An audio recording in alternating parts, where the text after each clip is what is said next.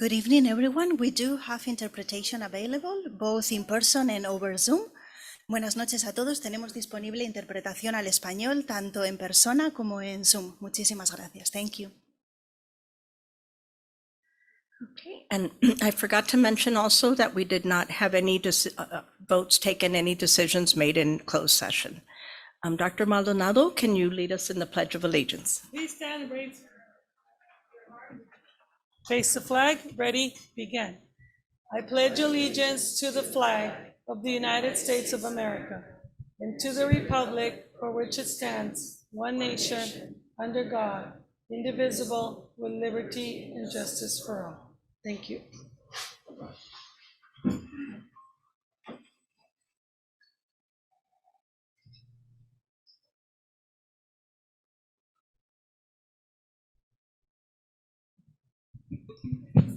Okay. We would like to have recognition for our outgoing board members at this time. I'll start with just finishing our SOAR from outside, and I want to thank once again, and I'll come down to ask Ms. Ford and Ms. Capps to join me, and I hope everyone else will join me and recognize their incredible years of service to our school district, so we can all.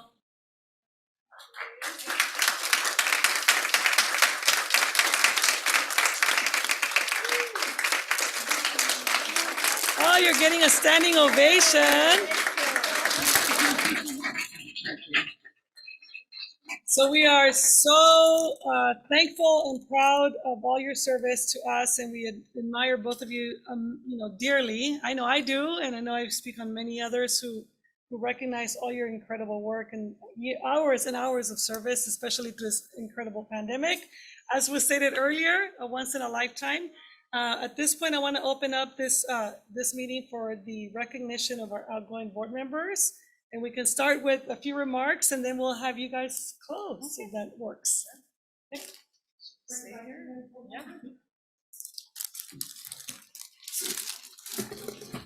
Okay, I'd like to express my gratitude to both of you for serving on the school board, for Laura for 2 terms, and for Kate for a term on our board. Our sister board member, which I will never forget, which was very special, and in terms of what we accomplished.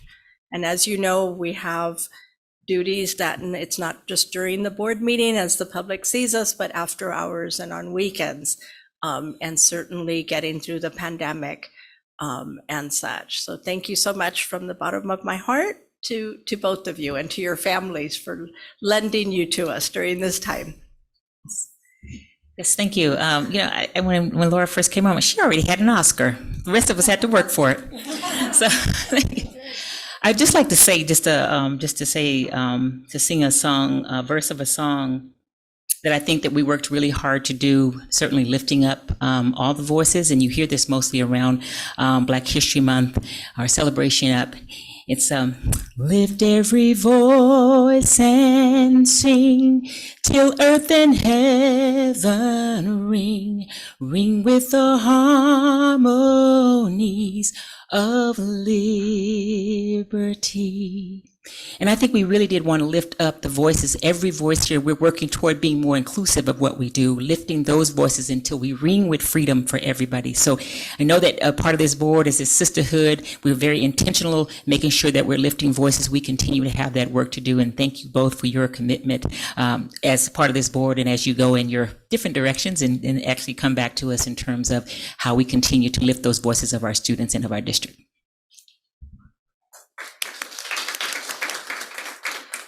I know I should have gone first. I will not sing. I will I will do everyone the favor not to sing. Thank you, Kate. Thank you, Laura. You are an example of courageous, strong, professional women. And I am so happy I had the opportunity to work with you and learn from you.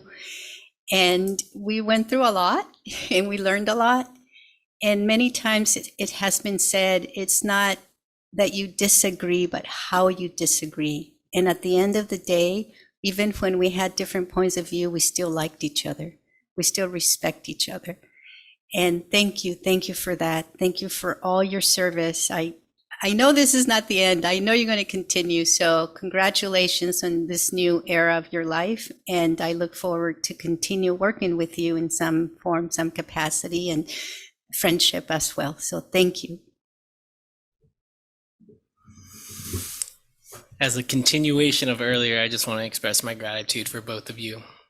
You are exceptionally strong leaders in our community, and you've set a great example for an entire community, but particularly for me.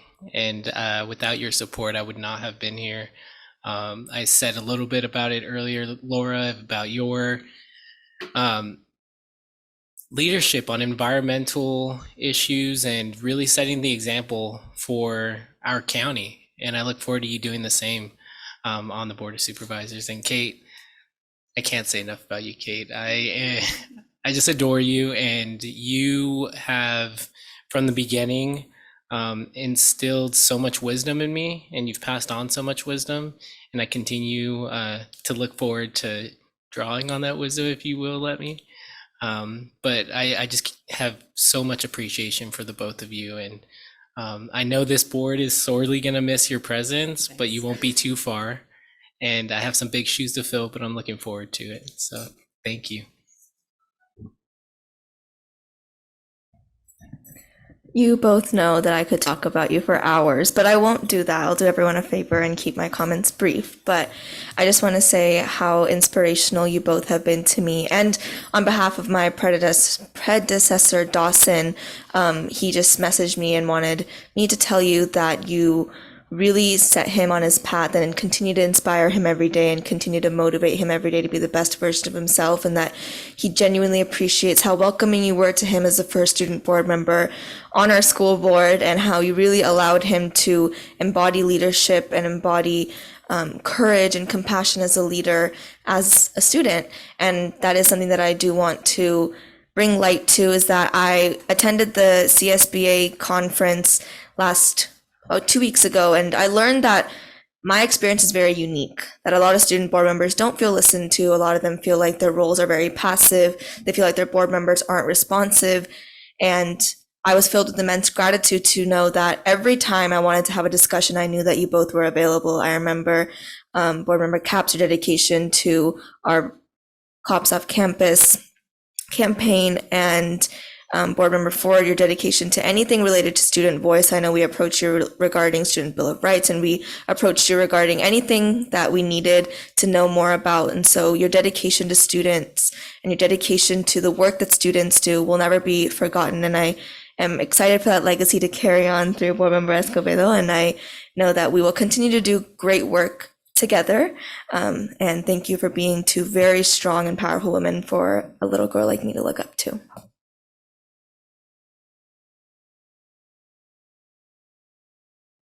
Okay, and yes, we do have a public comment.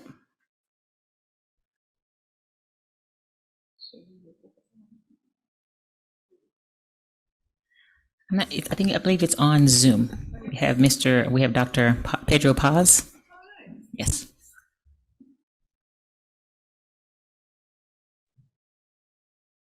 Can everyone hear me? Yes. Okay. Good evening, board members. I just wanted to publicly thank Laura Capps and Kate Ford for their service. I know how it is to be a board member and then leave. So congratulations to both of you.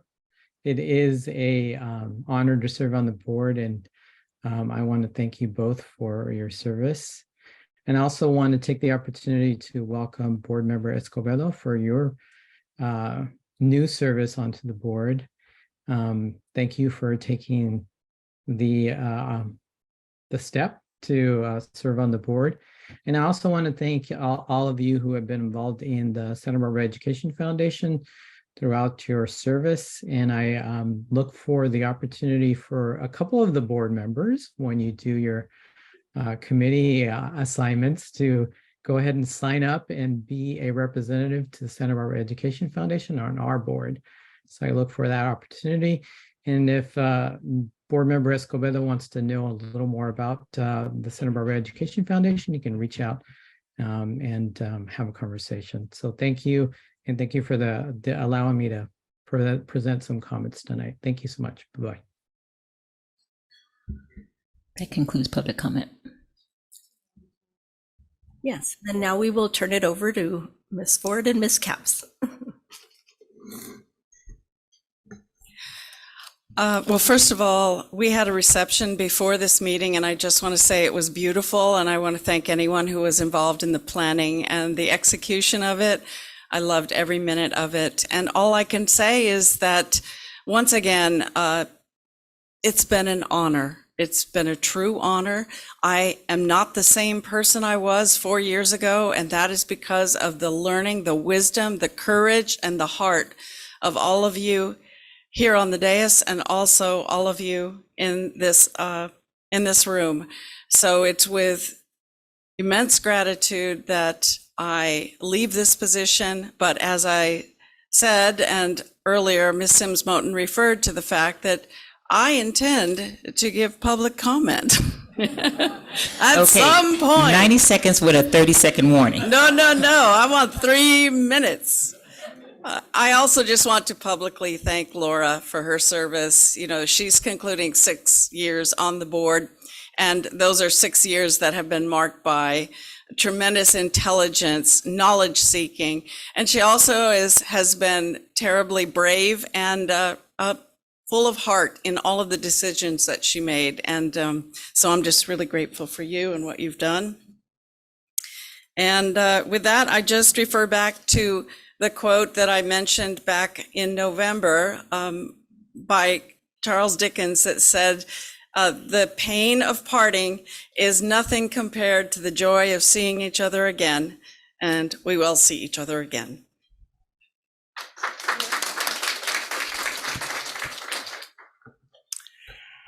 Thank you. This is an intense experience after 6 years of intensity. I just want to thank each of my board members. I will miss you. I learned different things from each one of you.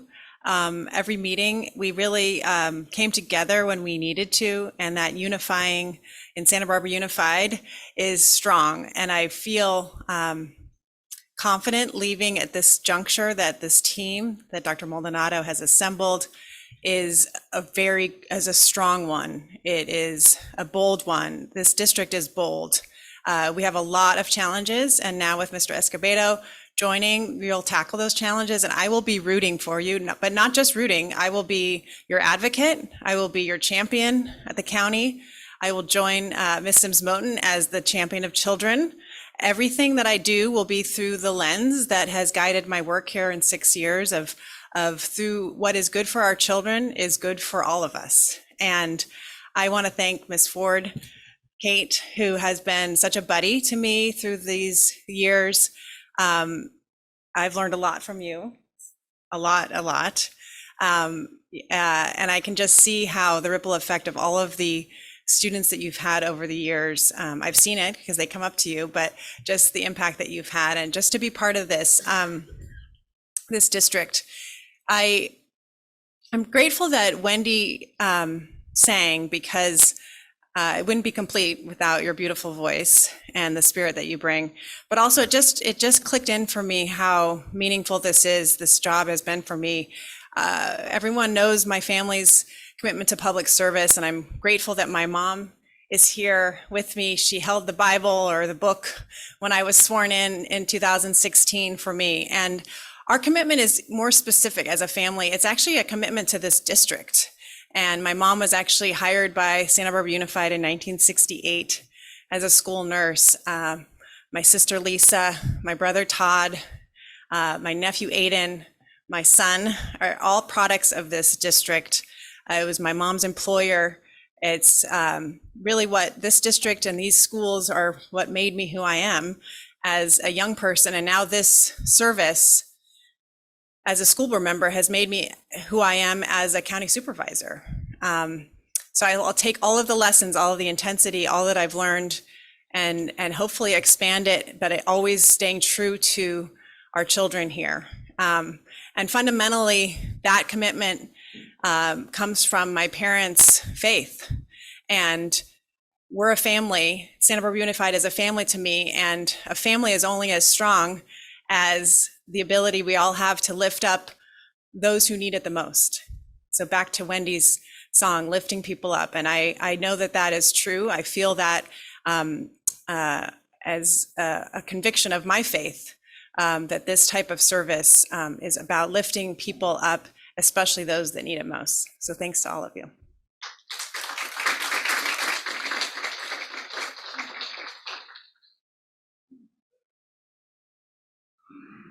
Okay, so now we will move on to the administration of the oath of office. So at this time, we would like to invite family members to swear in our two new trustees. So Ms. Munoz, will you please join your mom at the podium for her administration of the oath of office, followed by Mr. Escobedo soon after.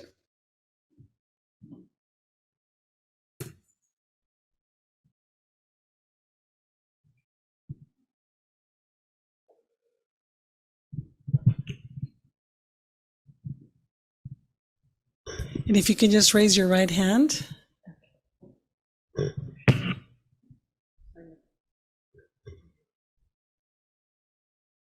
I'm Rosemary Munoz. Do solemnly swear I, Rosemary Munoz, do solemnly swear that I will support and defend the Constitution of the United States that I will support and defend the Constitution of the United States and the Constitution of the State of California and the Constitution of the State of California against all enemies, foreign and domestic, that I will bear the faith and alliances of the Constitution of the United States that I will, and the Constitution, against all enemies, foreign and domestic, that I will bear true faith and allegiance to the Constitution of the United States and the Constitution of the State of California, and the Constitution of the State of California, that I take this obligation freely that I take this obligation freely without any mental reservation or purpose of evasion, without any mental reservation or purpose of evasion, and that I will faithfully discharge the duties upon which I'm about to enter. and that I will well and faithfully discharge the duties upon which I am about to enter.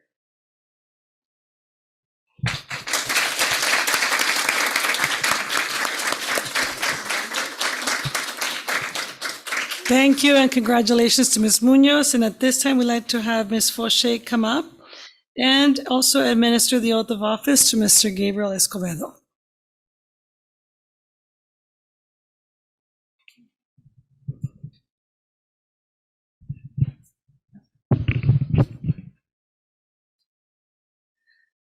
I, Gabriela Escobedo, do solemnly swear that I will support and defend the Constitution of the United States and the Constitution of the State of California against all enemies, foreign and domestic.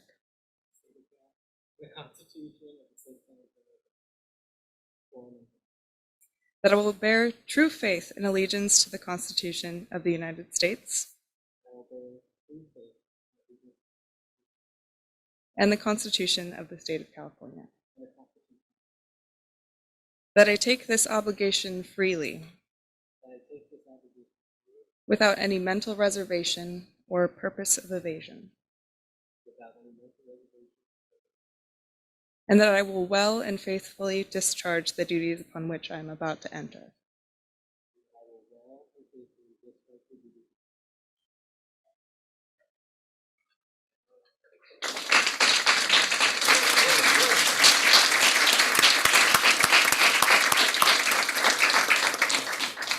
Congratulations to Ms. Munoz and Mr. Escobedo. At this time, I'd like to invite both of you to make remarks before we go to our next item. Okay, thank you. I am proud and very honored to begin the second term of my school board, to my time as my trustee on the school board. I've learned a lot. I've learned a lot in the 4 years that have passed. And as said by my fellow sister board members, I'm not the same person that I was 4 years ago. And I've learned about the dedication, both of the cabinet that we have and the superintendent, and a lot about the teachers that are our first responders who are really out there and doing the work with our students and teaching them and fostering them, taking care of their mental health needs also along the way. So I owe a lot to them. The most important thing, first and foremost in my mind, is the education of our children and the opportunities that they have. As you know, it brings me back to my childhood, and just the possibilities that we are part of, that we are all united in making happen. So thank you so much. I'm honored to have my mom here, Carmen Ponce, who's very proud. And if you meet her anywhere, she will tell you that I've been the president of the school board. And she's very proud of me and such. And my husband, Luis, who has been a strong supporter throughout my education when I went back to school and during my time and dedication here, the late nights where I'm not around for dinner and such. So thank you so much.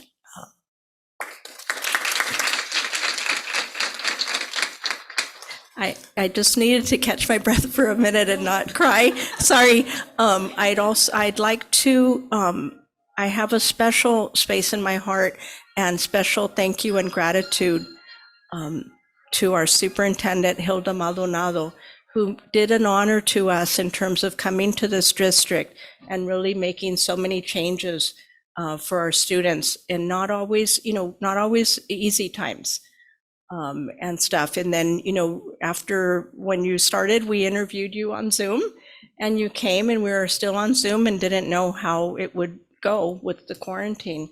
And I just really am indebted to you for being so down to earth, to being out in the community, to being, creating those relationships so quick. I'm trying to tell you, how about if you meet so-and-so? You're like, I've already done that, check, and stuff. And so just really grateful to you. Thank you.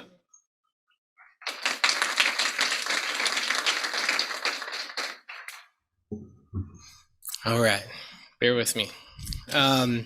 So I just wanted to start by saying thank you so much for the warm welcome, and to Kate and Laura as well, like entering here on my path. I already kind of felt that warm welcome, but then when I got to spend time with my fellow board members and Dr. Maldonado, it feels like home. And for me, sitting up here, and I can tell you over the weekend, reviewing the materials for this meeting, I feel a tremendous amount of imposter syndrome, and it's not the first time that I've ever felt like this. But it's with the support of folks like yourselves, folks out there, that I get to challenge myself a little bit and kind of kick back at that first initial feeling that I don't belong here. I got the opportunity after I found out that I was fortunate enough to join this board to have conversations with my family, to talk to my nephews, my nieces, my mom, my sister, the women that raised me, and talk about this is not something that we grew up even thinking that was possible, that anyone in our family could even be in a position, a decision-making position, to talk about issues that truly affect our community, that truly make change in our community. The fact that it's real, not only for me, but for my nephews and my nieces, my mom, my sister, for kids in our community, to see a board like they have seen the last 4 years, to see a student representative bring this much to these topics, it makes a big difference. And I look at this cabinet and I look at our superintendent, and the more that I learn about where we're at in this district, I think a lot of people should feel like we have an optimistic future, that we have a good foundation. And we have our challenges. We know we have our challenges, but we also have a team that can tackle those challenges, and we know what those solutions are, and we're building towards those solutions. And it is an absolute honor to be up here working with you all. And we're going to add a fifth member.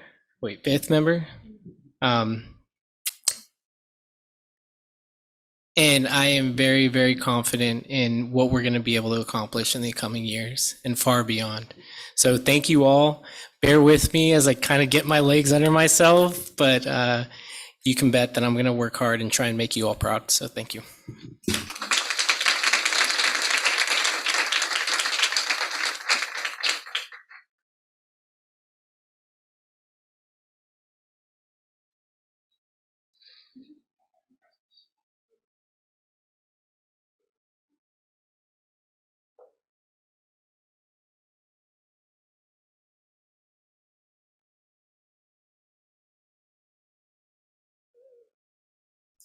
Okay, sorry about that. Next on the agenda is item E, reorganization of the Board of Education.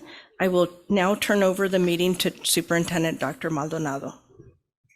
Thank you, Ms. Munoz. And at this time, before we continue with or start the nominations, we do want to give you a small token of appreciation. This is from us, Cabinet, and everyone, to thank you. Again, the superintendent and the board president get to work together to set our agendas, to set the tone of our board meetings, to do all the work that is needed. And we've been through a pandemic and then some, and then again.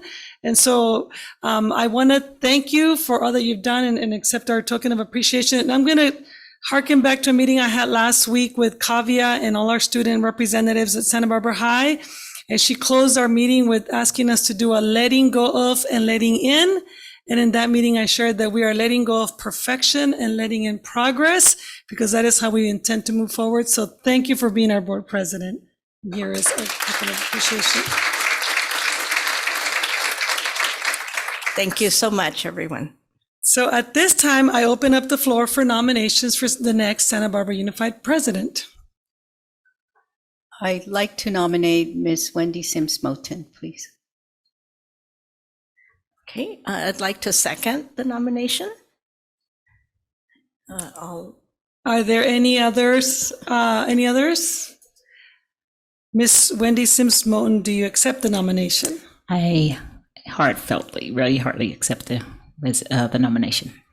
Are there any comments or discussion by the Board of Education? If no discussion, then we will move to votes and a roll call for votes. Seeing no comments, at this time we will call the roll call for the votes. So we'll start with Board Member Munoz. Yes. Board Member Alvarez. Yes. Board Member Escobedo. Yes. And of course, Board Member Sims Moten. Yes. You are unanimously elected as the board president. And at this time, we're going to switch seats before we go to the next nomination.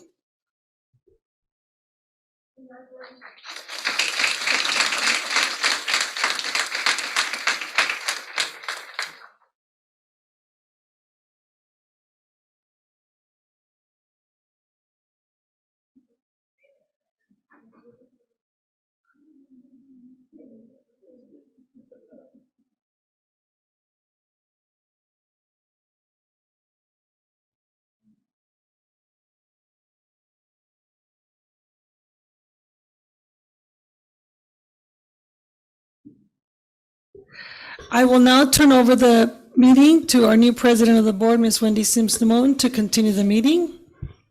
Thank you. And Gabe, as we get our legs under, this is one of those positions you get your legs up under, you start working toward that. So yes, thank you very much for that. And I just also want to just recognize and appreciate the leadership that Ms. Munoz has provided through this year. We're coming out of a pandemic. We're still coming out of that. Thank you for your steadfastness and your just your commitment, and secondly, recommitment to coming back to this board. So thank you and congratulations on your reelection to this board, and knowing some of the challenges that we've gone through, that you still recommitted. So thank you. Thank you for that. So, and I just want to say just a few words of just as we move into this next reorganization of this board. It is an honor to be here in this seat. Leaders, we're leaders when we come as part of this, but when you get in this seat, it's a little bit different in the leadership. You get to be the lead facilitator of the meeting and conversations and things that go on. And I just want to appreciate that. And I would just say, I also want to just think about, we've talked a lot about storms that we weathered, that we've come through. We've come through because we're strong with regards to that. We've known each other as we come through. We are united. We are unified. All of those things that makes us stronger through the whole place of where we are that brings us here today. And I know that I was just making some notes to myself because usually I'm just talking off the cuff, but it was really important that, we take an oath in office that has been taken today, and we also say the Pledge of Allegiance. But I would like to add something new in terms of my own pledge that we can just take as a board. I pledge allegiance to hope and belief that we can move forward. Because when you have hope and belief, there's inspiration in that. Our students can still have their dreams in that. We can still support and encourage everybody. So when we pledge to hope and belief, that means we're always going to be working toward making it a better place. I also want to thank the administration, thank the cabinet here, because everybody, no role is not essential. Every role that helps this district go forward is essential. Every piece, everything that we do is essential. And I feel very privileged to be able to lead, continue to lead that effort, continue to lead us into stronger days with this wonderful board that is there. And as we seat our 5th board member, it'll be even stronger, and we're able to see where we're going and the work and the times that we've come through. We see the rainbow. We are the rainbow at the end of that storm, and know that there's always going to be a rainbow at that storm. We just have to trust and believe that we are to stay in the middle, stay steadfast. Also, just to add echoes comments for Dr. Hilda Maldonado, who's come through some things, and we know sometimes when you're the leader, everything stops at your feet. So thank you for staying steadfast, staying in the middle of what was going on of the storm, staying strong in the middle of that. And so I just want to pledge, along with an oath that I took 7 years ago, the oath that we were seeing that was taken today, that we pledge allegiance to hope and belief that we're going to move forward. We're always going to be making sure that we're using toward this mission to make sure that we're making a better place and we're lifting up student voice.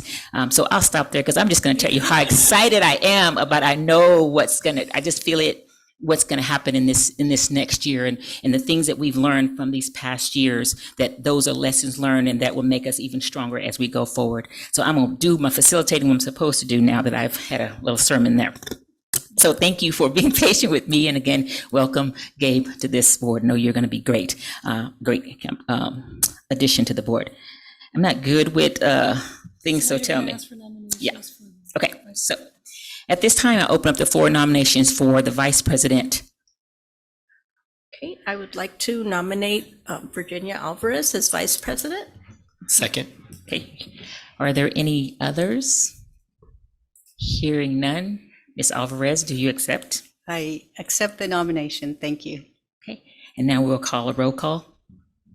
Okay, Mr. Escobedo? Yes. Ms. Munoz? Yes. Ms. Sims-Moten, yes. Ms. Alvarez? I vote for myself. So thank you with regards to that. Any comments you want to have, or? Well, with the end of the year, I was doing some reflecting in my personal life and my professional life, this is part of my professional volunteer life. And I was thinking of everything we have experienced. I mean, when I was sworn in my living room, and I didn't get to meet my colleague board members till I think months and months later. Because of COVID, we were remote. And I'm really looking forward to what's ahead of us. I thank Dr. Becchio for staying here through so much. Human resources really was hit hard during COVID because of all the new leaves, all the complexities that had to be faced, and a lot of times to deliver news that are not very pleasant. So thank you to the new cabinet members for joining us. This is a great district. We're going to move forward. We have so many great things to accomplish. Mr. Vance, you talked about COVID so many times. We talked about testing. We talked about surveillance, taking temperature, so many things. And Ms. Hernandez, keeping our district in fiscal health. I'm forever grateful for that as well. Dr. Maldonado, for so many things, so many conversations that we have had. So thank you for that. And Ms. Sims-Moten, you talked about hope and belief. And of course, you know me, I'm going to add something to that, the hope, the belief, and the plan. So now we get to focus on what I wanted to focus on to begin with, which is our student achievement, our student emotional well-being, our MTSS, our continuing our fiscal health of the district. So I'm really excited that now we're able to do that. We're turning the page, and thank you. I couldn't think of anybody else that I would love to have in this journey as all of you and our labor partners, Joyce Adrianson and Ken, who's not here. Thank you to the teachers. Thank you to the students. And I want to say a special message for kids, for the students. For if we look at our composition, our student enrollment, look at this. This is historical, and we all know it's about character. It's not about skin color, but it's about character. It's about integrity. What we bring with us and what we show, what we give, is about integrity. It's about compassion, being patient with one another as we learn. So thank you for your trust in this new role. I will do my best to carry out this role. And thank you. Gracias a todos. Buenas noches. Y espero este año que vamos a comenzar, que va a ser un año bueno, va a ser un año positivo, donde nos vamos a enfocar en los estudiantes, en su academia y en su salud mental también. Gracias a todos y vamos a seguir adelante. Okay. So now we'll move the chairs, please. Yes, and welcome, new Vice President. Okay.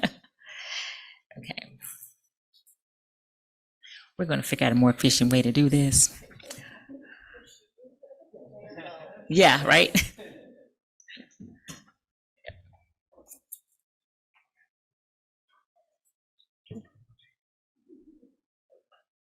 Your nameplate. You have one of those buttons. Shh.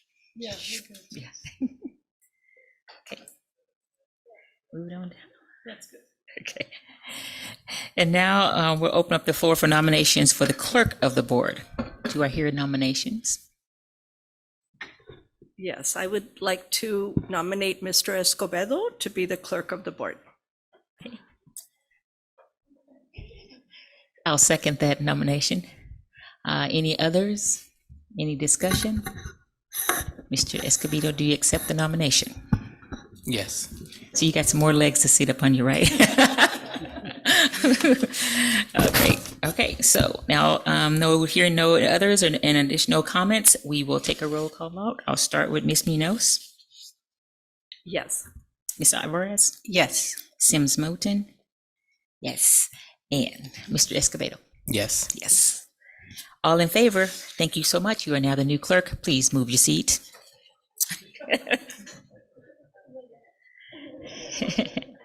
Coffee will always anchor us. Thank you for the student that anchors us. And if you have any comments, Mr. Escobedo.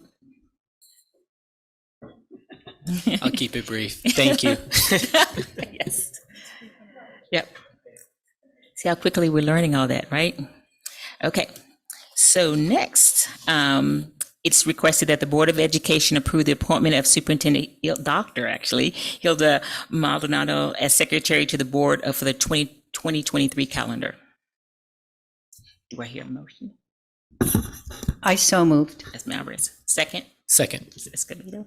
All in favor? Raise your hand and say aye. Okay, Aye. great. Passes. Well, Welcome, Secretary. Do you have any words? Thank you. Oh, there we go. All right. Okay. Yeah, I have all that. I want to, for the item 7 under E7, until we want to kind of hold off on some of the board committee assignments until we get our 5th member on, except for those that we need, just as we did in terms of that. After our retreat and get our person on, then we're able to have it more open and see what other what the other board member might want to be. So we're just going to hold that off until after our retreat, which is scheduled right now for January 21st. So after that, so we'll just do that. Yeah, if you have a Dr. question. Maldonado, I thought we had to appoint somebody at this meeting for the county school board organization. Am I wrong about that? I believe that's in action. I think there's only one that we have to. Yes, that is item number 6. Yes. We do need to have one person appointed to the county. But that's item number 6, and I think you were speaking to item number 7, right? Yes. Yes, I wanted to do that so that when we go back to that. Well, thank you for bringing that. So now, so is that a nomination in terms of that being a motion? We want to make that a motion, or is that an appointment? You know, we need to do a motion on that, or we just appoint someone want to? It's a volunteer appointment. We need to vote. Okay. So does anyone want to volunteer for that? And we'll vote. Volunteer. Okay. Ms. Alvarez, you want to volunteer for the appointment of the board member representative to the Santa Barbara County Committee on the School District Organization. And so do I have a second? Second. Okay. All in favor? Raise your hand and say aye. Okay. You are now appointed as board member representative to the Santa Barbara County Committee on School District Organization. And I know that we'll have those descriptions of that, and you and Dr. Maldonado can speak of what you need, what you need to get later. Okay, great. All right, so I've already talked about item 7. We'll delay some of the additional committee appointments until after the retreat. And President, as former president has already, there was no action taken in closed session. Did we approve the dates? Gosh, I'm just like moving along. I'm trying to get us out of here, right? Okay. I thought about getting efficient things going along. Okay, so we'll go back to number 5. Approval of dates, time, and place of regularly scheduled board meetings for the 2023-24 school year. Do I hear? Okay. Ms. Alvarez, are you? First of all, I want to thank everyone for changing the date today. It was originally tomorrow, and I appreciate the flexibility as I work full-time and my job, I have to be at my work responsibility tomorrow, and I would not be able to attend. I am asking for the same consideration for the next year, the December 12th meeting. I would request that we move it either to the 11th or the 13th, or even the week before, whatever works the best for the staff and my colleagues. I am unable to attend the December 12th meeting next year.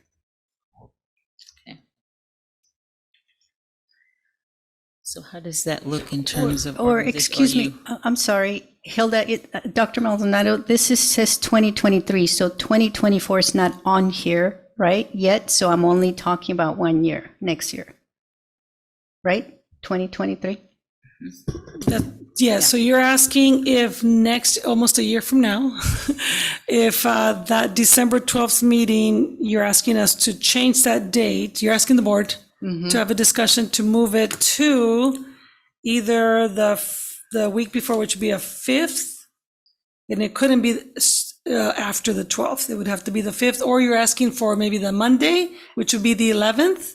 Yes. Which dates are you asking the board to consider? I'm asking, in my opinion, probably the 5th would be too early for staff to get things ready. I know that would probably be not feasible. So I'm asking if we could move it either one day before or one day after of the 12th. Whatever works the best for the board members and for the staff. Yes, Rose is asking. Yes, either date would work for me. Okay. What Mr. about Escobedo? Same. Either date works for me. Okay. And then the staffing out, because I know So we I'm also looking at approved. Kim, if Monday or Wednesday is better for us in terms of the first interim, which is the biggest item in this meeting. Would you prefer Monday or Wednesday? Wednesday. Okay, thank you, Lacey, for all your hard work. And yes, so we will choose December 13th, 2023. Thank you, I appreciate it.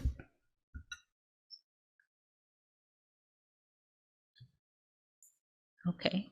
So a motion to approve the calendar with those corrections. I'll make that motion. Okay, Mr. Escobedo, second. I second. Ms. Alvarez. All in favor, raise your hand and say aye, please. Aye. Aye. It passes unanimously, and so we have that number 5 in approval, and we will note that change. Okay, so we 1, 2, 3, 4, 5, 6, 7. Okay, 8. That was already announced from the closed session that there was no action taken in closed session. And now we will move to E9, Superintendent's Report. Well, good evening again, everyone. I'm so excited for this reorganization meeting. I want to thank the board members for your comments of support, and I remain committed to this school district, its family, students, staff. This is such a bittersweet meeting because we're closing one chapter and opening another as we both close a calendar year and now open a new one in January. We have said goodbye to our board trustees and welcome new members and renewed board members who are reelected. Congratulations. We want to thank again Kate and Laura for their commitment of years of service, and welcome to Gabe, Mr. Escobedo. I should call you Mr. Escobedo now. And here's to endings and beginnings. Board members, we have concluded our listening tours, and I want to humbly thank all of our staff members who participated in person, via email, through their reps for opening our eyes and ears to the much needed social, structural, instructional, and fiscal changes that they would like to see us work on to continue to make Santa Barbara Unified a leading district that serves and meets the needs of all learners from the youngest to the adults. We hear you, you ask, and we respond. I want to thank Union President Joyce Adrianson also for your commitment to show up to all the schools with me, some of them really early in the morning, and I know you had a long drive and you had to get up early to join me for those meetings. And thank your cabinet as well for that opportunity for us to hear from all your staff. Thank you so much. It shows all your commitment to this district. I also want to thank Ken Rivas, who's not here with us, but he also had a chance to participate.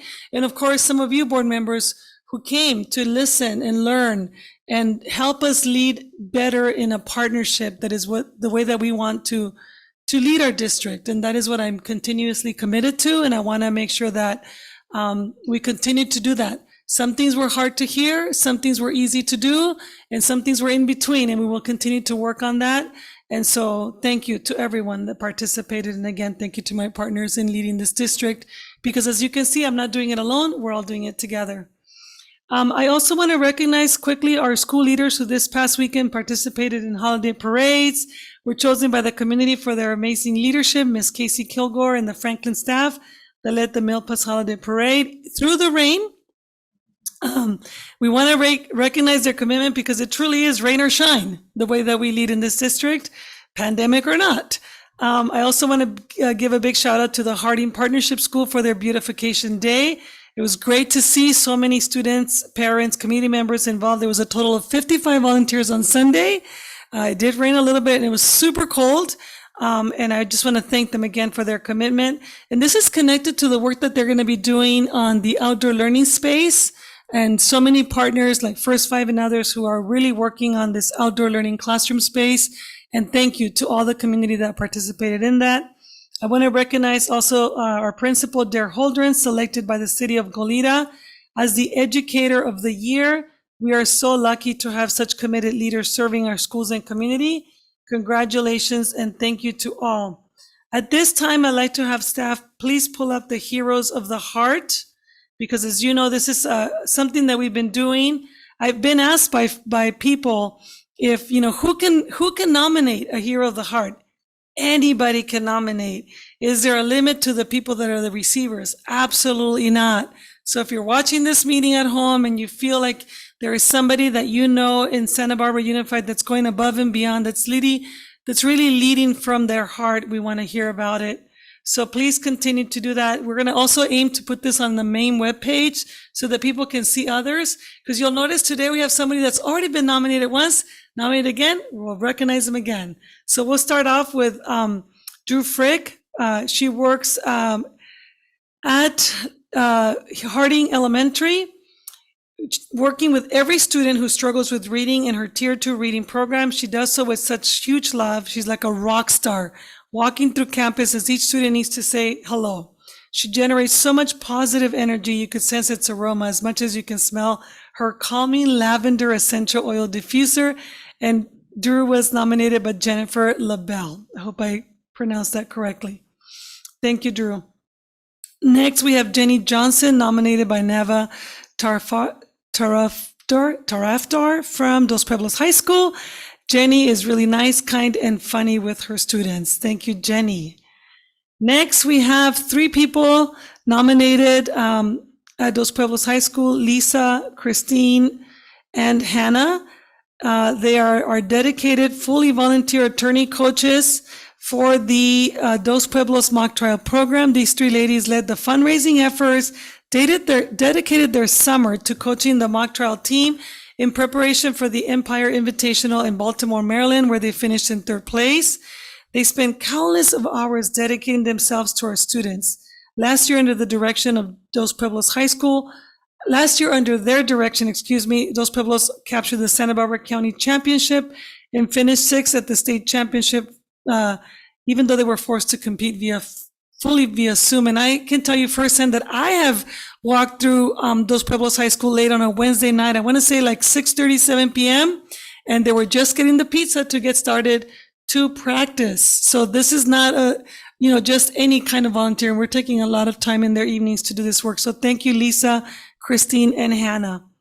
Next, we have Sean Ryan, nominated by Michelle Lotzi from Santa Barbara Junior High. Sean can always be seen on his way to help clean the latest mess, help a staff member in some way. He ensures that our school is bright, shining, literally shining, safe place for students to learn in and teachers to teach in day and day out. He does every task with 100% effort and a positive attitude. Next, Tamara Alonso, nominated by James Bedard from Goleta Valley Junior High School. Tamara went above and beyond to support a new teacher in her school and ensure that families had the correct address to access their grades for their students. Thank you. And I'm sure that's one of many things Tamara does, but we want to know note that Tamara's really an amazing supporter of our families. Thank you. Eduardo, for the 2nd round of Heroes of the Heart, Mr. Lara, nominated by Mr. Holdren, the principal. Mr. Lara is the family engagement liaison and for many years has served as an advocate for our Spanish-speaking families and students. He has created a team of student interpreters that assisted at back-to-school night and other events. Eduardo always has the best interests of our kids at heart, never hesitates to engage in difficult conversations with families and staff about the multitude of issues that come through his office. Congratulations and thank you once again, Mr. Lara. Next, we have from Santa Barbara High School, Marcy Porter, nominated by her principal, Ms. Dr. Simmons. Marcy leads the Santa Barbara High School Counseling Department. Hurrah for that counseling department. Her deep expertise and care for all students is evident in each and every one of her interactions with students, staff, and families. Thank you so much, Marcy. And last but not least, again nominated by the principal, Dr. Simmons, is Todd Hale, our athletic director. Todd is an exceptional athletic director, having been a head coach of a winning program for over 20 years and a CIF Coach of the Year, just adds to his depth of knowledge and leadership, and he is seriously one of the most organized human beings. I have never seen Todd without a smile on his face, even when their teams are losing. So thank you. I just added my own spin there. To all of these folks who are our heroes of the heart, thank you for making Santa Barbara Unified a leading district. That concludes my remarks. Thank you, Dr. Maldonado. It is so good to always, I'm so glad that the Heroes of the Heart are coming. It's always good to be uplifting and to shining in light and elevating the work that's going on in this district. We don't always get to see the work, but now this is an opportunity to elevate that work. And congratulations to all the nominees. So following that, now we'll have some board comments and correspondence. We'll start with Ms. Munoz. For a long time, you've always went last, so you get to start first. Okay. Thank you, Ms. Sims Moten.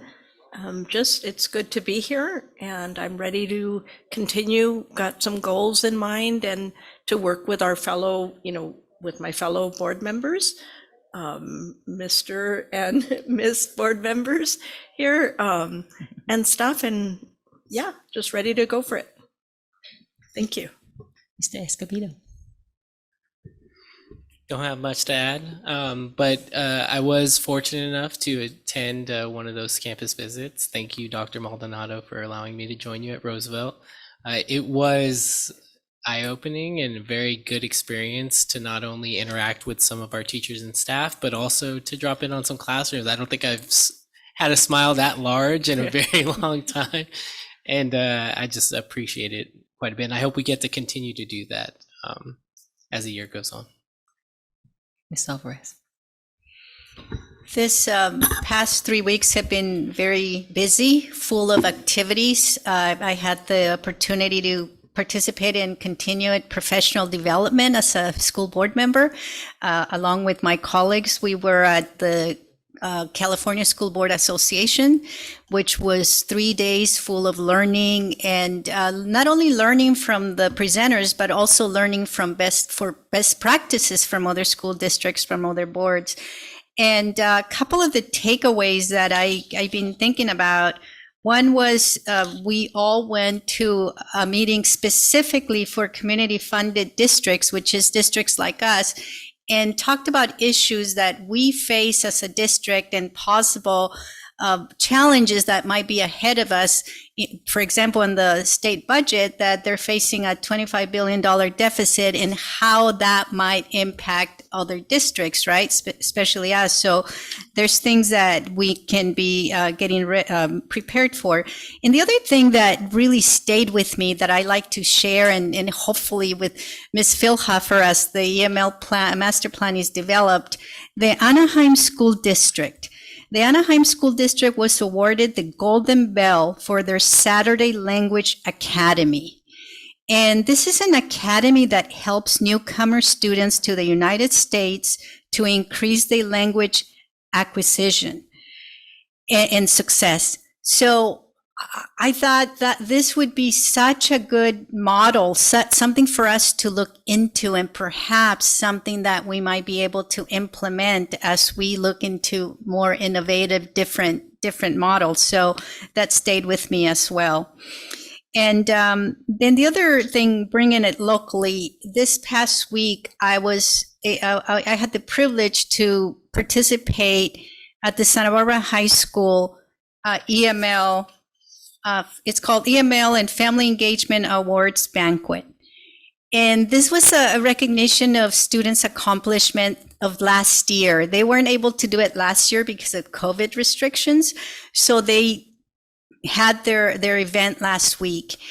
And it really brought to light our mission of We Are Unified, where students need to feel that they belong.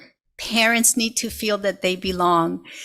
Because the accomplishments that were recognized, not only were the students that were reclassified, but also the students who improved their scores in the STAR test, also the parents who completed classes in the family engagement.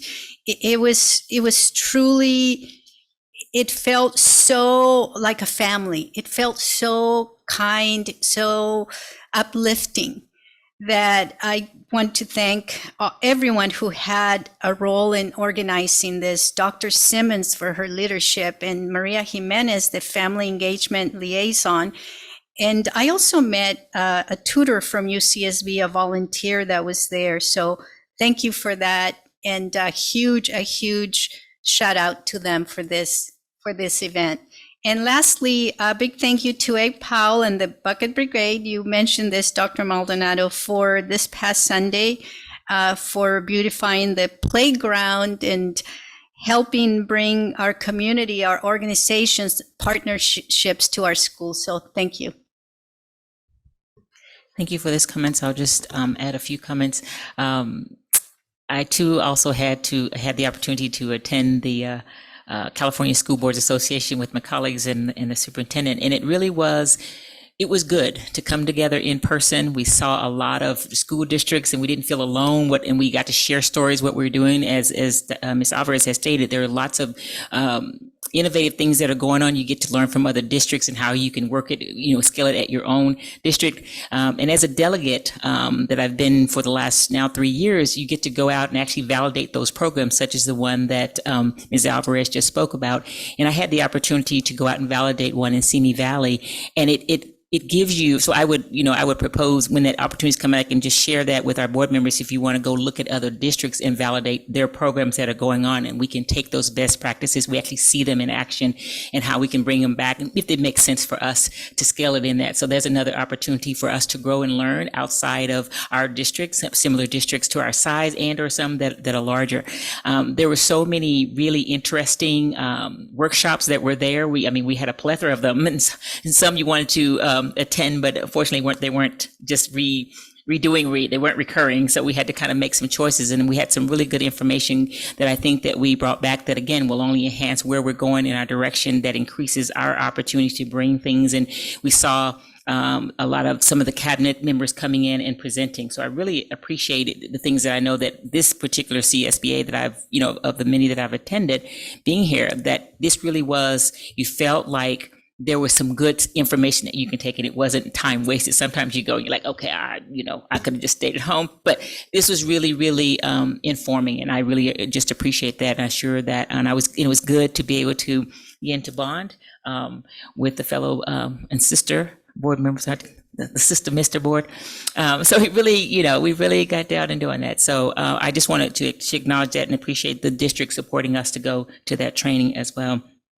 Also had the opportunity to attend many of the listening tours, and that was just it, really listening. Sometimes we're going with an expectation to find a solution, but really, I think as board members, we really had to we were listening to how our role in terms of policy, budget, and, how do we support the superintendent? How does those roles play into what's going on? And to really hear from those who are the most closely impacted to what's going on. That's what really stayed with me, that you're on the ground saying that.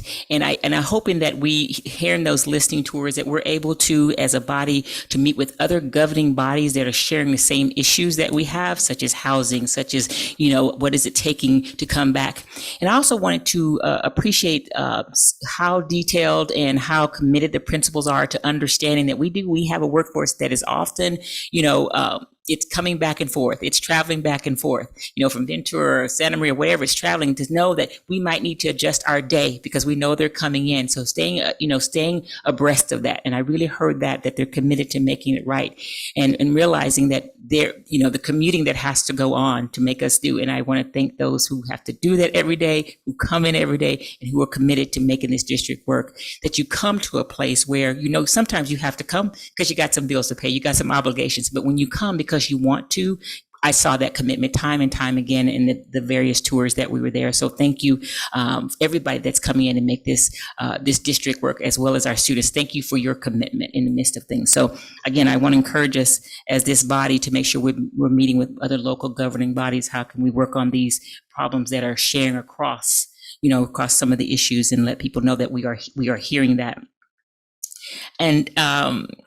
And I would just, the last thing I would just say, again, as a delegate, I've been I feel very privileged to do that. We are working at a lot of legislation that's going on that we need to feedback and keeping us up to date on what things may be impacting us. That earlier we're able to look at particularly funding issues or bills that are coming down. As a delegate, we're taking our local issues to a wider, we're in Region 11 and we have 5, which encompasses San Ynez, Ventura, and Oxnard, maybe parts of San Luis Obispo. So bringing those regions together to see how we're looking at legislation, how we can advocate together, how it impacts us. So I've been very privileged to be a part of that. And so I was able to attend some of the delegate assemblies where there's a lot of legislation that the California School Board, which is one of the largest school boards, obviously, that really advocate for change. So what we're hearing from you is really important to be able to take it to there and then get along with, and to gather along with others to see how we can advocate to make better things in terms of, a lot of that we heard about transportation bills, food, farm to work. There's a lot of bills that are going on that's really pertinent. And so that delegate, I again feel so privileged to be able to do that, and discussions that we have here can make it that much richer, and know that we're not alone in trying to solve our issues. So I just appreciate that. And again, thank you, board members, for your comments. So next we'll move to our student board member report.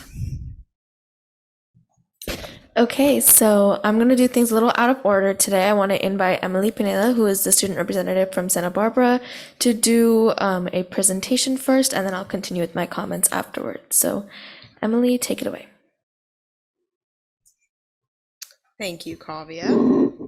Hi, for those of you who don't know me, my name is Emily Pineda. I am the student representative for Santa Barbara High to the school board.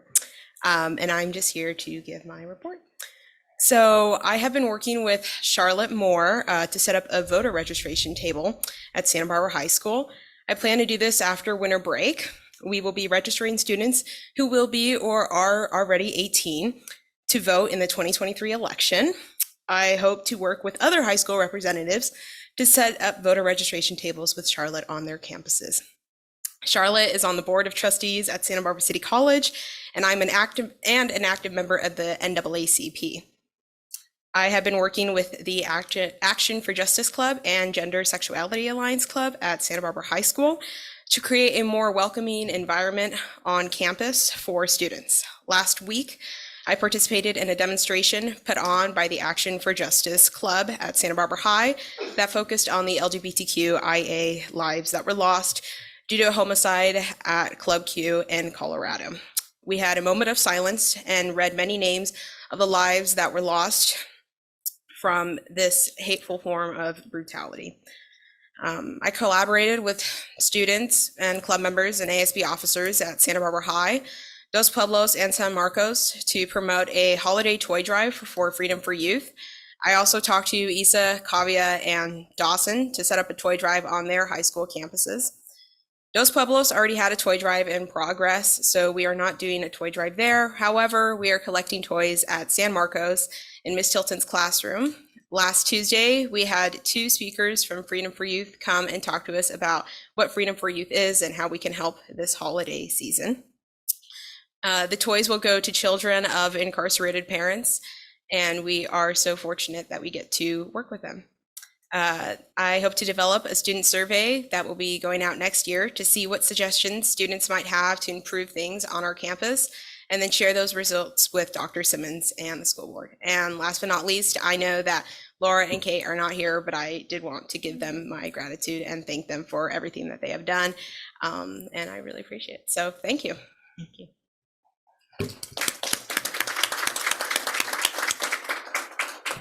So as you can see, we have very, very active student representatives on our school campuses, which is obviously a product of a very supportive school board. So thank you all very much. So to start, I want to mention that I also had the privilege of attending the CSBA conference. I attended a one-day student board member program, and there were about 100 delegates from across the state. Student board members from small school districts, large school districts, student board members that shared their platform with 3 or 4 other student board members. There were ones like me where it was just the one representing thousands of students. So it was a very, very interesting and insightful experience to learn about the different systems in our state, to learn about school districts that might be comparable in size but different in like demographic makeup, or similar in demographic makeup, different in size, right? Like you just see the differences and the different approaches that are being taken. And I think I was talking to some board members about this. You come back with a new sense of gratitude for the community that you have, not only for the work that's been going on, but also just for the ability that we've had to grow this position in such a short period of time, because there are school boards that have had student board members for decades now, but the position is still something that they aren't able to really advertise or really give much more than kind of a passive role to. So I'm very grateful for the opportunity that I have here. And we learned also, we spent like 2 hours learning about what a school board does, and it seems very, very difficult, and it seems very exhausting. So thank you, all of you, from the bottom of my heart, for doing this for the kids. I don't think any of us really know what goes into it, but I got a small glimpse into it and I almost cried. It sounds so hard, but thank you very much. And I also wanted to mention that last week, like Dr. Maldonado mentioned earlier, we had a meeting with students from across the school district to discuss a new campaign focused on just relationship building and the importance of anti-discrimination in our districts, and the importance of implementing these practices in a way where each of us feel accountable, because I think it's really difficult sometimes to lose sight in accountability in large movements where it's a collective group of people trying to take action. But we have to keep in mind that we as individuals are responsible for constituting that collective. And so I think we're going to meet tomorrow to discuss the next steps of that, but hopefully the student-led campaign will really be the next step in determining the priorities we set as a district and the way that we interact with each other, the behaviors that we deem appropriate, inappropriate, and also the expectations that we set for ourselves as, expectations to be met or even exceeded, not far off things that we're never going to reach for ourselves. And lastly, I just wanted to note that in the wake of so much violence that's been happening with guns and in the wake of so many hate crimes that have been occurring across the country, that now more than ever, we must care for each other, and we must care for the ones that we have next to us, the ones that we have far away from us, the ones that we don't have with us anymore, and to always keep them in our memory. And I also want to recognize the fact that we as a generation are growing up with trauma so prevalent in our lives. We are hearing about hate crimes, about gun violence, about racism, sexism, misogyny, mental illness, about environmental crises, all of these things left and right. And it seems like we can never really escape it. But out of that, I do want to share that we've been able to build such a strong community. And out of all of the adversity and all of the negativity comes a resilience that I think will carry our generation very far. But I encourage all of the adults, once again, to reconsider the interactions that you are having with kids and to think about how much we're having to carry every single day on our backs while just being a teenager and going through the hormonal changes that I'm sure you'll remember very well. So I just wanted to put that out there and remind everyone that in times of stress and in times of trauma that we must practice care and compassion. So thank you very much. Thank you, Kavya and Emily, for always bringing us the very important student perspective. It is critical to the work that we do here to always have that perspective there. And I would just add, with regards to me, as we've made the space for a student board member, however, you have elevated that with the way you bring it. So you're the model that I know people are following in terms of that. So appreciate the work that you do to elevate that. Again, thank you for your report as well. And then, is there somewhere where we can donate some? So if you can let us know where we can donate to the drive. You can donate at Santa Barbara High in room 61, Ms. Elliott's room, as well as the Matt Academy. And at SM, it's room F6 in Ms. Tilton's classroom. Okay. Dr. Maldonado. We'll have Mr. Zucchelli send the information out to everyone. Okay. Yeah. All right. Great. So that way we'll know that. Thank you again for the. Was that it? Okay. Public comments. Okay.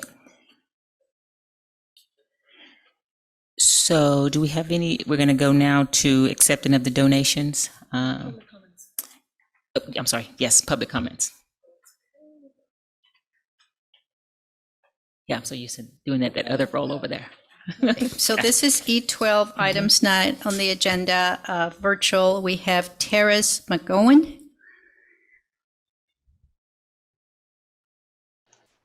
Yes. He is here. Continue. Can you hear me? Yes, we can hear you. Okay, it's Terrence. Terrence, okay.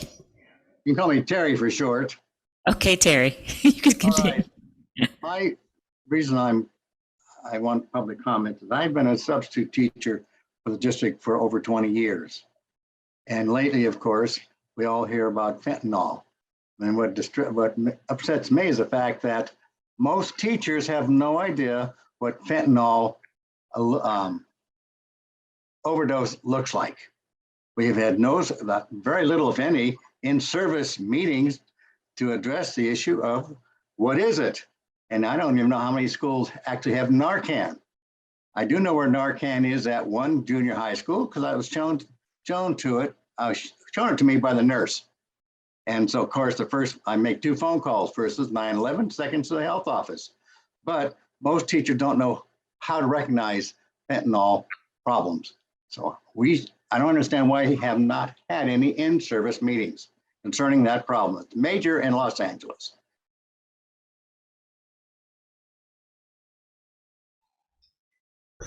Thank you.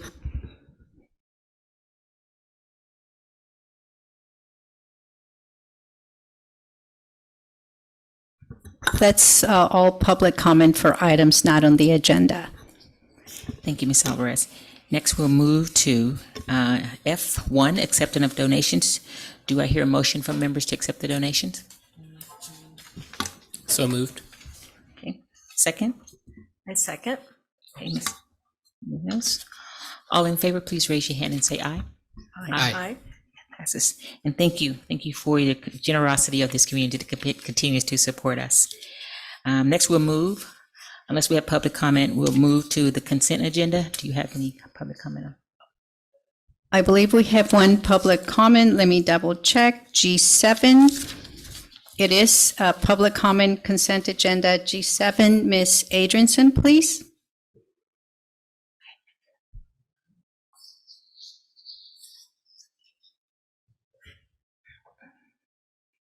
Is that on? Yeah. Good evening, board. And welcome, Mr. Escobedo. Ms. Adrianson, would you hold on? Can you reset the clock, Ms. Trujillo? Okay. No, thank you. Okay, so as you all know, I'm the president of SBTA. And last month I was invited by Dr. Stanley Monroe and Anna Pilhofer to hear about and see a presentation on elevation. I left that meeting feeling very excited about this program. As we have heard on the listening tour, teachers are asking for curriculum and ways to help their EML students. This program gives teachers instant information all in one place for all EML students in their classes. It also includes research-based activities and lessons, as well as professional learning for teachers. I hope you will seriously consider approving this purchase this evening, as it will be a great asset for both our teachers and our EML students. Thank you. Thank you. Any additional comments on consent? Okay, that concludes that. So board members, do you have any items you'd like to pull from the consent agenda? Yes, I like to pull H7, please. H7 or G7? G7? My apologies, G7. G7? Okay, so we have G7. Others that we'd like to pull for additional information or comment? No? Okay, Ms. Alvarez? Yes, and I did have a conversation today with Ms. Pilhofer and Dr. Maldonado about G7. So some of the questions that I had was, what are we doing now to track this data? And also, is this replacing what we have, or is this something completely new? So great questions. We are tracking data currently. So we have an EML profile data tracking system. It's very much in-house and very much something that we have grown through Dr. Maldonado's work in LAUSD. So we have an A through H profile list that encompasses all the things that our students need to reclassify. So that's what we've done so far. Of course, we have ARIES. So we have ARIES that provides us information on our EMLs, but it's a hard thing to get to. So we're constantly having to retrace, where is the data? How do we find it? What do we do with it once we have it? So that comes into play with the recommendation to the board. Thank you. And one of the questions that I had, and that you're helping me better understand, is it seems to me that we have different databases. So if I'm a teacher, if I need some information on a student, how do I know, okay, for this specific issue, I look in this data. For enrollment, I look in this other database. And my question is, does a big database exist where we can house all the information? So me as the end user, I know that I can go to this data, I can find out about the EML status, about the assessments, about attendance, about it seems to me that we have too many different places where to go. So I'm wondering the organization of that. So the organization of the data in Aries is very much a place to put the bucket of data. So we have that as a resource to us. Elevation is able to give us data and more. So it aligns the data to the strategies. So if we wanted to look at a particular classroom, we could look at the groups of students within that classroom to better determine how to serve them in terms of their proficiency levels. So when we pull small groups, we can look at those proficiency levels, and Elevation will pair the strategies to best serve those students.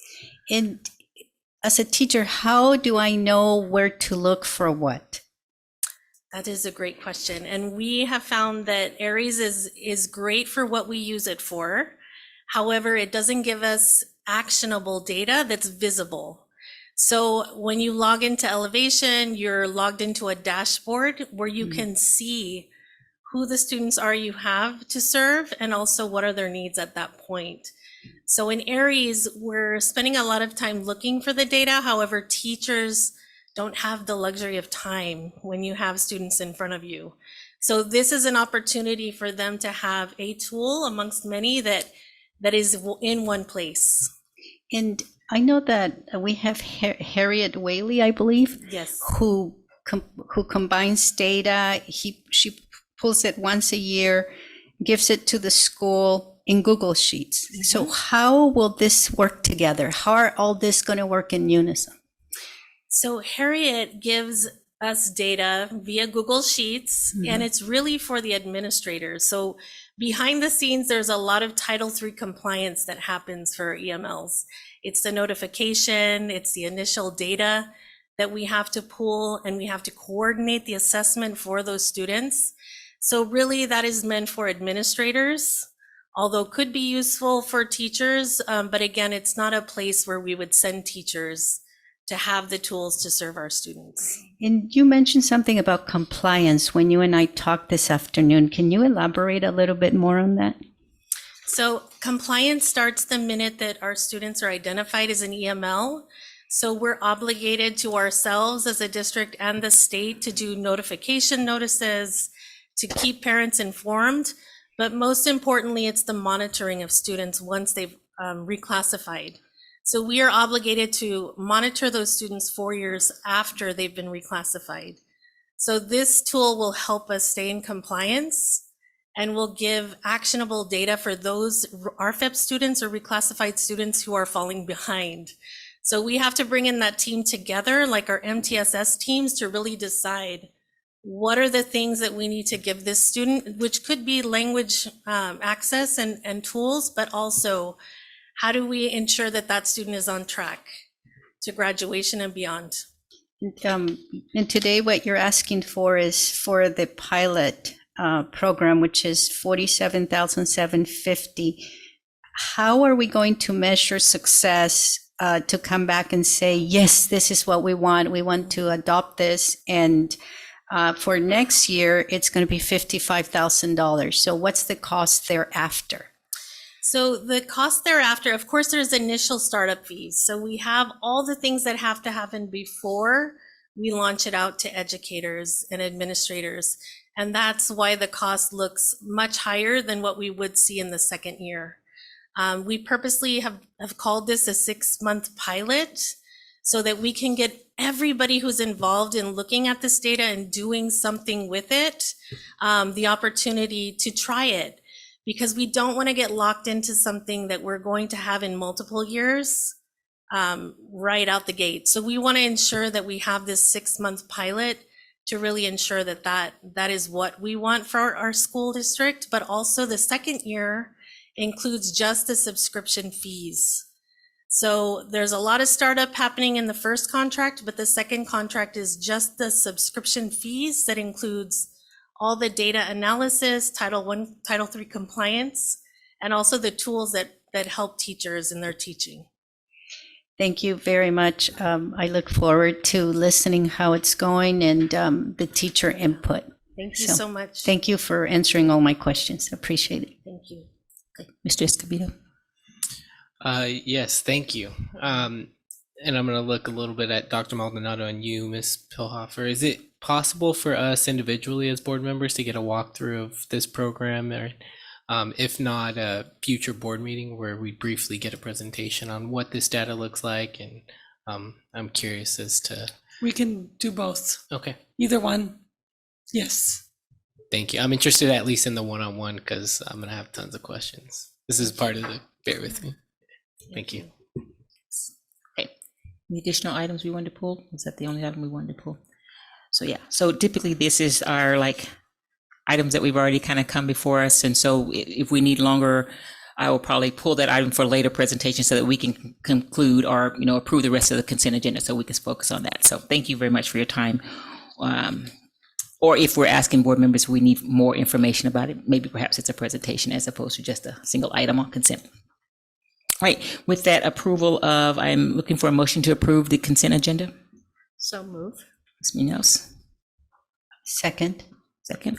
All in favor, please raise your hand and say aye. Aye. Aye. Motion passes. Thank you very much. So we'll move to the action agenda. Yes. Are there any public comments? Do you have any public comments?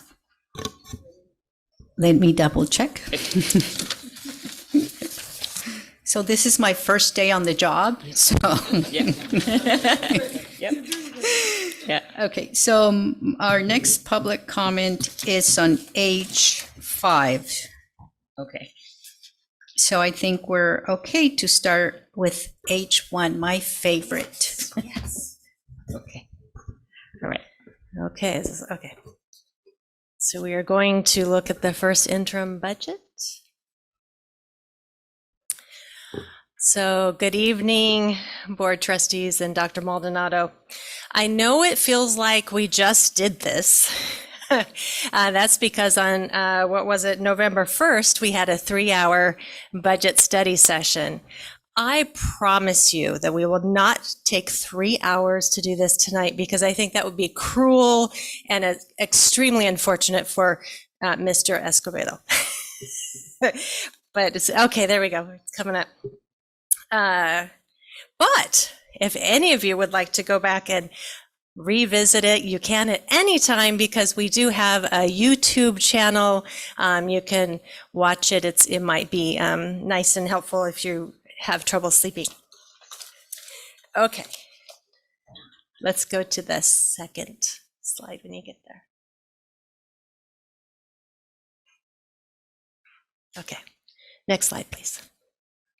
Okay, so this is our first interim budget review. And so what is a first interim budget? If you remember when we talked about at the budget study session, we talked about how a budget is a fiscal picture for the district, an estimate at a single point in time. This is a snapshot, right?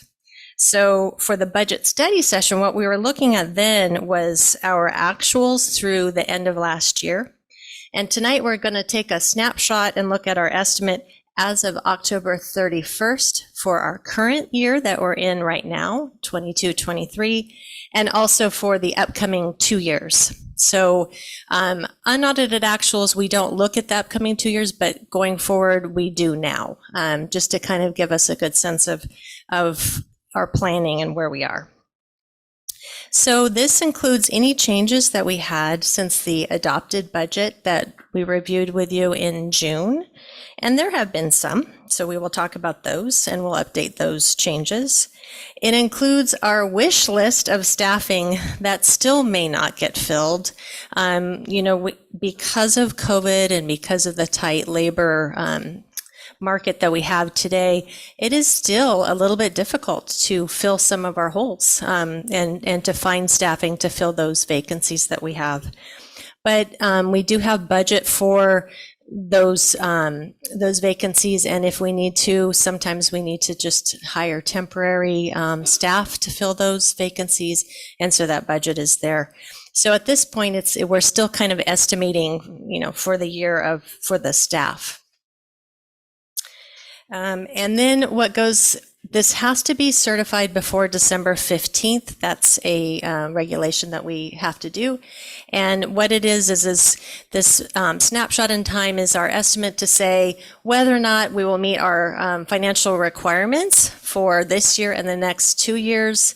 And I'm just spoiler alert, we are saying that we are positive and that we fully intend to meet our financial obligations. Next slide, please.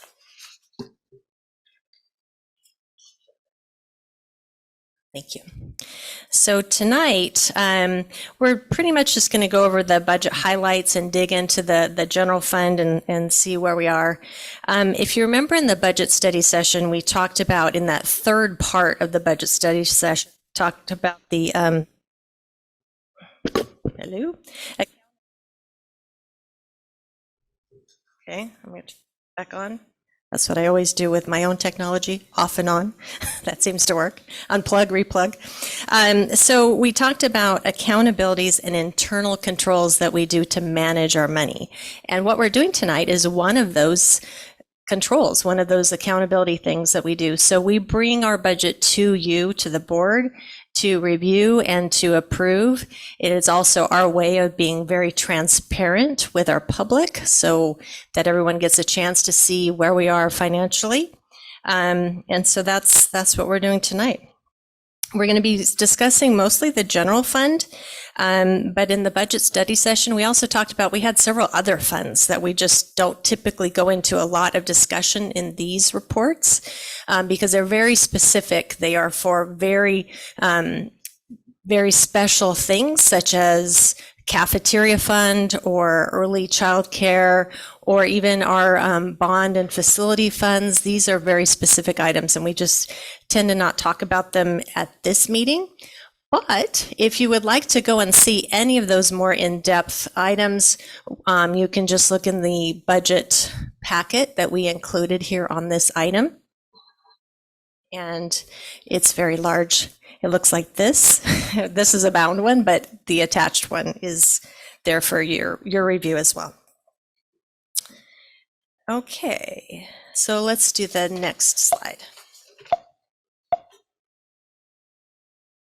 Making all kinds of noises up here that I'm not doing, I swear. Okay, so this is the budget timeline. So we have specific dates that the board needs to look at our budget and approve for our regulations based on CDE, which is our California Department of Education.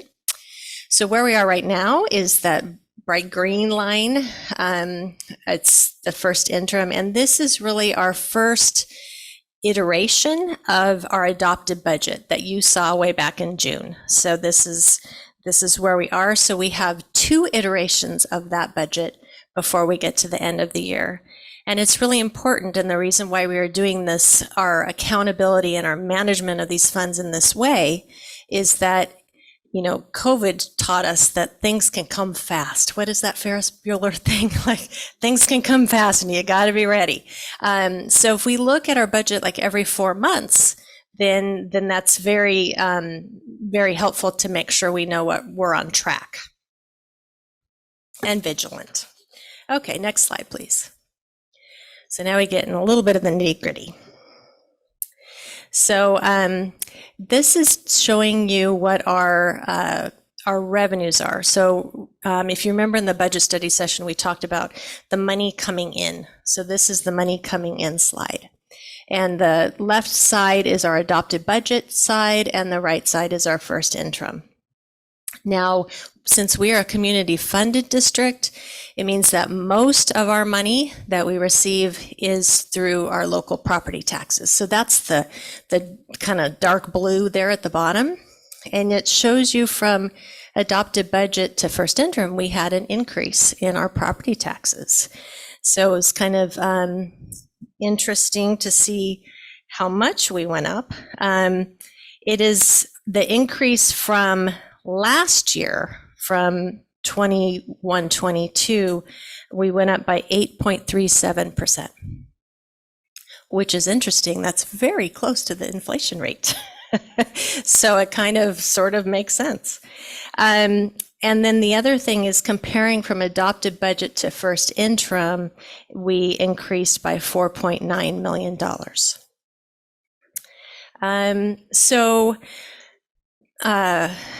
Let's see, so where we? So remember the analogy of the splashing of the water out of the glass? When we talked about property taxes and the community funded district. So we remain a community funded district as long as the property taxes exceed what we would receive for LCFF entitlements. The state keeps our LCFF entitlements in exchange for allowing us to keep the property taxes overflow, the splash part of it over the top of the glass. And we also are able to keep our minimum state aid. We do not receive anything more for supplemental or concentration grants. We do not receive COLA. When other LCFF districts receive COLA, we do not, except for a couple places. We will receive COLA when it comes to special ed, when it comes to career technology education, just very specific items that are outside of the LCFF entitlements. But when our neighboring districts do receive COLA, that we just have to keep reminding ourselves that we don't, but we do receive the property taxes, and as long as our property taxes are increasing, then we're staying in that community funded. Okay, so if you look at the red bar, kind of reddish bar, that is our federal revenue. So our federal revenue has increased from adopted budget to first interim, and part of that is carryover funds. Where we see a difference of kind of a shrinking of the bars is in our other state revenue. So that is not, it's a little deceptive, because what has happened there is when we did our budget for adopted budget, we based it on our May revise, which is what the governor projected the estimate would be. And in that money, in that budget, we were estimating to receive $17 million of a one-time, block, discretionary block grant for $17 million. But what really happened once the budget was approved is that $17 million block grant actually split into two. And when we estimated it, we had no idea how long we'd have to spend it. We didn't even know what we were supposed to spend it on. We just knew that money was coming in, and we were told that it was discretionary. But now we have two block grants, and they're not so discretionary. We've been told what we, kind of how to do it. So I'll talk about those a little bit later on. But so that difference there in funding is the fact that we had originally budgeted all for 1 year, and now we're going to go out into further out into other years. So it looks like it's decreased, but that's only for this year. And then the other local and sources of revenue, that's usually our donations. Thank you to our community, our civic use, those kinds of things. So bottom line, it looks like we've decreased, but you'll see in the next slide, it also will show that our expenditures have decreased. So we're still doing really well. Next slide, please. Too fast. And there, good, thank you. Oh, wait, one more. And we're done. Oh, no. Okay, so right there, stop. You got it. Okay, so as you can see for the two columns again, the adopted budget and the first interim, we're showing that our expenditures are also going decreasing.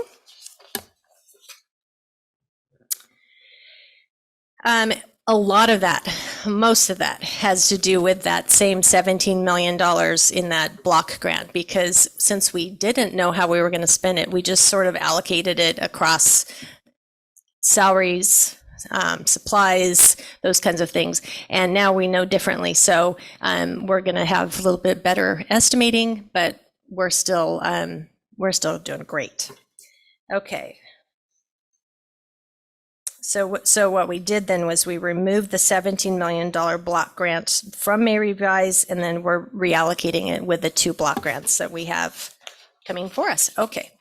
Lacey, would you like to come up? give Kim a short little break. So if we want to go to the next slide. Okay, this slide represents our unrestricted expenditures in the general fund. We refer to these as our operating expenses because they include all the utilities, supplies, services, and most of the salaries and benefits that are needed to operate the district. Salaries and benefits make up most of our operating expenditures, as you can see in the pie chart, which is required based on historical data. CDE calculates the district's historical average ratio of unrestricted salaries and benefits to total unrestricted general fund expenditures. Based on this data, the district's salaries and benefits standard must range between 8.1% to 87.1%. So you can see on the pie chart, we're at 81.4. So we are meeting that standard. This percentage is reviewed in every budget report and can be found on page 150 of the current budget report. This is an example of one of the criteria and standards regulations that we mentioned in the board study session. Other ones that we also mentioned during the board study session, if anyone wants to go look at them, we also talked about the administrator to teacher ratio and the current expense allocations formula that we also have to follow. Can we go to the next slide? And if we can click on the link to bring up the multi-year projection, I'm hoping it'll work. Okay, well, if it doesn't work, it can also be found on page 14 of the narrative. The multi-year projection shows the district's revenues, expenditures, and reserves for the past, present, and future. We start the multi-year projection off by showing our beginning fund balance for each year. Then we show what all the lines, it's rows 3 through 6 that represent the revenue. And then we have another section that represents the expenditures. Finally, row 13 tells us if we have a surplus or a deficit. And that all leads to the ending fund balance, which is row 14. And that the ending fund balance is calculated by taking the beginning fund balance that I mentioned earlier, plus all the revenues minus all of the expenditures. That leads us to our ending fund balance. And finally, at the bottom of the MYP, we show the special reserve fund, which we also refer to as our savings account. So I talked a lot about rows, but we also have columns that you will see on the MYP. The columns are a comparison of what has actually happened. So those are the first 3 columns. And we compare that to what we are estimating, which is the last 3 columns. So part of this first interim budget report is, estimating the current year plus the 2 subsequent years. So changes that we have made since adopted budget to these numbers include increasing the property tax revenue. So we currently have that increase set to 5% in the outgoing years. As Kim mentioned earlier, for the current year, it's estimating to be, I believe it was 8.93% over the prior year. So property taxes are estimated to go up. We are including decreases in the federal and state revenue due to the spending of one-time funds. So since these are one-time funds, we do not want to include them in the subsequent years. So as we spend the funds, we remove them from the current year and then the subsequent years. The multi-year projection also includes the negotiated cost of living adjustments. So we negotiated for salary increases, or what we will also refer to as cost of living adjustments. We negotiated for those, and I believe it was 21, 22, 22, 23, and 23, 24. So that final column of the multi-year projection does not include any cost of living adjustments because those have not been negotiated. We have also included mandatory increases for universal transitional kindergarten. So as the program grows, so will the cost, and that has been included. We're also expecting to see a decrease in the employer share of CalPERS in the next 2 years. That decrease has been included. And the state unemployment insurance rate will also be decreasing. And it increased a couple years ago due to COVID. Now they're estimating that it'll start going back down. A full list of the changes that were made between the estimated fiscal years and the corresponding dollar amounts can be found on page 17 of the budget report if anyone wants to review the additional details. So I will turn it back over to Kim for the next slide. Okay. So I mentioned that $17 million block grant that is now going to come to us in 2 block grants. So that's the first 2 there. The Learning Recovery Emergency Block Grant. Its estimated total is a little over $15 million, and we have from this year to 2028 to spend it. We have an Arts, Music, Instructional Materials Discretionary Block Grant. That one's a little more discretionary, but we do have to do a plan for it. And we need to bring that to you and have you approve the plan before we can spend any money on that. So that's a little over, that's $7,617,712, and we have until 2026 to spend that. We also have a home to school transportation funding. This is a plan that we have to bring to you before the end of March of this coming year. And we're estimating that's going to be about $1 million that we should be able to receive for that.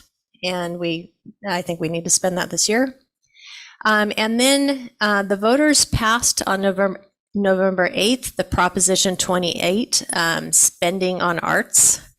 And the School Services of California estimated for Santa Barbara Unified that would be about $2 million.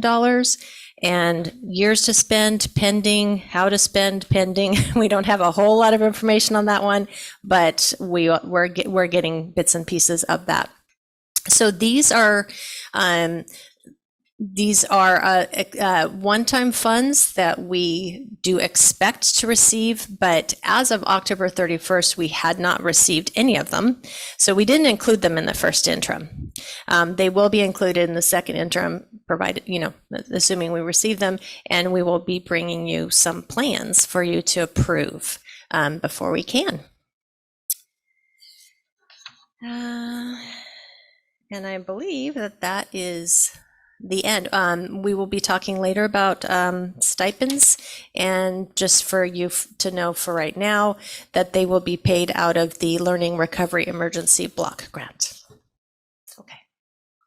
Thank you. Board members, questions on this item? No public comment. So, Ms. Munoz. I just have a question on the last comment you made. What is it we're going to be paying? I wasn't sure. I didn't catch that about the learning recovery. The stipends that will be coming forward later to the board tonight, that's where we'll be paying for those. Thank you. Board members, Ms. Alvarez. Thank you, Ms. Hernandez. Thank you, Ms. Preston. I know it's a lot of work, so thank you both and your team for all your care and attention to detail and everything else that you do. Really appreciate it. On page 1 of the narrative, Ms. Hernandez, I'll wait till you pull it up. Someone has mine, so I will just use Lacey's. Page Okay. 1. Yes, of the narrative. It talks about the budget highlights, and it says general fund unrestricted operating deficit. Can you elaborate a little bit on that? Yes, or maybe Lacey could help. We could probably both. So that is the deficit for this current year. The 6 months. Do you want to pull up anything? Okay, go ahead. So at adopted budget and also at first interim, we really budget based on everyone's needs and what they plan to spend. This generally shows as a deficit. And when we get closer to second interim, we'll start really working with the departments to analyze at that point of the year what they think will actually be spent, and then we'll update the budget from there.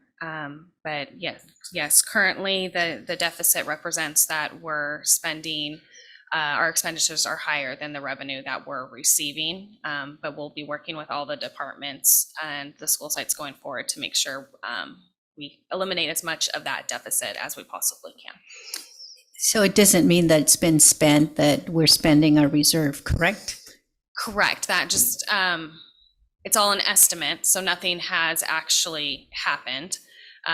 When it actually happens will be after the fiscal year ends in June, and then that presentation will come to the board in September.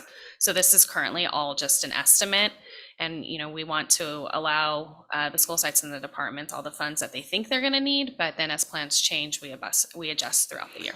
And so we have to budget the worst case scenario. Yes.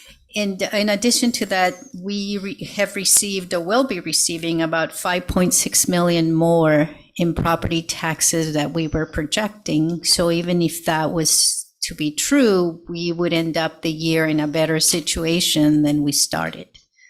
Right. And so our property tax grew from prior year to current year to 8.3%. And in your multi-years, you're putting a 5%. So if I'm a member of the public, I would want to know, why is that a decreased estimate? So if you look at the other columns in the multi-year projection for what's actually happened, you'll see that it was 8% growth, and then a 4%, and then a 4%. So the growth in property taxes can fluctuate, and we want to make sure that we're being conservative. We don't want to estimate that we're going to be receiving revenue and then not have it come in and then be worse off than we started. So that's why we've kept it at 5%. And as we get more estimates later in the year from the county tax collector's office, then we can look at maybe changing that percentage if it looks like we're going to be getting even more this year, or if we're going to be getting less. We'll look at it again at second interim. Yeah, I totally agree with you 100% that we need to be conservative, and 5% is a good number. Also, I mean, this past year, the real estate market was in an unusual activity, which that activity is not projected to continue. I mean, home prices have already decreased. I mean, not to a point that they're affordable, but they're selling for less than they were selling a year ago. So thank you for being vigilant and being conservative. That 5% seems very reasonable. One of the questions that I had today to Ms. Hernandez is actually a question that was asked of me last Wednesday, and I couldn't answer. So if we were state funded, if we were not a community funded school, what would be our funding? And Ms. Hernandez sent me the answer to that. So I have it, or you can say it. So. I brought it just in case. Oh, good. Okay. So the question was, if we were state funded, what would be our LCFF funding? And so the answer is it would be $147.9 million. And being community funded, we are right now at 157.7. So it's about a $10 million difference. That's not a lot. Exactly. And it makes sense. So when we hear we don't get the COLA from the state, we don't get other perks, because we're $10 million ahead than if we were community funded, which you say, well, $10 million is a lot of money. Mm-hmm. And then when you break it down, so when I ask you, okay, break it down to our per pupil funding. If we were funded by the state, for example, in our 9 to 12, what would be our funding per pupil? Right. So if we were just going on LCFF funding, we have a base grant, we have supplemental, and we have concentration grants money all included in that LCFF funding. So 9 through 12, a per pupil amount would be $12,811. But if we look at our per pupil funding as a community funded district, it's $12,923.51. So it's not a lot different. It's not a whole lot. It's a little bit better. Yeah. And it illustrates that we still have to be very cautious, very conservative in our funding and our expenditure decisions. So thank you for doing that exercise for me. Thank you for also being so thorough and vigilant. Really appreciate it. I have no other questions. Thank you. Board members, any other comments? I just have a question. Thank you very much for the report. I think I had shared with you very detailed, and I think the budget workshop really helped to get a better and deeper understanding of how the budget goes. So, Mr. Escobedo, that'll be that one-on-one. It really does help you. You know different things, but there was very helpful in terms of what we're looking at in terms of the book. How does, if it does at this point, how does the projected state budget going to affect our budget? Because there's a projected. Yes, a deficit. Good question. So even today, there was some information that came out about the state budget. So there is the LAO, which is the Legislative Analyst's Office, goes and looks at the budget and where they try to project forward for next year.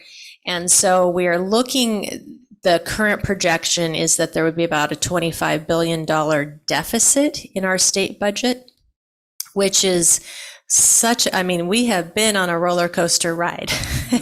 We have been up, we've been down, and we've been way up, and now we're coming back down. And so how does that affect us because we're community funded? Well, the good news for K through 12 education in general is that $25 billion deficit is not going to have that much of an impact on education, because we have in place guarantees, the Prop 98 guarantees that make sure that there's funding there available for education. So the other side of the state budget is going to be potentially a little worse off than education will be. At least that's what they're estimating. So how it would affect us at Santa Barbara Unified is, we're still community funded, so we would still continue to get our property taxes and those kinds of things. But where the LAO was saying that the state might cut would be in the one-time funds going forward. And we do have quite a few one-time funds. And the other area that was mentioned was the ELOP program. I don't know off the top of my head what ELOP stands for right at this moment. Do you remember? Thank you. That one.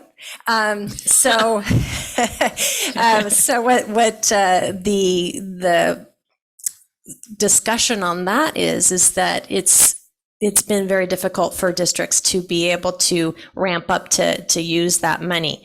So going forward, the thought is that maybe that some of that money would just fall to the bottom of the ending fund balance and be reallocated. But if they go and reallocate it into LCFF funding, then we don't get it. So we're right back there in that sort of situation. So on the other side of it is, there is going to be some COLA going forward for next year, but the LAO is saying there might not be enough money to cover the full amount of COLA. Yep. Which is going to be one of the first times that's happened since, I don't know, the 70s or something, a really long time. So if that happens, then that would just mean the few areas where we do receive COLA, like special ed and career tech and some other outside of the regular funding, would just, have the smaller amount of COLA. So, and keeping in mind, COLA is a cost of living adjustment because prices are high, inflation is high. And so we have inflation just like everybody else has inflation. So our costs have also gone up.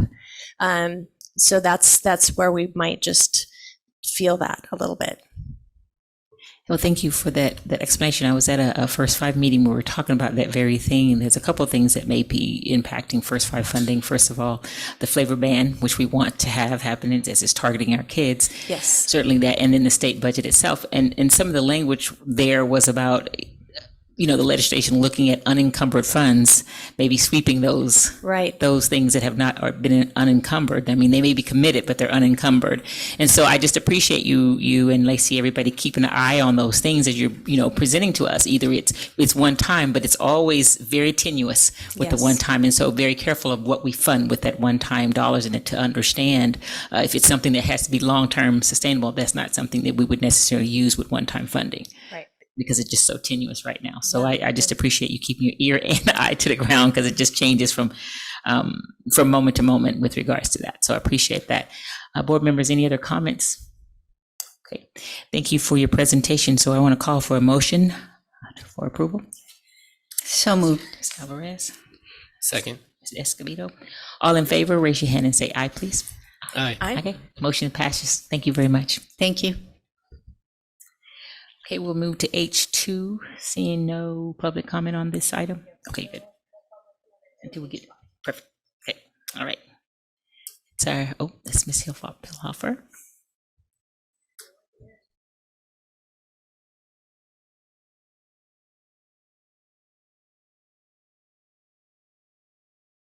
It's okay. Here we go. Before you is an action item to approve a contract with Santa Barbara County Office of Education for the development of a TK through 12 dual language immersion plan. We think of this as an extension of the 2020 META plan, and really is a living and working document that we will continue to grow with and change as we find that our TK-12 program is growing. Through this master planning process, the task force will co-develop a comprehensive plan and handbook to fully understand how it is we do this kind of work from day to day. It will hinge carefully on the dual language education framework as it had in the META plan, and it will be inclusive of our junior high schools, and also those feeder programs that are joining us soon. So Goleta Valley or Goleta Unified has a program that will soon be feeding our junior high program. This contract and supporting services will tend to the following components. Principal staff recruitment. So as you know, we have a principal position that is open at McKinley. Program design, which is critically needed as we're thinking about the 90-10 model and how that will matriculate.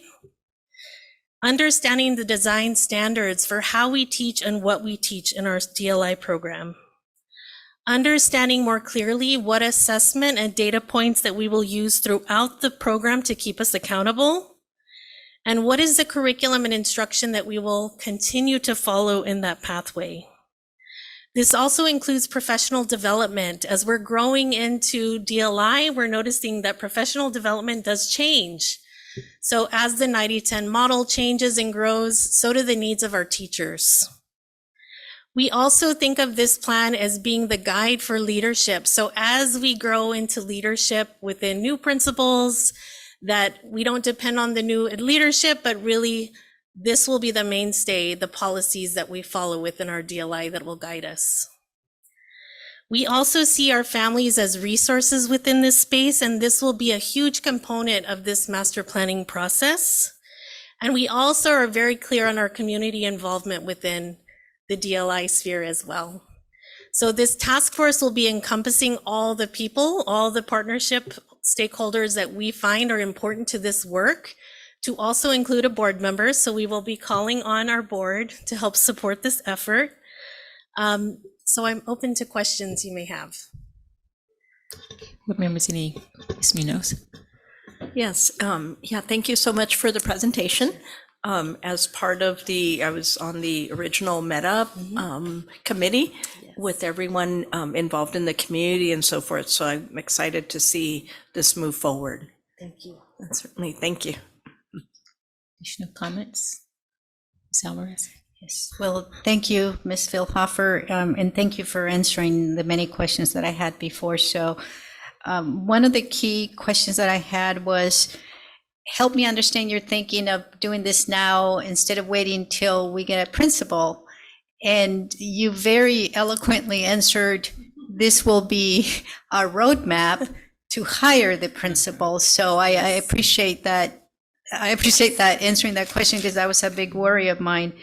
Now, the other concern that I have is to, and I know this, that you are mindful, that keep in mind pulling teachers out of the classroom to help with this, which is valuable. At the same time, there's such a concern that there's no subs, and then who's going to cover the classroom? So please keep that in mind and be considerate of the teachers. So many things that they have to do. So thank you for doing this and moving this forward. I really appreciate it.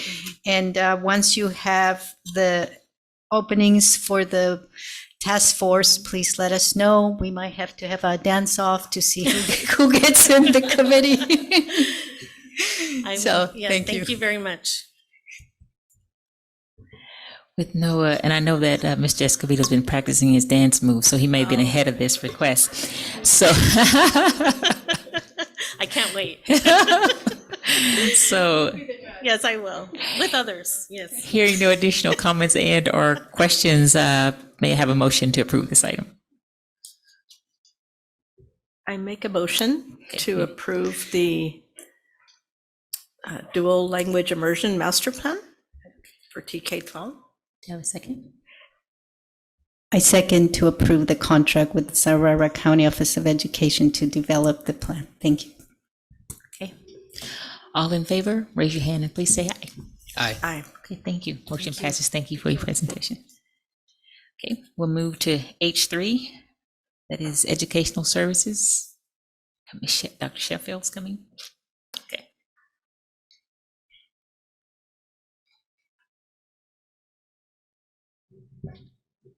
Good evening, Board President, Board members, Dr. Maldonado, and community. I am here to speak about the courses that have been put forth for approval.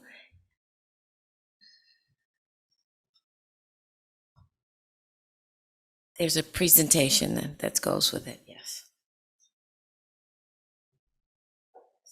And so I want to just bring your attention. Of course, we make all of our decisions and how we focus our work is based on the district initiatives. If you can go to the next slide. And so taking a look at the courses, and we've submitted several courses for your approval. If you can go on to the next slide. Each year, the school district, as well as site administrators, as well as teachers, we take a look at the needs and the interests of our students. And based on that need, there are new courses that may be submitted, as well as courses that need to be submitted that may need a possible change. You can go to the next slide. So put forth to you are several new courses as well as course updates. And again, these are based on student needs. Once these courses are approved, then we do take some of these courses to UCOP, which is the University of California, to be classified as A to G. And then they're accepted for our students when they apply for college. Next slide. And so within these courses that have been submitted, you will see dual enrollment classes, CTE classes, classes that may belong to the International Baccalaureate Program, elective courses, and core content courses. Next slide. As far as course updates, we are updating our classes that have been identified as universal access. And so last year, we went through the process of taking our students through changing from going through CP or honors classes, and now they're all participating, all meaning our 7th, 8th, 9th, and 10th grade English and social studies courses have been submitted to be classified as just an English course. or a social studies course, not classified as CP, college prep, or honors, making sure we provide opportunities for all of our students. So these courses are coming forth to you so that we can submit it to ARIES, and then that's our student information system, and then we will take it forth to the University of California to be approved for courses that will be accepted for A to G. Next slide. Some things just to make sure, just as a reminder, just all full transparency, wanted to make sure you understand what the universal access classes are not and what they are.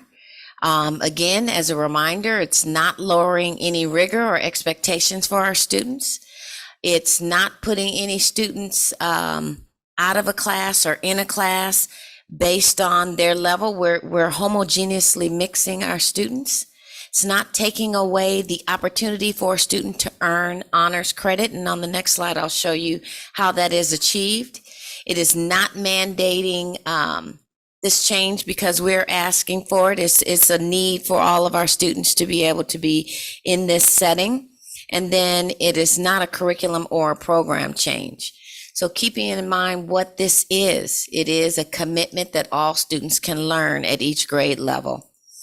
It is planning for heterogeneity that exists in each of our classes. It is clearly defining how we work with our students, demonstrating that all students have the ability to achieve at high levels. It is responding to our desire for students to change in the system that guarantees an education for all of our students. And it is an equitable opportunity for our students to reach mastery. So we're excited to have this opportunity to have these courses be put in stone and put forth to the University of California. Next slide. As far as the honors designation, our students do have the opportunity to receive that honors designation. In the junior high school level, having an honors designation does nothing for them as far as on their transcript. It is not giving a GPA boost, but it does provide them the opportunity to show that they exceeded at high levels. So that ability is recognized. If our students are enrolled in 7th and 8th grade classes, there is an ARIES designation that says students exceeds grade level standards if they have reached that exceeding grade level standard on the assessments for 2 or more of their assessment blocks.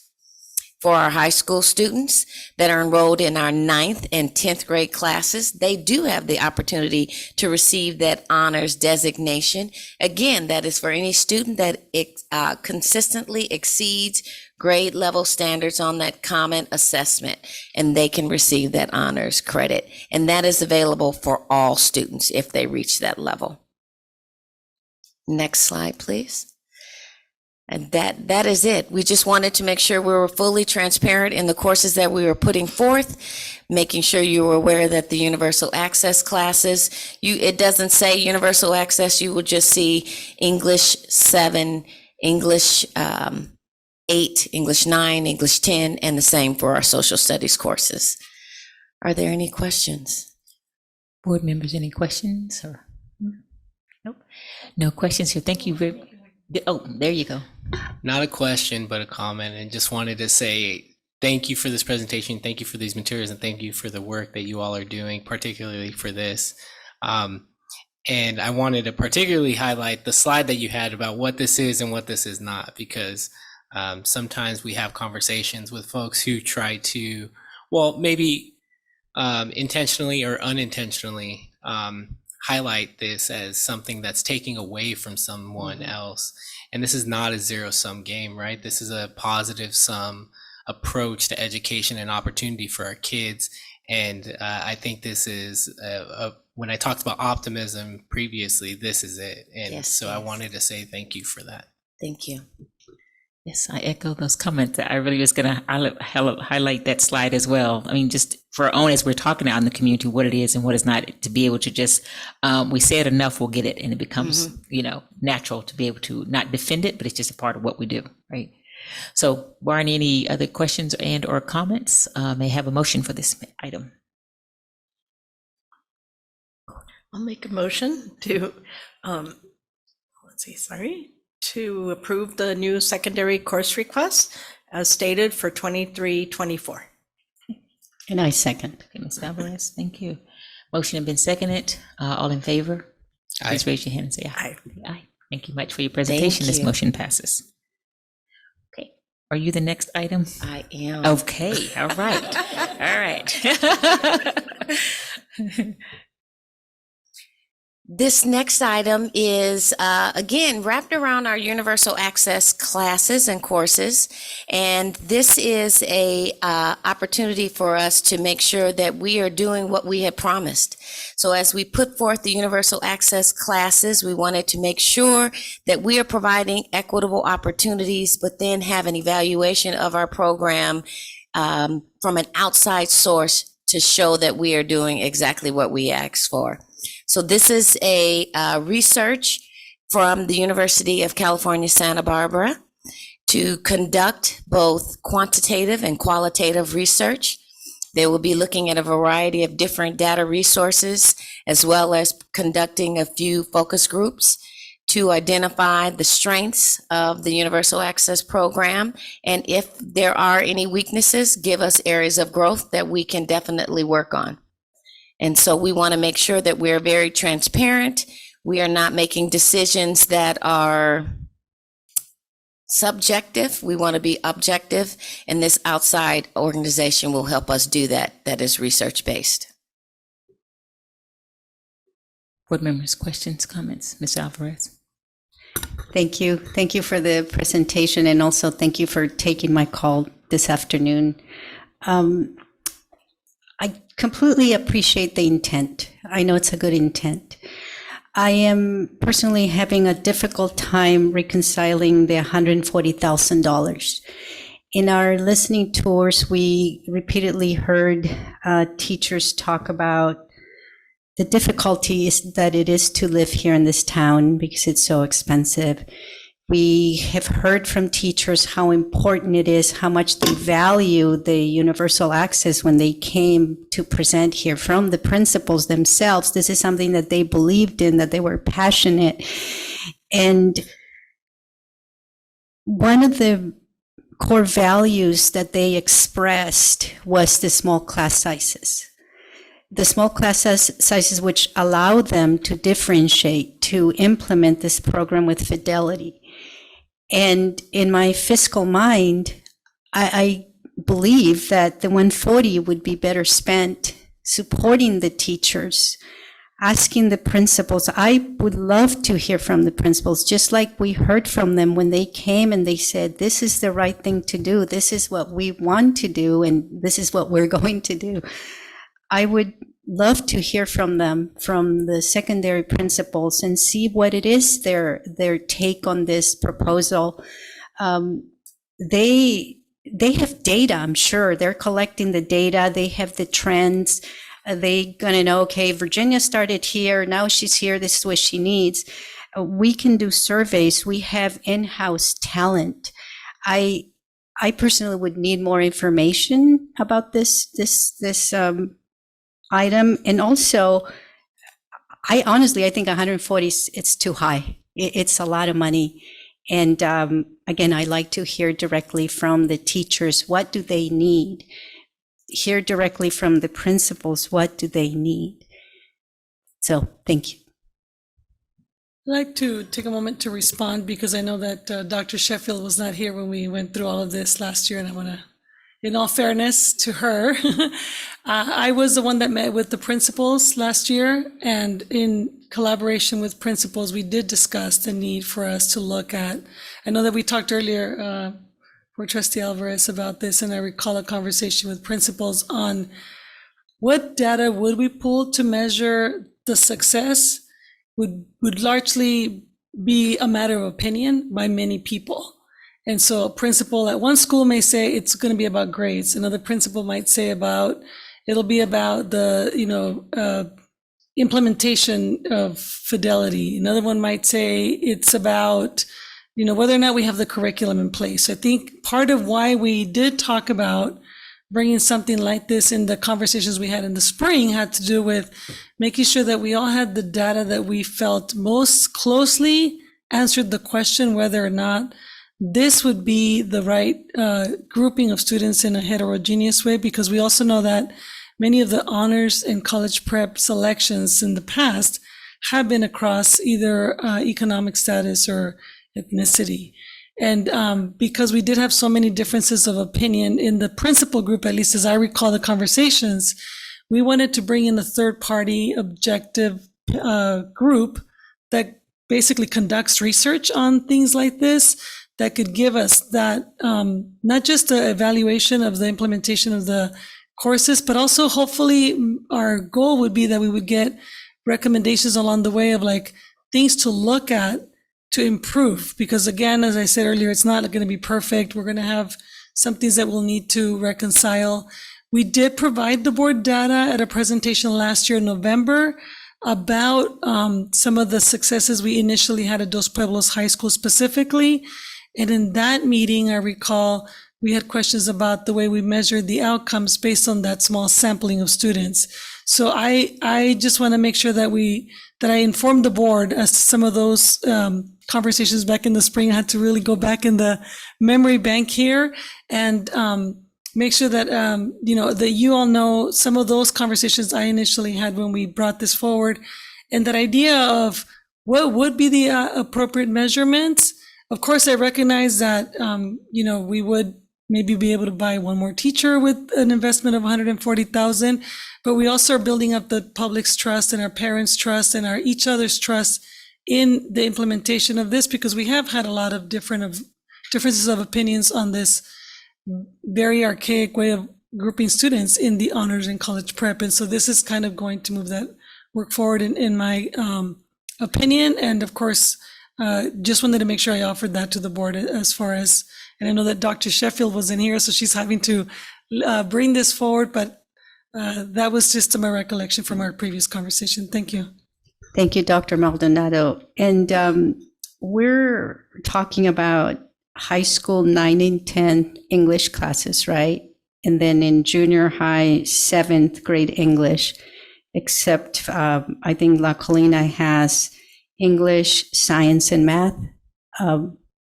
This is what we're talking about that is going to be measured in this study. So 2 grade English 9 and 10 in the high schools, and then English 7 in the junior highs. Correct. We're looking at English 7, and that's when we first implemented the universal access, and then 9 and 10 in the high school. So those schools that have had a full year, well, starting this year of implementation, having that opportunity to look at how it's working with those students as well as the teachers. Thank you. Any comments, additional comments, Ms. Munoz? Yes, I think that the advantage of a study like this is that it would look at a 3-year term in terms of evaluating, and that it would be beneficial to us as a school district as to, the effectiveness of what we're doing, what we can do differently and such, and that we could learn from an overall umbrella of, folks that study this, that are experts at this.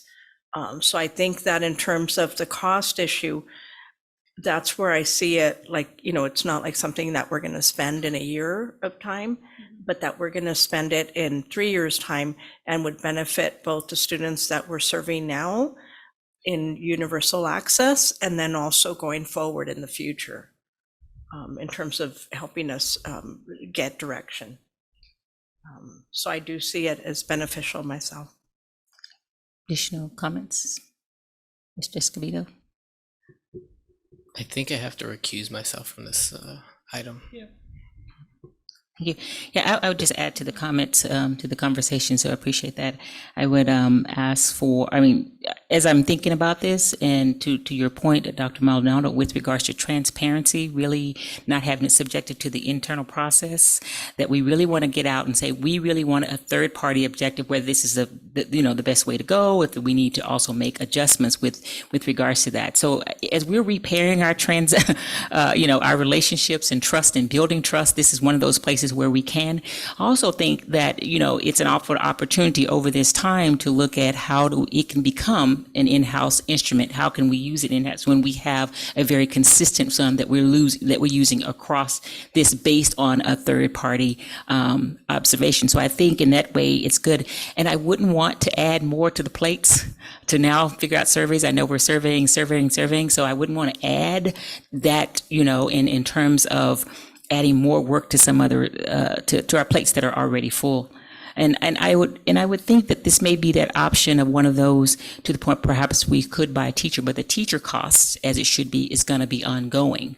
And so at some point this is going to terminate.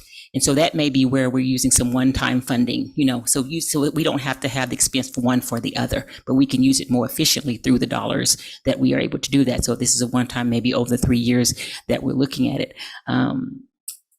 Is UCSB the only one that we've looked at it with regards to maybe cost? Is there any comparison? I don't know if it's for time of essence that we needed to go with UCSB, but that's just a question or something to think about. But okay. Yeah, I think that's a very good question. Sorry to interrupt, but I do think that if the board would like us to look for someone else to do this assessment, we can do that and bring it back. I do think that, you know, the classes have been implemented already for half a year. Yeah. And so the longer we wait, the data that we can be mining at this point would be gone. So, I mean, if that's something the board desires, we can certainly always go back and try to find somebody else to do the work. I think I was just responding to the concern about the cost, but I also want to make sure that we are responsive in terms of meeting the needs and gathering the data as it stands. So in general, I'm supportive of this, and I look forward to the report coming back as we're looking at this, because this is a crucial piece in terms of universal. It's really making that change, and any of us have been in this district long enough. This has been a very contentious piece about this, and so that we're going at it, and so that's why the slide that you talked about, what it is and what it isn't, is so critical. And so we certainly want to make sure that we evaluate it and we understand where we need to go, or where we may need to make adjustments to the plan to ensure that we're supporting, which for the most part I'm understanding principals support that, but they just need, how does it actually work and where we might need to make changes. So with that, I know, he actually recused and left the meeting. Okay, he's gone. Yes. Okay. I was like, hey, he disappeared. He went at the desk or what?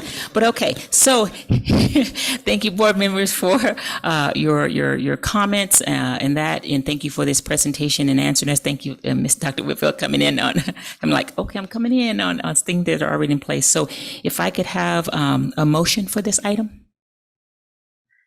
I'd like to make a motion to approve the UC Santa Barbara Gervais Graduate School of Education service agreement for the evaluation of the implementation of universal access in our district. Okay. Second? So here, second? Second? Okay. All in favor? Raise your hand and say aye. Aye. Okay. So obviously we're at an impasse here. So I believe that is, we're going to have to bring it back. I would like to request that this item be brought back, that you renegotiate with UCSB. Maybe they'd be willing to work with us for a lower price. I would also request that we get some input from the principals. If they come and say, this is very valuable to us, cost to value analysis, that's information I need. I'm not opposed to doing the study. I need more information to make a $140,000 decision. Just as we're discussing this, I'm believing that there was conversation with the principals. Yes. With regards to supporting this. So is the issue, Ms. Alvarez, the cost, not necessarily the input, because I'm understanding that the input was received?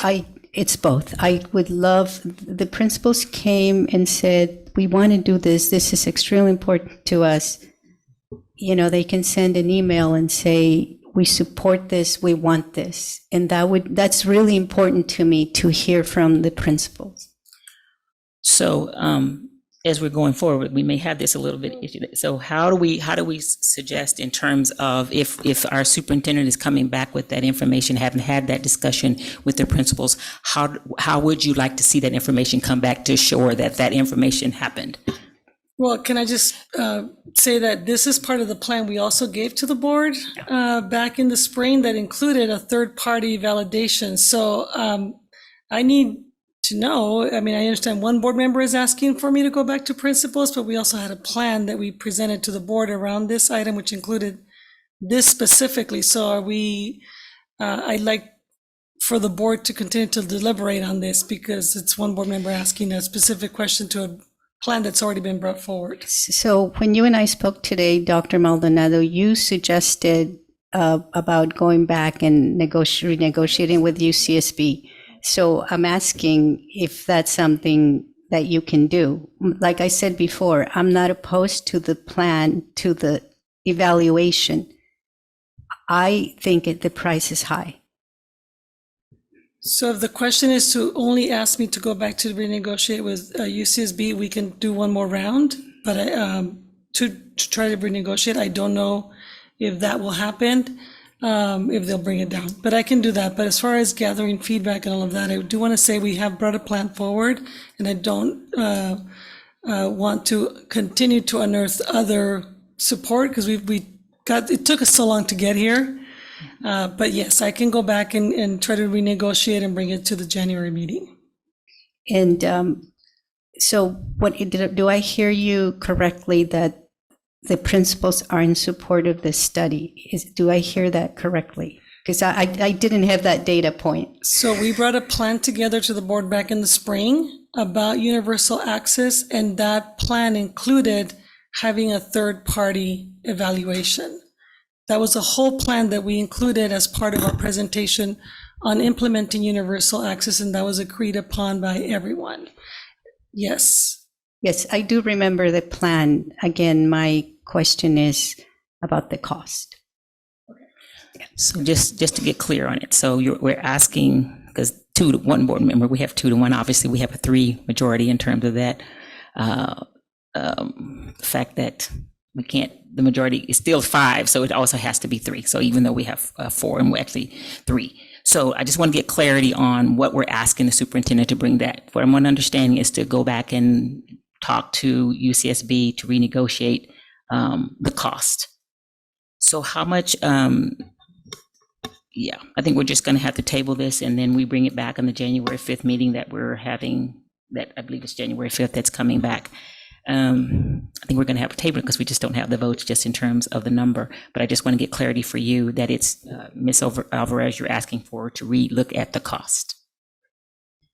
Is there a certain amount? Is there 10, 15% that you're looking at it less? It would be very helpful to me to get a comparison. So if you come back and say, look, Alvarez, this is what this cost. This studies has been done at ABC school, and this is what it costs. So, you might feel it's high, but this is the market value. This is what it costs. That would be helpful to me. I don't have that data point. What I have right now is one entity charging $140,000, and it just seems high to me when I'm hearing the teachers say class sizes are extremely important to them, and that's one of the key components for the success of this program. So I just want to say that I don't want to compare apples to oranges, because one thing to say that teachers want lower class sizes, that is a conversation. I think the quote that we received from UCSB is talking about the time, the personnel, and the resources that it takes to conduct a study. And you can't really compare that to the salary of a teacher and what they do for our school system. So in my opinion, and I believe this is a very fair price, because as board member Munoz stated, this is over 3 years' time, and there will be several people involved in conducting this evaluation led by their research evaluator. I know that the district, for example, has had a position such as this, and it does take a lot of time and people to conduct an evaluation of courses over several junior high school and high schools. If you're asking, so I'm hearing a new ask come out of this conversation, so I just want to be sure that to Board President Sims-Moen's question, are you going to give me an amount that I could negotiate to, or just lowering the amount as I go back to UCSB? Again, that was a suggestion that you made today. So that's not something that I had in my mind. When you and I had this conversation, you made that suggestion. What I need more information is if you come back and say, this is what this costs, this is the market value. I don't have enough information right now to make this decision. I'm not saying it's a bad thing. Understand that. I think it's good getting a data point. Just don't have enough information to make that decision at the moment. So what I'm asking you to do is there some information you can bring me, some comparison? When, you can say, this is how much the research cost. I mean, we just hired a consultant, I think, at the last board meeting to do data. So is that something this person can help with? I don't know. We also have a vacant position, like you said. Maybe we can use that money towards this. The funding sources, it's LCAP here. So I don't know if that's one-time monies. I don't know if that's ongoing. I don't know. It just says district LCAP here. So what I'm asking is for more information. I took your suggestion to go and ask, renegotiate. That wasn't even in my mind.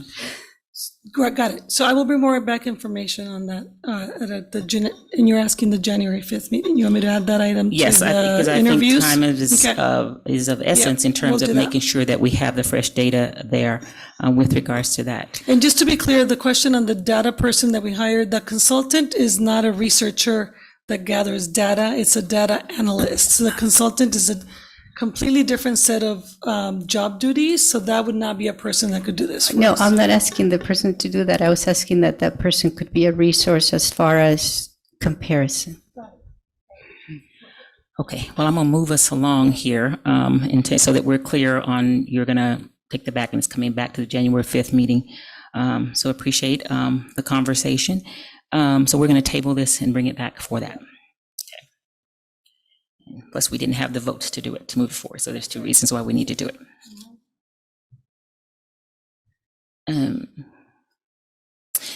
And so I would also add, is this conversation kind of brought up to me in terms of what may be needed. We might want to add to when we talk about the fiscal impact, if it's one-time monies, these questions that are being asked here, so we can bring additional data. So when we bring these items forward, it's already there. Something to think about. Okay. All right, so we're going to move, thank you. We're going to move to H5. Oh, Dr. Vecchio. Thank you. Good evening, Board President Sims Moten, Superintendent Maldonado. Ms. Munoz, congratulations on your reelection. And Mr. Escobedo, I look forward to working with you and welcome to the board. So I bring to you tonight, as you know, it's been mentioned here tonight that superintendent and board members and our labor partners went on listening tours to the schools. I mentioned that in these pieces because one thing we heard throughout the listening tour was the need right now for our employees to have some assistance with some of the inflationary expenses that are happening and healthcare costs. And so the next 4 items really are in that context that I bring forward the items. I want to thank our cabinet and superintendent for the work that we did on putting this together, and our labor partners for the negotiations, because as you may know, any compensation that we give must be negotiated through our labor partners. And so we had good sessions with both SBTA and CSEA. First item for this is the approval of the agreement that we reached with CSEA and the Santa Barbara Unified School District. And you can see it up here. It outlines a $2,500 one-time off salary schedule payment to employees. That 2,000 of it we outlined to manage inflationary expenses that employees are experiencing, and then 500 would be to assist with the managing increase in healthcare costs. Happy to take any questions you might have. Comment. Okay, we have a request to speak on this item. We have one public comment, Mr. Ken Rivas.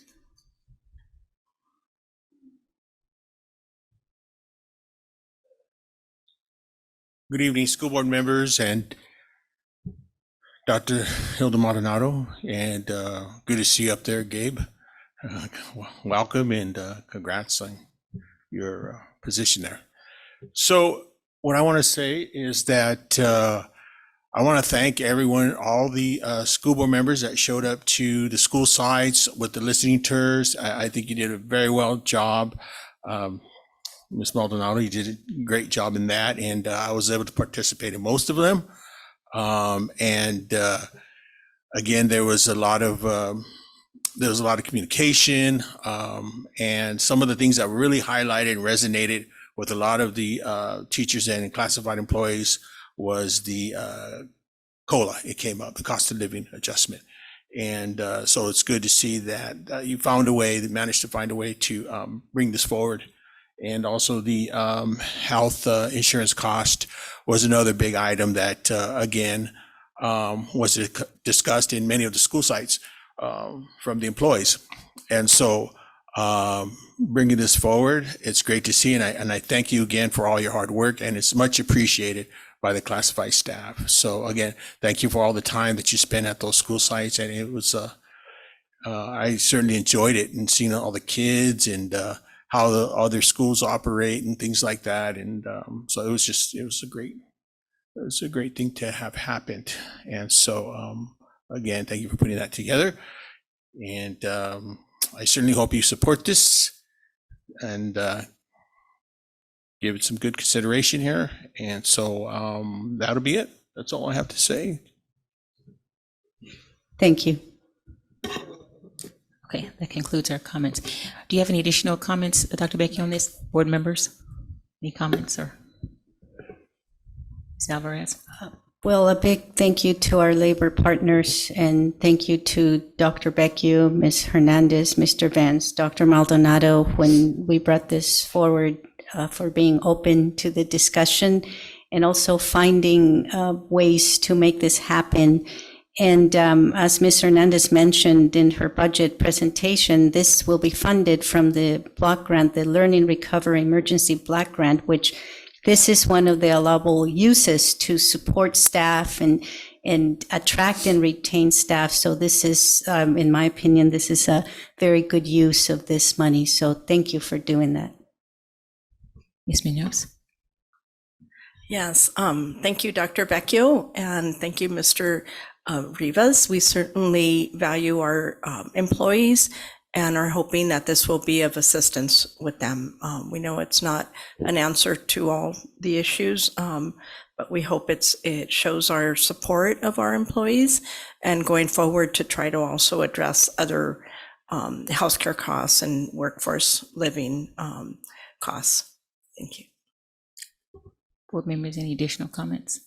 I too just want to thank the team for putting this together. When we were thinking about this, it certainly was informed by the listening tours, really hearing that. Part of listening tours, what we can do solve immediately or things that may take more long term. So I really appreciate the team to get in and figure out where we could do that, and hope that becomes a value where we can make those changes in terms of funding. I know that's usually we're just in a tight place where we can do some things, and this is one of those times where we could. And so I just appreciate the effort doing that, and appreciate the voices that came forth and let us know, and also the work with the labor unions as well to get this through.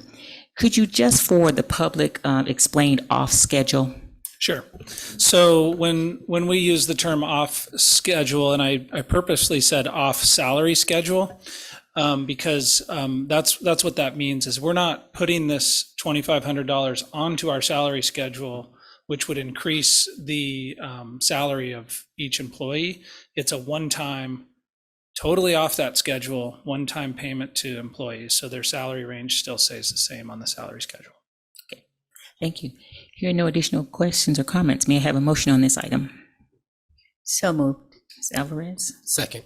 And Ms. Escobedo, all in favor, please raise your hand and say aye. Aye. Motion approved. Thank you.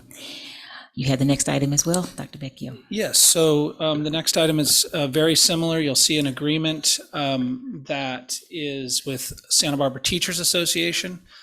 We got together and drafted up this agreement, and again, it is a $2,500 one-time off salary schedule payment to each certificated employee for your consideration tonight. No public comments on this? We have one public request to speak. Ms. Adrianson, please, Joyce Adrianson. Hello again, everybody. Thank you again for letting me speak, and thank you for considering the approval of this $2,500 one-time stipend for our educators. Some of the feedback I received from teachers when they heard about the stipend include one teacher who said they were trying to decide whether to pay their property taxes or have Santa come for their kids this year. Another said she has been applying for part-time jobs on the weekends and that this stipend would alleviate the need to get one at this time. So it's coming at a good time. But while it's understood that this is a one-time and very much appreciated bonus, it's really imperative that you continue to look at the budget to find a way to put for an overall on-schedule pay increase in the near future to help ease the burden of the ever-increasing cost of housing and prohibitive costs of living and or commuting to Santa Barbara, so we can recruit and retain quality educators in our district. I want to thank you for your time and consideration of this stipend, and it is very much appreciated. Thanks for your time. Thank you. Thank you. Board members, any comments or questions? Ms. Alvarez?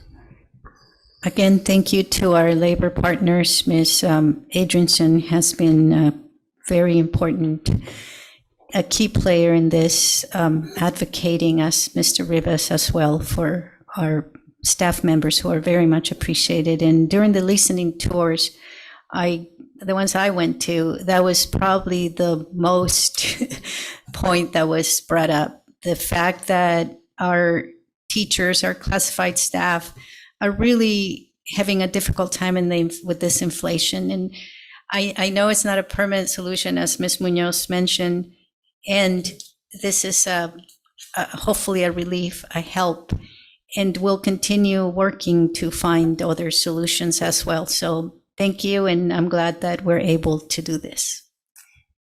Yes, thank you. And I would just add to that again, the voices that were elevated in the listening tours. And I think as a board, we continue to, how can we work across agencies that are having similar issues with this, even taking it to the CSBA? What are you doing to alleviate some of the same issues that your employees and staff are concerning? So I think this is, again, an opportunity as we continue to look at ways to mitigate these that are common, that keep coming up. It's insurance, it's health insurance, it's cost of community, it's the cost of housing. And so how can we work across agencies to bring these issues to the forefront that we can solve as a community? So with hearing no further comments, may I have a motion on this item? Ms. Munoz? I so move. Okay. Second. Ms. Alvarez, all in favor, please raise your hand and say aye. Aye. Aye. Motion approved. Thank you, Dr. Becchio. Are you still up there, Dr. Becchio? Oh, Okay. I'm here for a while. All so right, you know. This is okay, my night tonight. All right, all right. All right, any public comments on H7, Ms. Alvarez? Okay, we'll move to H7. Yeah, so this is, we've heard also a lot of talk about substitutes. One of the, I guess it is tough times right now trying to find subs. We're doing pretty good. We have some on the approval list tonight. But it's also important for us to reflect on, and I think this item allows us to do that substitute teachers are our employees.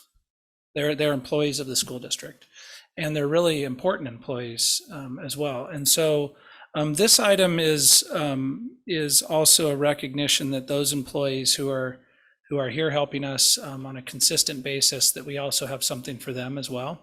And so this is structured just a little bit differently because we do have substitutes that come in and out, or some that only take one job a month, and then others that are more frequent subs. So this one is structured to be by semester, a $1,250 stipend at semester if you've served in 45 jobs. And then second semester, we would do the same thing. So the amount is $2,500 as well, but it's over the course of 2 semesters. I'm happy to take any questions that you might have on that. Board members, any questions or comments? Ms. Alvarez? Thank you for including substitutes. It's a tough job, And it's tough to recruit subs. So thank you for including them in this stipend. Ms. Munoz. Also, just to say that I value the work of our substitutes, that I know they keep our schools going when the teachers are not available. So yeah, I want to certainly show my support of this. And if I could just share a little bit of data too, just to give you context. So we have about 108 subs who are taking jobs. And when I look at the data, we will have 26 of those who have already achieved that 45 days. We have 13 more that I see on that list that if they continue between now and January, they have a high potential to reach that 45-day mark. And that ends up being about 2.5 jobs per week. So we are kind of incentivizing them to be a little bit more active in taking the jobs in the system. So. Yeah, I would just like to extend my thank you to the subs because it allows our teachers that are there every day to need to take care of business, and sometimes it just comes up. So I just want to extend a shout out, if you will, to the substitute teachers for being there, and certainly for looking at this stipend to and incentivize them to come as well. So hearing no additional comments, may I have a motion on this item? So moved. Mr. Alvarez. Second. Mr. Escobedo. All in favor, please raise your hand and say aye. Aye. Aye. Motion passes. Thank you. You're still up to bat. Okay, we're doing good. Next item is a $2,500 one-time off-salary schedule payment to employees. So we have non-represented employees, and when I write this item, that means all management employees. They're not represented by a labor union. We have some hourly employees, and then we have about 6 confidential employees. And so this item is being brought forward to propose a payment to them of the $2,500 as well. So I'm happy to take any questions that you might have. Any requests to speak on this item? I'd like to recuse myself from this item. Okay. All right. Recuse that. You don't have to leave the room. You just abstain and abstain. Okay. Just make sure, excuse me, you got to excuse yourself. So here, no additional questions. Board members, may I have a motion? So moved. I second. Second. All in favor? Aye. Aye. Aye, and 1 extension. Motion passes. Thank you very much. Ooh, okay. There's a switch hitter in here. Okay.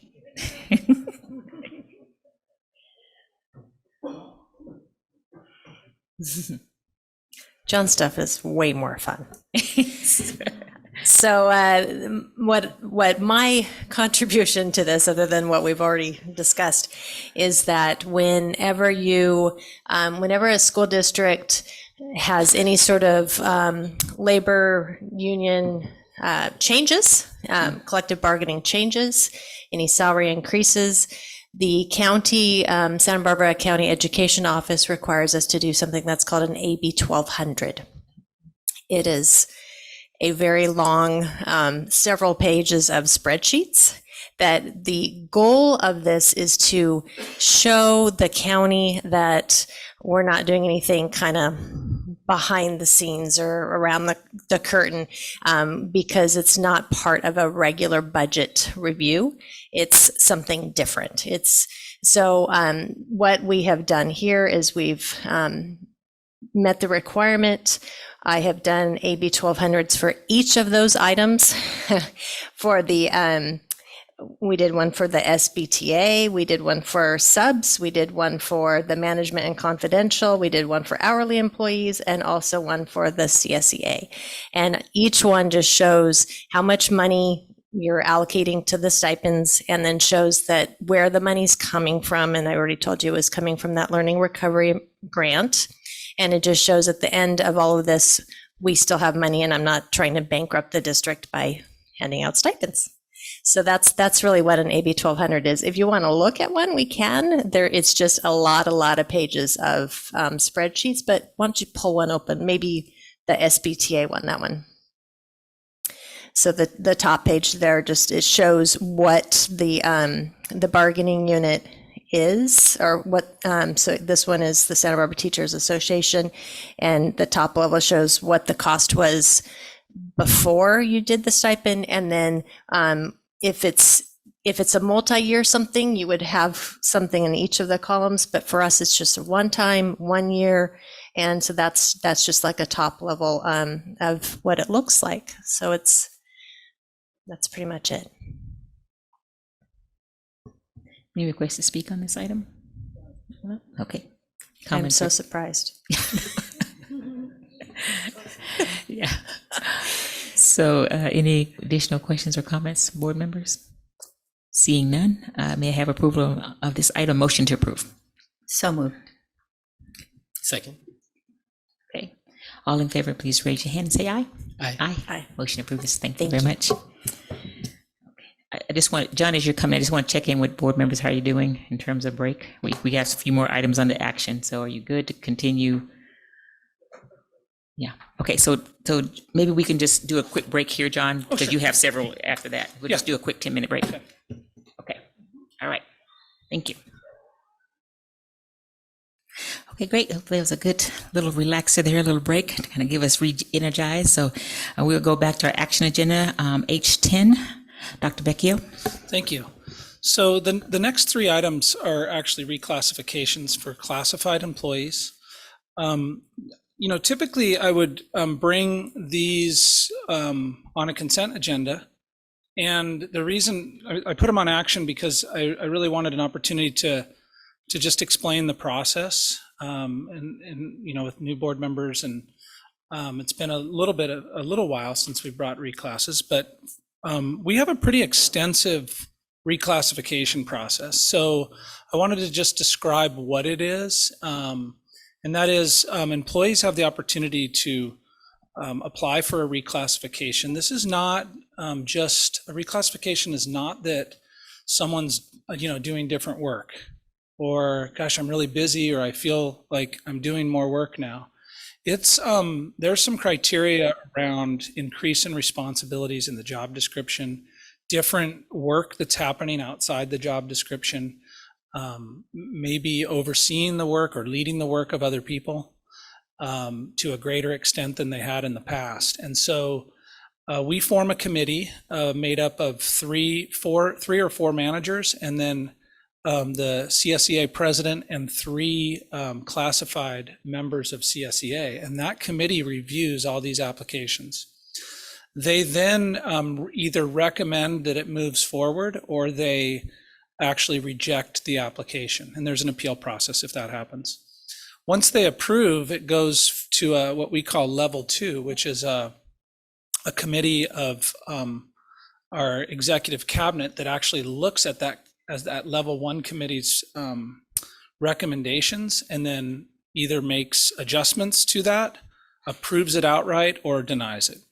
And then there's an appeal process for that as well.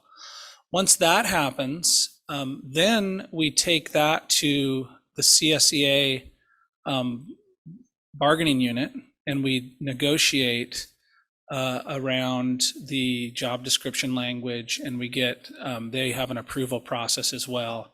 And then it comes to the board. So that's kind of why we put it on, we would normally put it on consent because it's just a well-vetted process. But we get the information in front of you, and then it does require board approval.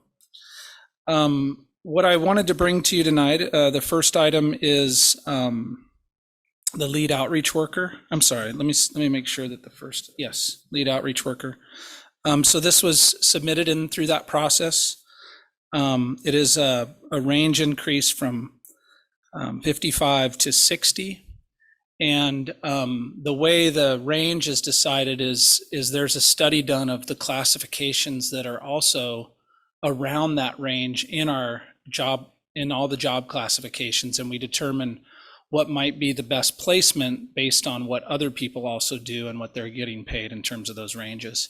A movement of a classification on the salary range can impact a lot of different classifications, because we could have employees that say, well, if that person's getting that, then I should get this. So it's a really tedious process to figure that out.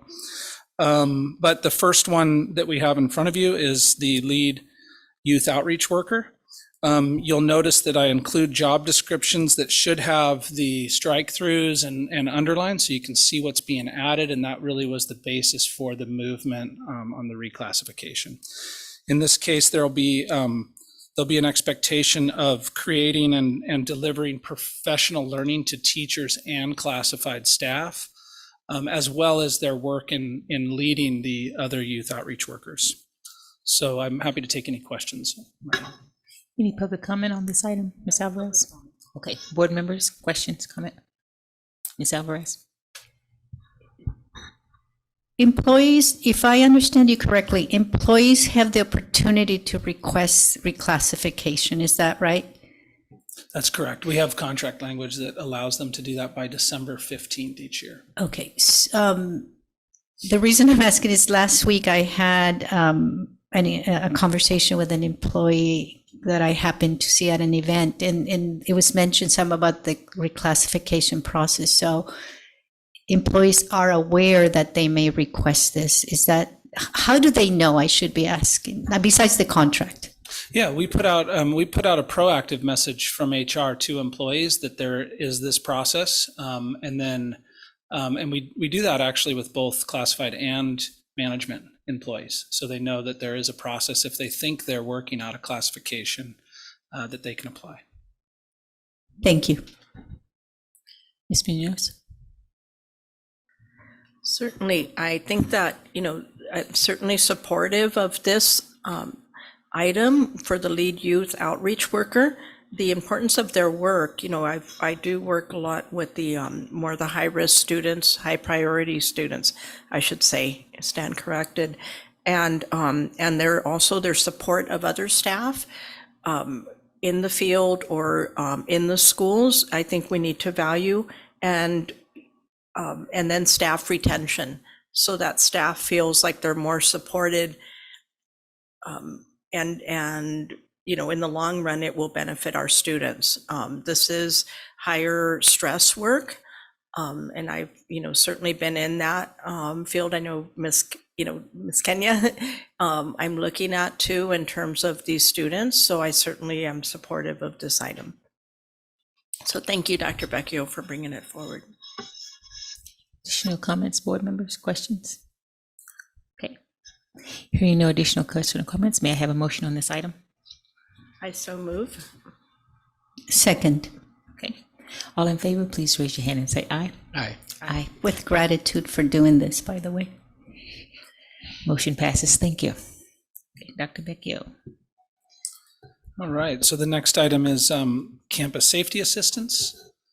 This was, we did have a couple board members, I think Ms. Sims-Moten and Ms. Alvarez, correct, did do a listening tour, so to speak, with campus safety assistance.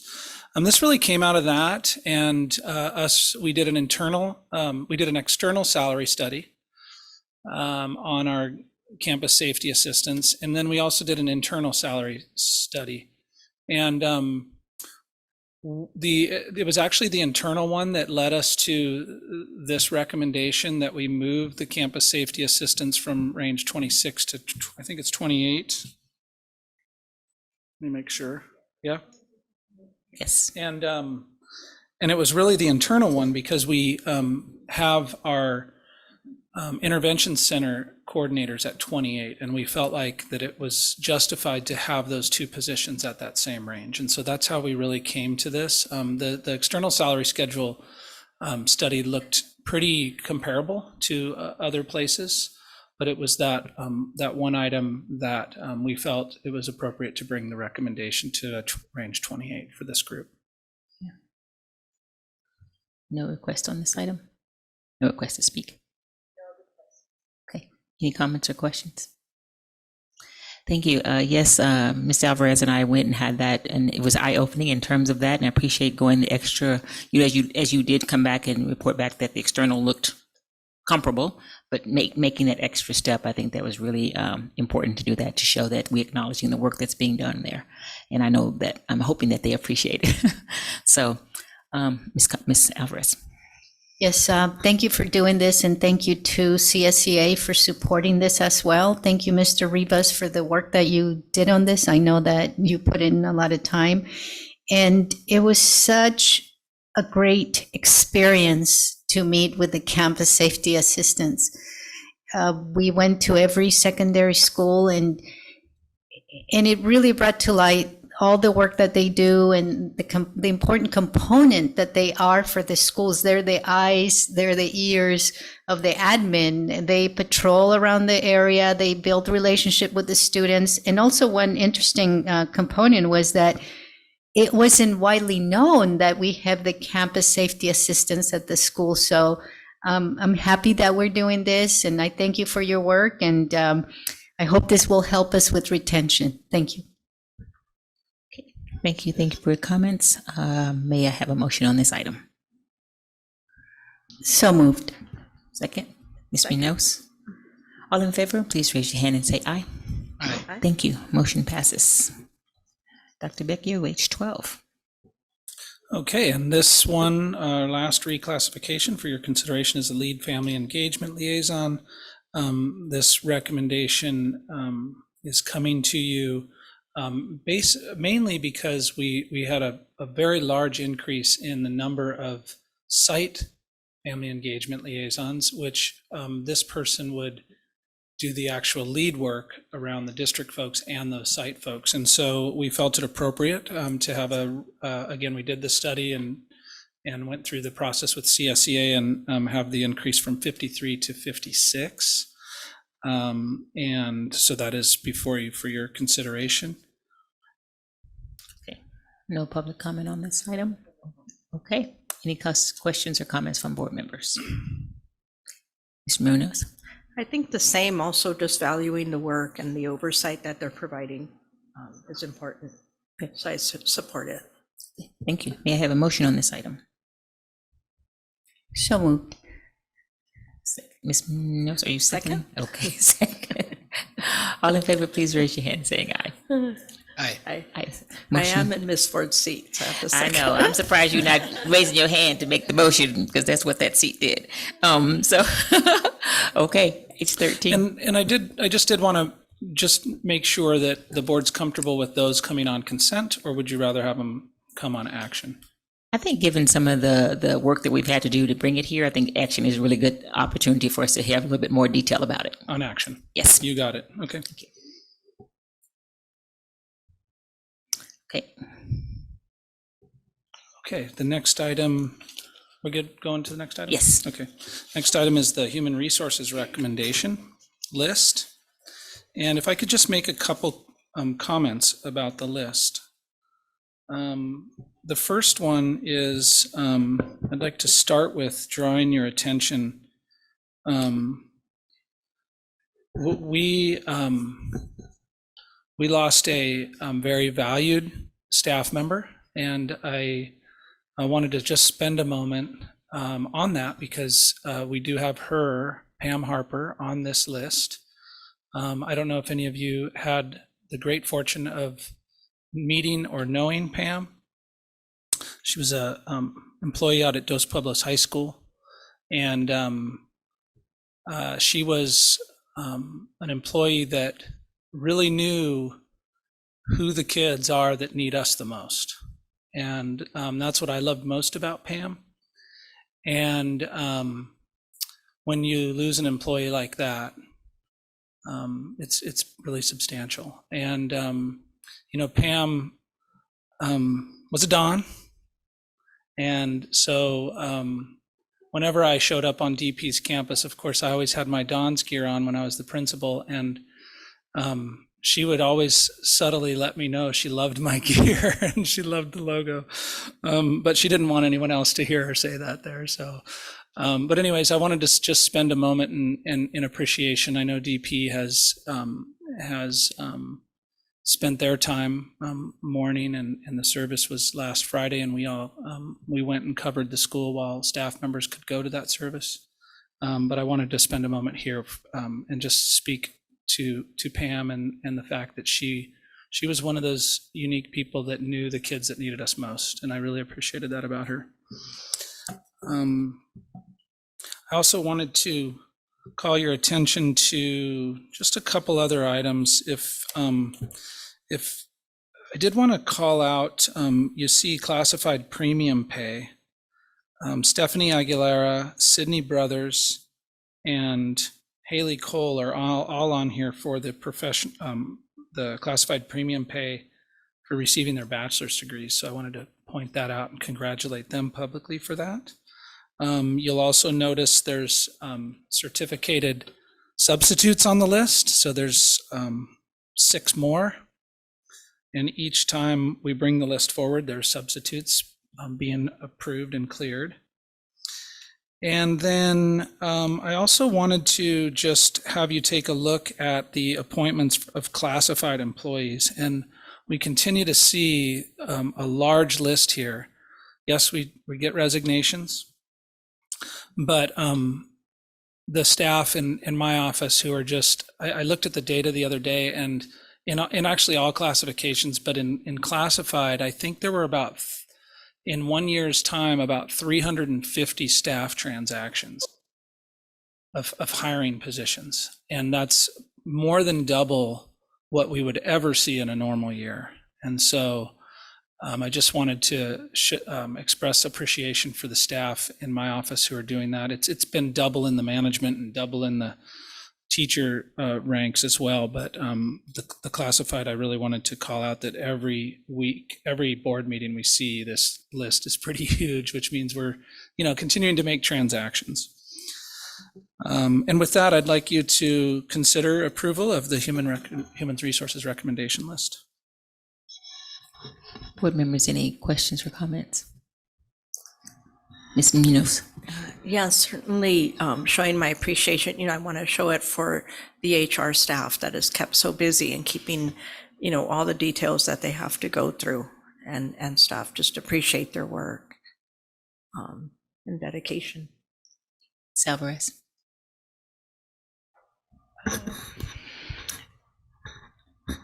I know that I'm sure you already done this to Pamela's family, but our deep condolences to her family. And congratulations to Aaron Solis for being named athletic director at San Marcos High School. I remember Aaron when he was a student teacher many moons ago. So congratulations to him, and thank you for processing all the work that you and your staff do. So thank you. Thank you for mentioning that. I overlooked that, but I did text him and congratulated him. So, yes, and I'd like to extend my personal condolences to Pam's family, and and I also just want to appreciate the fact that we now have our HR recommendations on the action agenda, because it gives us a time to understand the backstory. Oftentimes it's just names on a list and it kind of goes away. It has been tucked in our consent agenda. Nothing intentional, but I really think that we get to know the stories, and you get to explain those things, about obviously when we have losses in our Santa Barbara Unified family, we acknowledge those. The fact that and successes that are going on, and it just tells a story about what's going on in HR, so that we can understand the decisions that we're making, they're impacting someone. It's not just on a paper. So I really appreciate that. I'm assuming there's no public comment on this item. Okay. Any additional comments from board members, or may I have a motion on this item, please? So moved. Ms. Alvarez. Second. Ms. Escobedo. All in favor, please raise your hand and say aye. Aye. Aye. Motion passes. Thank you. Thank you.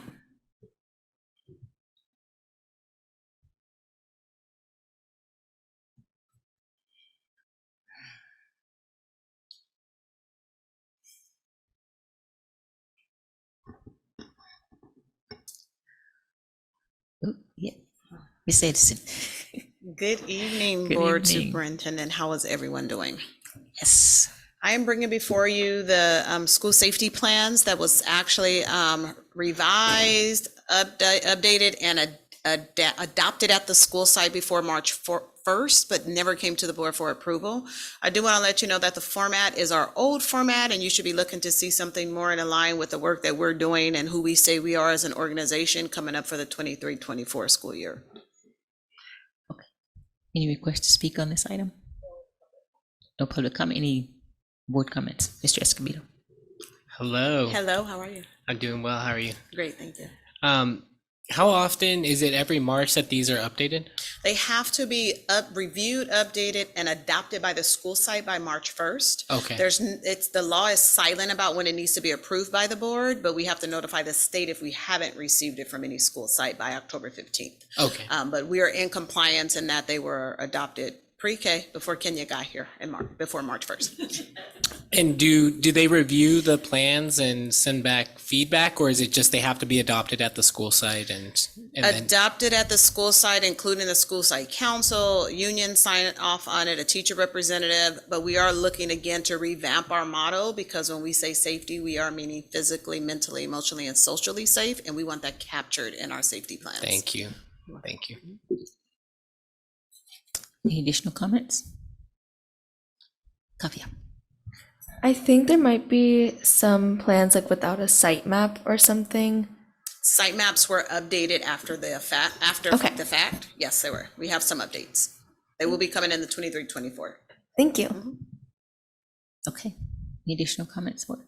Thank you for that. I appreciate the adding to where we are now, making it relative, adding, just as you said, that's really, really important. Safety doesn't just about a physical site, but it's more about the mental and as well as the physical safety, so to speak. So thank you for making that adaptation and looking forward to those plans to see that in there. Hearing no additional questions, may I have a motion on this item? So move. Second. Okay. All in favor, please raise your hand and say aye. Aye. Aye. Motion approved. Thank you. And we have, okay, there's Steve. All right. Good evening, Board President Sims Moten. Thank you. And congratulations, Ms. Munoz, on the elections, and welcome, Mr. Escobedo. Congratulations as well. So, and congratulations, Ms. Alvarez, for Vice Presidency, holding it down.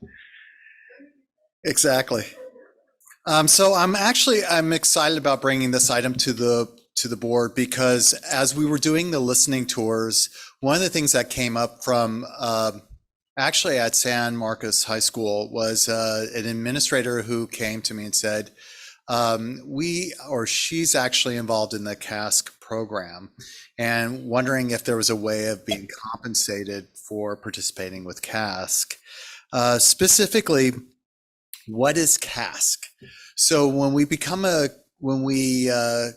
get our preliminary credential as an administrator, we have to follow through, and we actually have to participate with a credentialing or a clear administrative services credential program.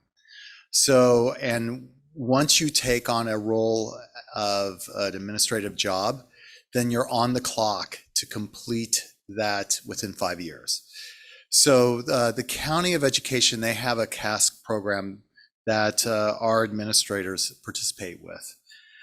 So specifically, what is this reimbursement program that we're recommending?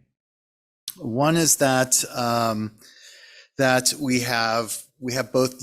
The program itself is a 2-year program, so we have 7 administrators who are in year 1, and we have 5 administrators who are in year 2. So we're recommending that we've created an agreement with assistance from legal, and essentially is once the administrators complete their year, that 1 year, or this year, for example, they complete that year, then if they would like to be reimbursed, they sign the agreement, and the agreement says that they would serve a year as an administrator in our school district beyond that. So it's not exactly just paying for the tuition, so they would have to complete the program in order to be compensated for that. It's basically a one-to-one reimbursement process. So essentially, our year 1 administrators, usually what happens is they go into year 2. So if they want to be compensated for year 1 and year 2, they would actually, they could sign up for both. And then at the end of year 2, they would actually serve as an administrator for 2 years. So it's 1 for 1 year process regarding that. For this year, that's just an agreement for year 1 and year 2. Those people who are in year 1 and in year 2, they would just serve as an administrator the following year. The question, oh, by the way, the funding for this source is out of the Educator Effectiveness Block Grant, which is perfectly aligned exactly for this. As you know, we've been bringing in professional learning. We bring multiple contracts for our teachers to support our teachers with their professional learning. And this is an opportunity to actually bring something forward to you to support the learning of new administrators, which is crucial. And as well as research-based professional learning, what better way that's tied into someone who's doing the job and then getting the support that they need from the county. So that's another reason why this is a crucial point. The last thing I would say is this actually helps to sustain our administration in our schools. So as you know, we've been having a turnaround with administrators, and we've had turnaround with employees. Again, this addresses making sure that we're supporting our administrators, as well as making sure that they're sustaining and really thriving in our schools and making sure they're in place. So that's what this program is. Okay, no request to speak? Board members, any questions or comments? Ms. Alvarez? Well, first of all, thank you for doing this, Mr. Vance and team. I think it's great to support our administrators. One question and then one comment. This reimbursement will be given to them via a commercial warrant or through payroll. I'm just hoping they won't be taxed on this, because then it's the 2,500, it's a lot less, but that's for you to figure out. So I'm hoping they won't be taxed on it. Then the other question is, do we have anything similar for teachers? Do teachers pay to clear their credential? Maybe they don't, I don't know. At this time, I don't know. So that's something we could look into. So if Dr. Becchio, maybe he knows. And the tip, is that free to the teachers? Okay, so we already have it covered. Yep. Okay, thank you. Thank you. Okay. No additional comments? Okay. May I have a motion on this item, please? I so move. Do I hear a second? Second. Okay. All in favor, please raise your hand and say aye. Aye. Aye. Motion passes. Thank you, Mr. Vince. Moving to 816, Superintendent Maldonado.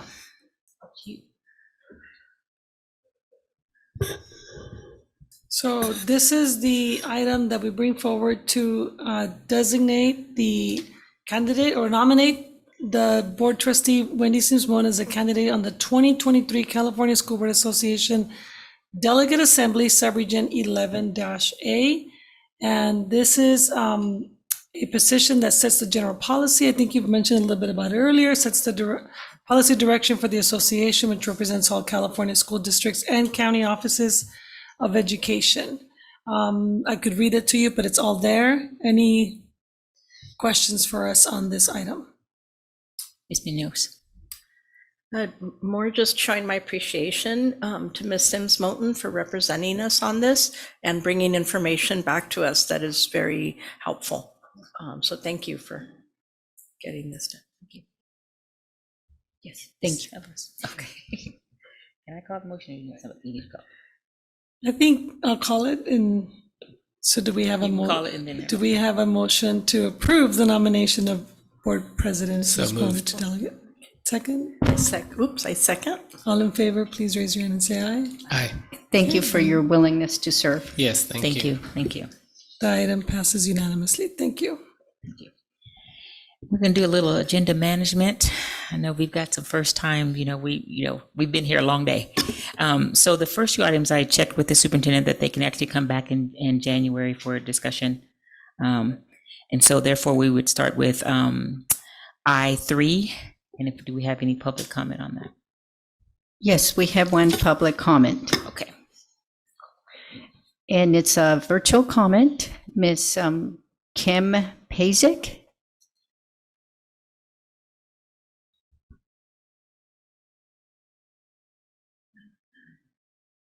So Ms. Edison's coming to make the presentation. yes. We just have one speaker. Yeah. Thank you. Are we going with the comment first? No, or with the- your presentation. All right, thank you so much. As you know, every board meeting, we come back and report on the racial incidents that's been reported by the school site. Again, these are entries by the principals at the school sites for incidents that they are aware of. Next slide. So since the last report, we've had 7 incidents that are categorized as our racial incidents across 6 schools. The cutoff for this data was December 6th, so some may have come after, but the data was cut off on December 6th. Next slide.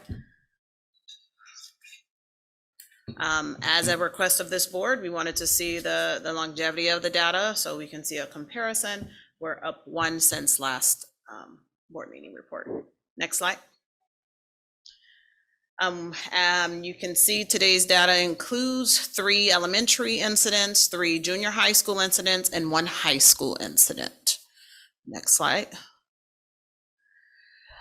We break them down if it was directed towards another student or indirect. Directed towards is I said it to you, I sent it to you, or indirect is I wrote it on the wall, I said something just out loud and in general, and there wasn't a target of it or an intended recipient. Next slide.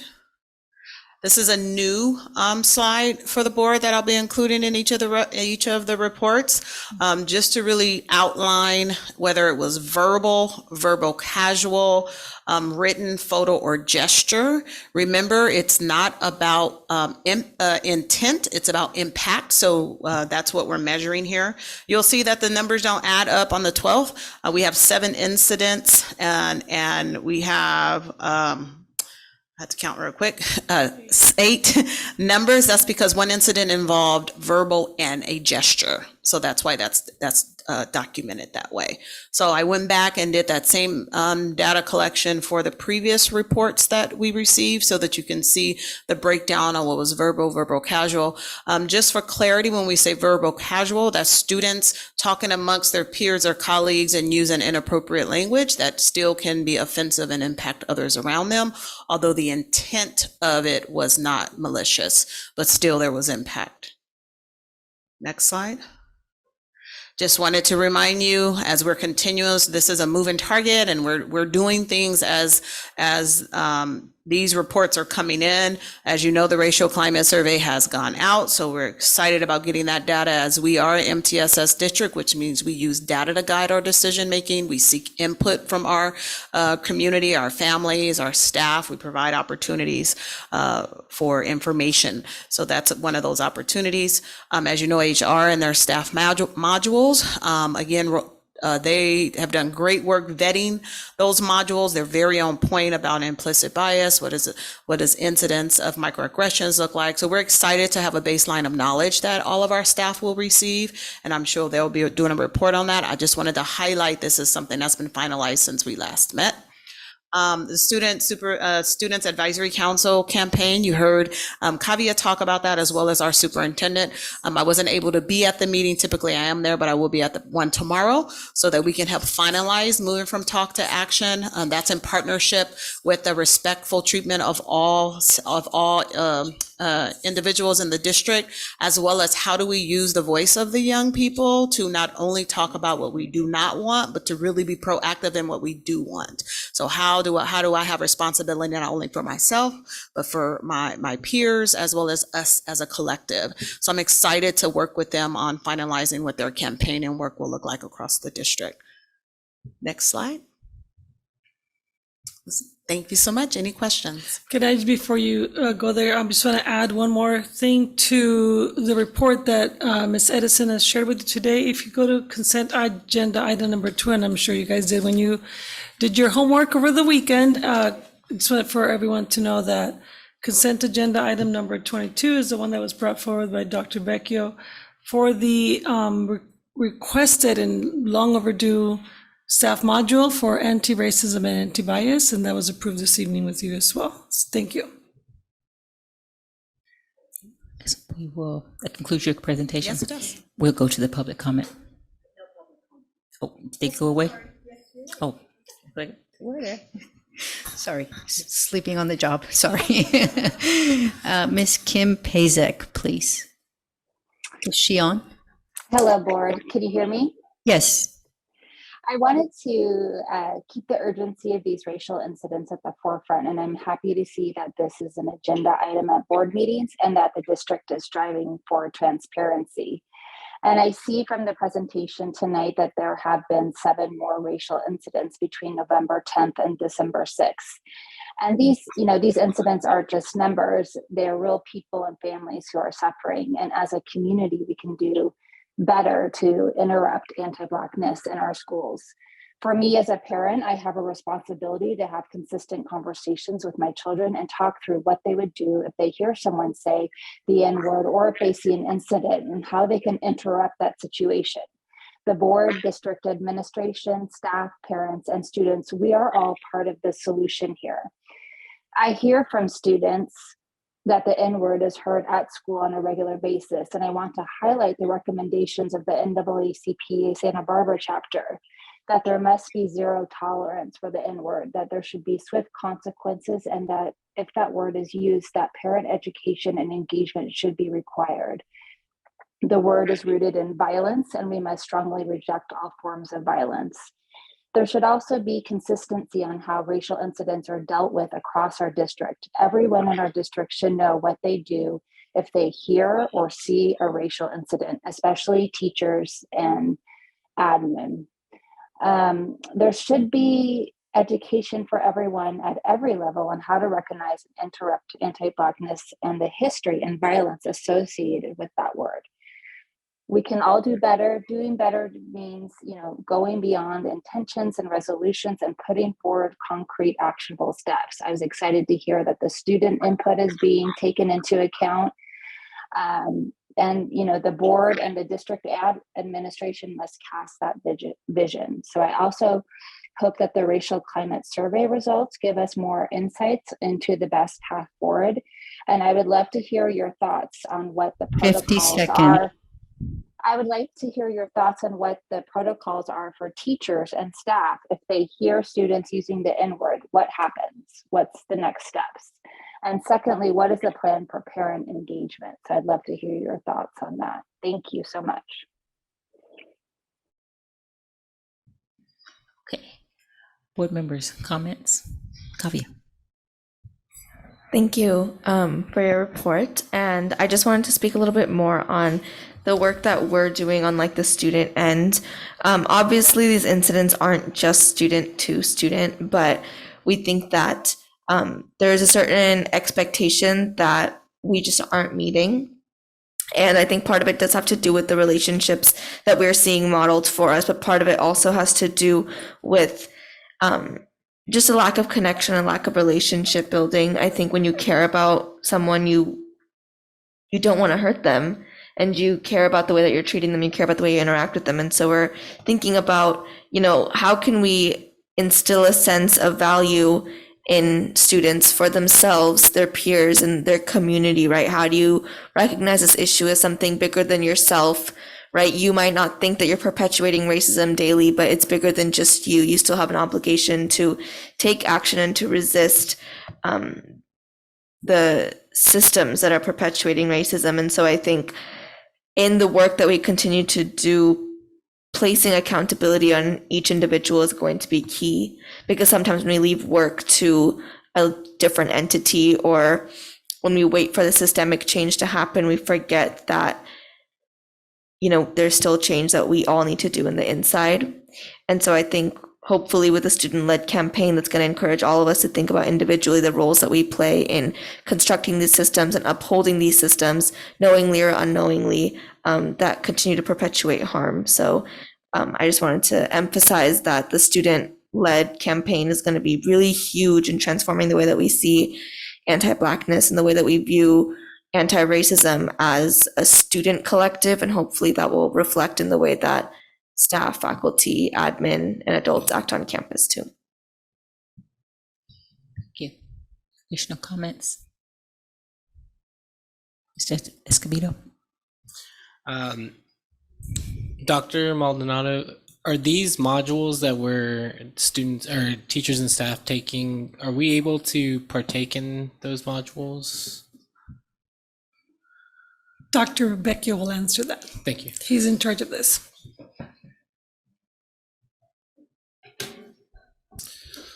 Well, you're in our system as an employee, so we'll have you partake in those training modules too. I don't know if the board memo got sent, but on the reclassification on the HSI, we will. I have a board memo queued up.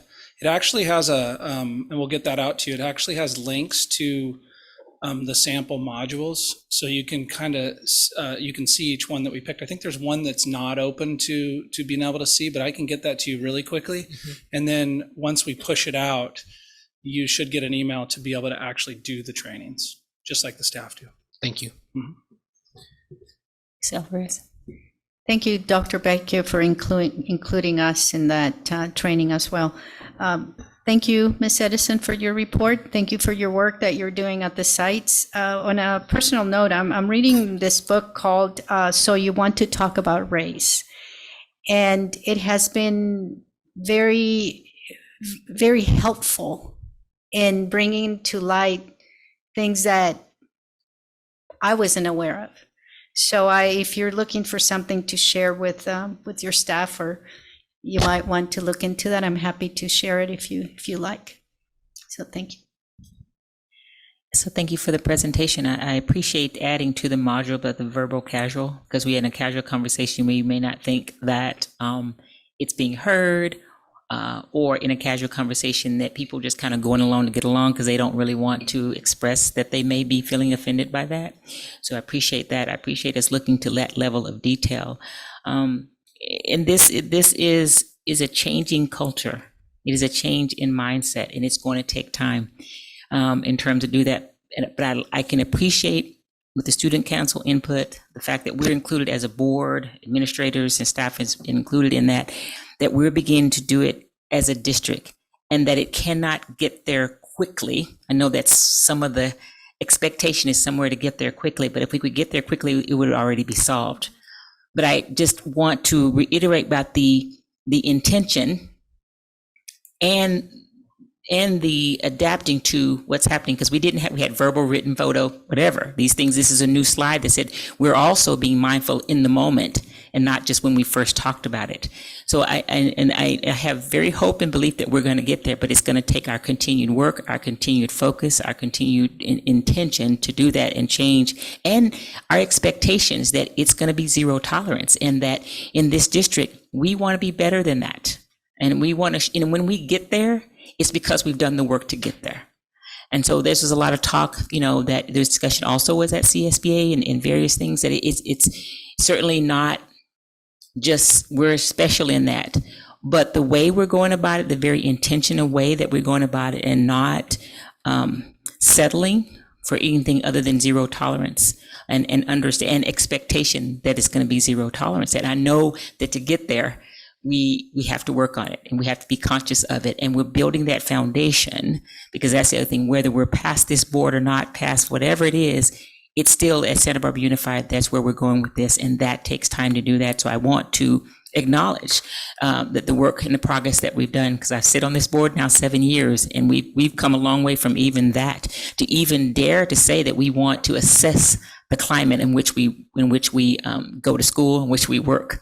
And so I just appreciate that. I want us to continue to work hard on that, and to be intentional about what we're saying. And I think you talked about it when you first came, about educating in terms, these are students, but as the adults, how do we educate our own self to re-educate our mind? So I appreciate that and know that as adults, we tend to think, well, we don't have to be as accountable, but yes, we do. We absolutely have to be just as accountable, if not more. So thank you for the continued adapting this and getting us there. And I really appreciate the MTSS approach about we using the data to drive us. And I think the questions are really important so that we establish an environment where people trust to be able to tell what's really happening. And then how do we then make that change? And then how do we see it? In terms of that, again, it's not a badge of honor that we're doing it. This is a journey that we need to take in order to be successful on the other side. If I could just for a moment, as we talk about transforming our system, we're utilizing several MTSS practices in this mode and for much of our work, not just solving this work. So yes, we're using data to guide decisions, but we're also linking multiple initiatives. You won't hear this conversation coming out of any division. You'll hear it come out of all divisions. Right. That's why HR can come up and talk about the employee module, and we can talk about the student, and we have Ed Services who can come and talk about how are we dealing with it through instruction. It's also providing opportunity for all staff to contribute to this result. This is not a leadership issue. It's not a student issue. It is a Santa Barbara Unified issue. So how do we utilize the practices of MTSS to transform our system for, like, as you said, that the change outlives all of us and our roles. So when we move on, the students still benefit from the experiences that we've created for them. And then how do we provide information? That's that transparency. How do we provide information to all stakeholders? That's a high leverage practice. So whether we're deciding how do we interrupt and transform the experiences of our students, whether we're deciding curriculum, we're figuring out how long to water the grass, the practices of MTSS is a systemic approach. So it's beyond a person. It's really how do we as a collective come together and change every aspect of our system so that it's in sync and link and there's alignment and coherence. So regardless of the campus that our families show up to, the same expectations are there. Those consistent commitments is what we're calling them. So I'm excited to kind of take that lens for this work and for you to see it playing out in live action. Right. Ms. Kavya. I just wanted to add something that I think is really relevant in this conversation.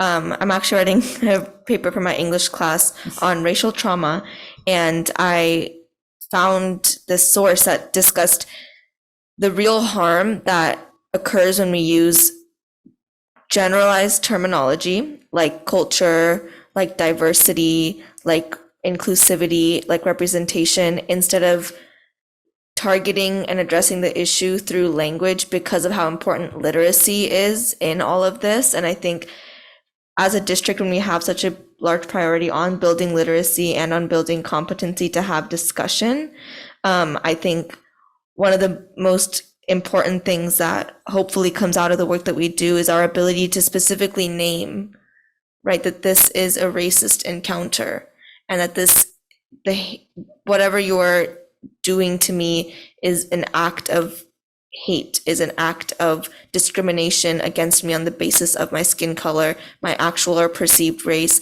my ethnicity, my nationality, my language, being able to name specifically the incident that is occurring in order to address the issue, because I think sometimes it can be uncomfortable for us to have those conversations, and in seeking to reduce or mitigate that discomfort, we brush it under the rug, and then we don't acknowledge the issue, and it builds and it builds and it builds until, it results in debilitating trauma. So I think in this work, as we continue to apply MTSS and education-based restorative strategies, right? How do we teach people to have important conversations and to understand the significance of their actions towards others? I think it's also important that we emphasize language and we emphasize targeted language towards incidents, because it's, I think, about time that we name things for what they are and we don't shy away from talking about reality. And I don't think that it's going to worsen existing issues if we bring up the fact that something that happened was racist, something that happened was xenophobic, because we're not going to get better unless we actually name the specific issue at hand. So I just think that's something that was interesting that I learned, but something that I also think applies to this very specifically, because it can be a very tense area for people to tread in, especially if they have no personal experience with it. But I think it's important that you recognize the violence that language can do when you don't use it correctly. What Kavya is speaking to is really the reason why we have to have a systemic approach. We have to have a baseline of knowledge before we can engage in conversation to transform.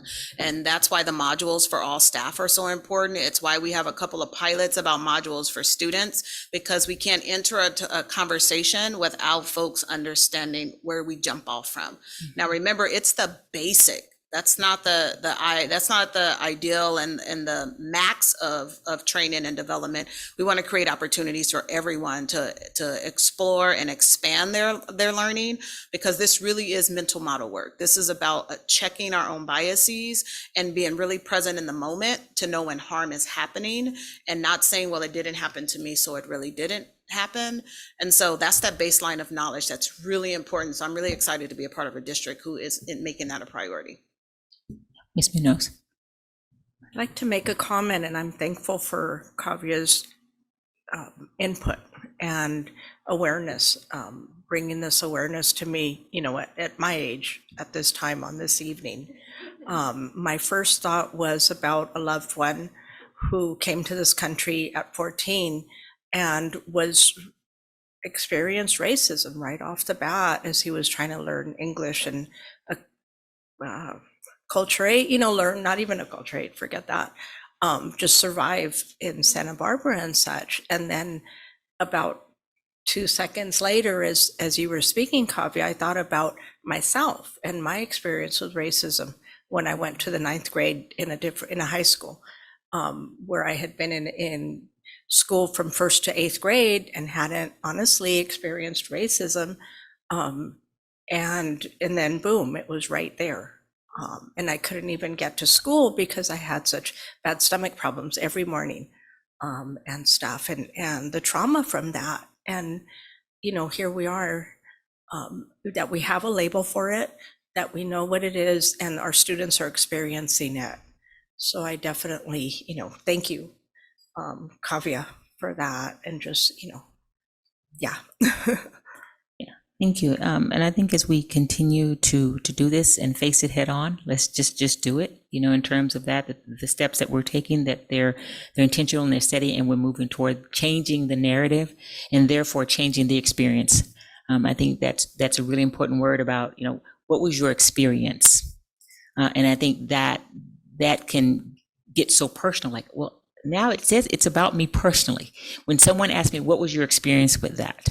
Then that's my story, that's my narrative. So hopefully through this, I believe that we can certainly do that, doing this hard work that is starting at that basic level, because you almost have to do that in order to get to the next level of understanding and even appreciating that piece. And so I'm hoping that as we go through this and we have public comment, I really appreciate the public comment, because we need to hear, how has your experience been through, as we're working through making a better place at Santa Barbara Unified? How do we monitor that? What's been your experience, whether it's, I don't know, or whatever the experience is. But when we ask what's your experience, hopefully through the steps that we're taking, it has changed their experience and their view, and it's given them hope through all the years. And all the folks that we heard on that when we first started this, all the folks that have historically have been hurt by this. How do we change that experience in terms of when we are coming back and we're making those along the way? How have you been? How have you experienced? So we need to have that feedback to know, are we still on the right track? Are there things we need to do? And I can see that obviously in the module that's here. So I can appreciate that. But I really hope to see that when people say, we can ask, what is your experience? And even though you have been hurt historically, but now I have hope that my child won't have to do that. And I'm healing through this, because healing has to happen as well. And I think all this can happen there. So again, appreciate all the comments here. Just appreciate the work that we are doing and the work that's ahead of us to continue doing. So thank you. Okay. So that moves us to, number 4, Mr. Steve. Okay. Board members, you do have the papers in front of you. This item, I believe it's the questions. Yes, thank you, Ms. Sims-Moten. Yes, let's just so we can refer to this document. It's a 2-page document for our conversation this evening. So there are 5 items that we'll discuss this evening, items A through E. In particular, there's with first item A, which has to do with selection of questions for the interview that will be held when we return after the winter break on the 5th. One of the things in particular that will need to be discussed is whether you want to select the 4 or 5 questions tonight as an entire board, or if you want to move to an action item and vote to have an ad hoc committee, which would be appointing 2 people to go through the questions and select the questions.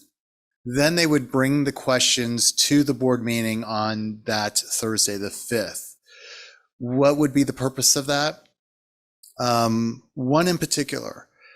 If we select the questions tonight as an entire board, the questions will be public from this evening on. So there's no surprises, so it's going to be obvious what the questions will be asked. And then if you want the questions to be asked specifically the day of or that time that we have the board meeting, then the ad hoc committee would actually serve you well with that. So that would be the thing to discuss. The other items, item B and C in particular, those are just things that you would want to discuss. What we would do is actually create a sheet for each of you. And so as you would be part of an interview committee, it's like each question you would be able to rate. And the document that we would give or create for you would be your own document as you're taking notes. So this is really about your note-taking process. So at least there's some uniformity and calibrating with that. So whether you want to have 1 through 5 or 1 through 10 or other recommendations. So that's what it means by letter B. Letter C is also the forced ranking process. As you could see, I put down an example of that. So the first candidate, Miss PB, would actually be interviewed and they're number 1. And then you have candidate number 1 and number 2, or excuse me, number 2 is interviewed and you prefer candidate number 1 over number 2. So then you rank it and then going to the third one and so on. The last 2 items in particular are going to be very important tonight to be discussed as a board. And that would be the amount of time you would like to have per interview. That would also be determined by the number of questions that you'll be asking the candidates, as well as what time you would like to start the 5th special board meeting as well.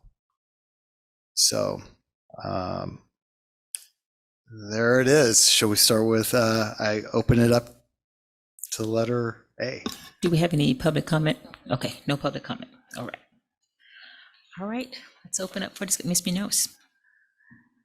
I would like to see about an ad hoc committee to select the questions for the interview.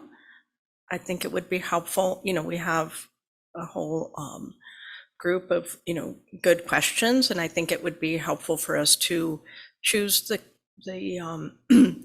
for a committee to choose them and then present them at the time of the interviews.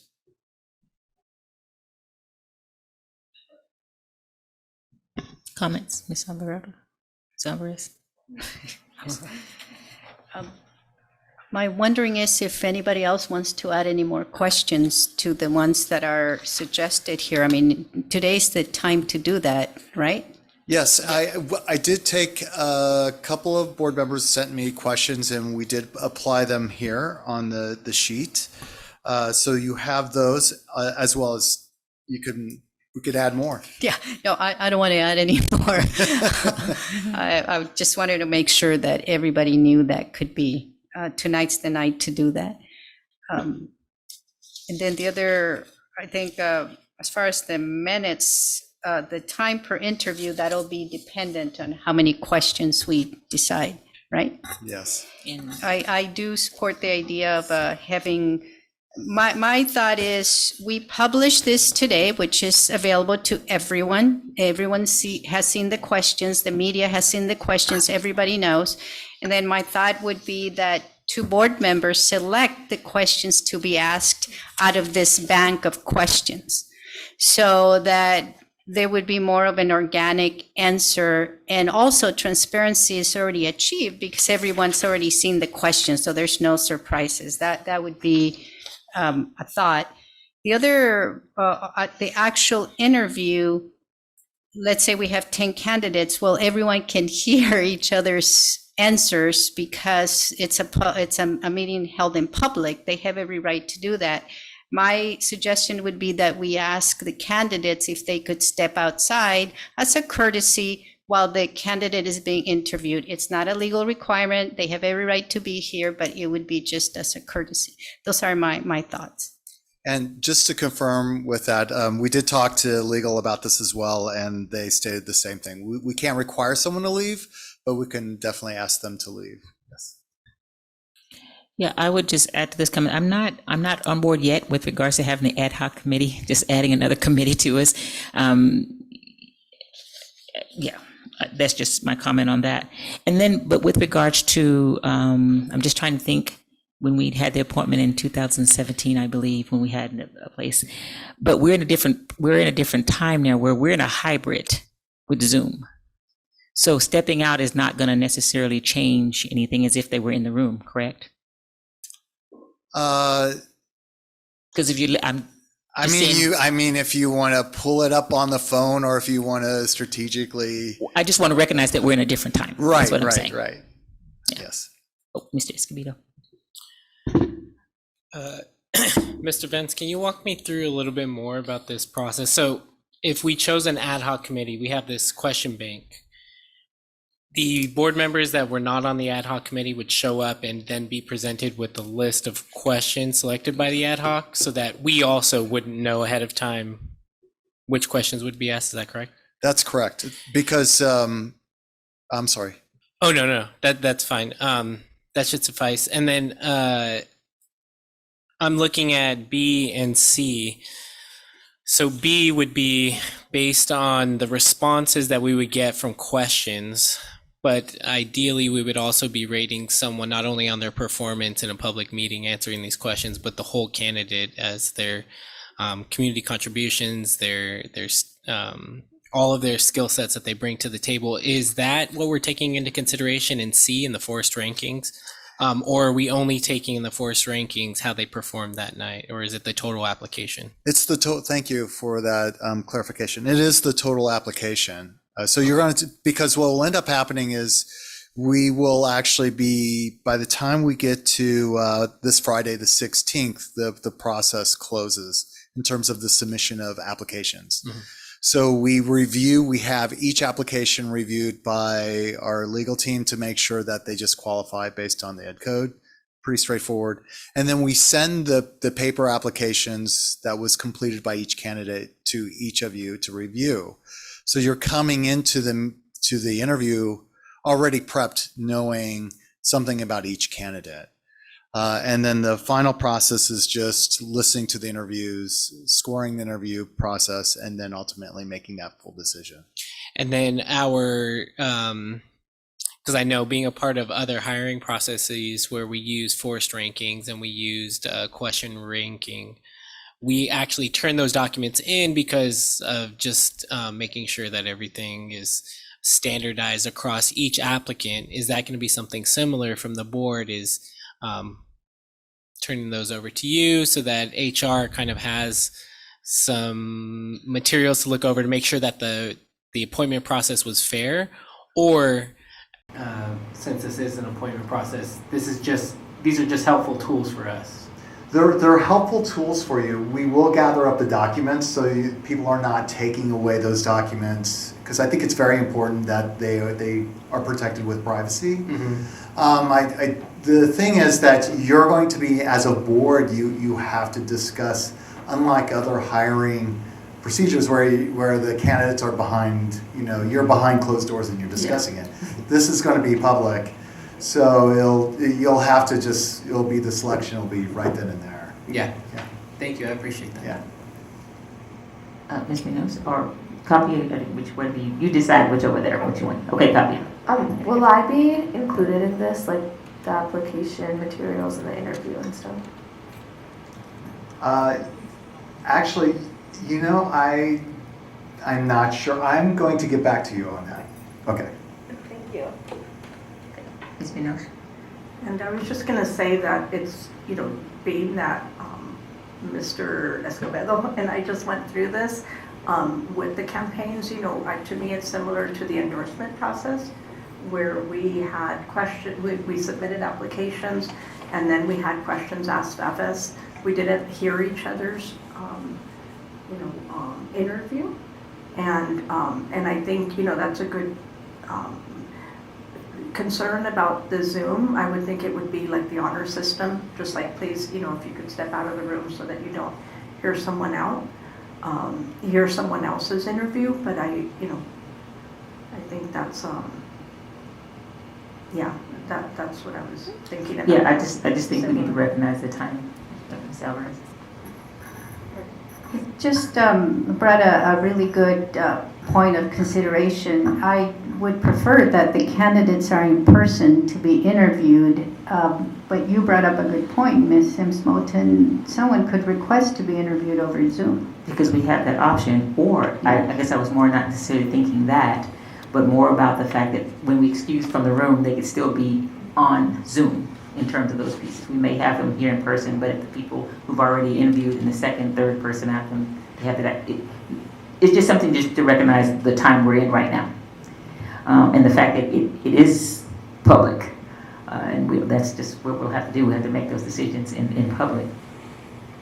And I'm just kind of hearing this in terms of, I think we haven't really made a decision of stuff, so I just think the conversation. But I kind of go back to, I would want us to look at these questions tonight because it feels like if we're going to I think to Mr. Escobedo's point, some of us are not going to know the two that's ad hoc because you got to do it in public, and if we're doing it in public on the same day, we have issues. So if we're going to do that, I would rather us kind of see what we can do tonight. I would propose that as a way to look at this, at these questions, to see if we could identify the 5 or 6 that we want to do. That gives us an idea how much time we would take on per question, because we are making that decision tonight that can help us do that. And then thirdly, with regards to the rating scales, I think I've done both. The force ranking seems to be really clean, and you have a clean decision. Or if it turns out that there's a tie or whatever, then again, you have some clean piece. But when you're doing 1s and 5s, you have to do an average, whereas the force ranking tells you exactly where people are. Again, those are my comments, and I would recommend first that we identify the questions tonight, and then we can look at, again, the time based on the number of questions that we're doing, and maybe even the number of applicants may play into that as well. Mr. Vince, if I can ask for just a point of clarification. The way I read this is you're recommending that we do both a rating scale for questions and force ranking, is that correct? Yes, both, actually. Okay. So that way you're taking notes when you're listening to the question and you're determining how well the question is being answered, then you're just writing down what you believe is the best score for that. But ultimately, that's just for you and your notes. Because what's going to end up happening is, remember, everyone's going to start discussing why that candidate is the top choice for you. So that way, that would be part of your note-taking system. Okay. And then ultimately, then you go from that to the force ranking. Go ahead. I had some comments, but you can go ahead. So in regards to when you say those are your notes, anyone can do a public record request of your notes in a board meeting. Again, that would be, yes. I will review that with Craig tomorrow. Thank you. Yeah, I don't think we can get away with that. Okay, hold on, copy and then, Mr.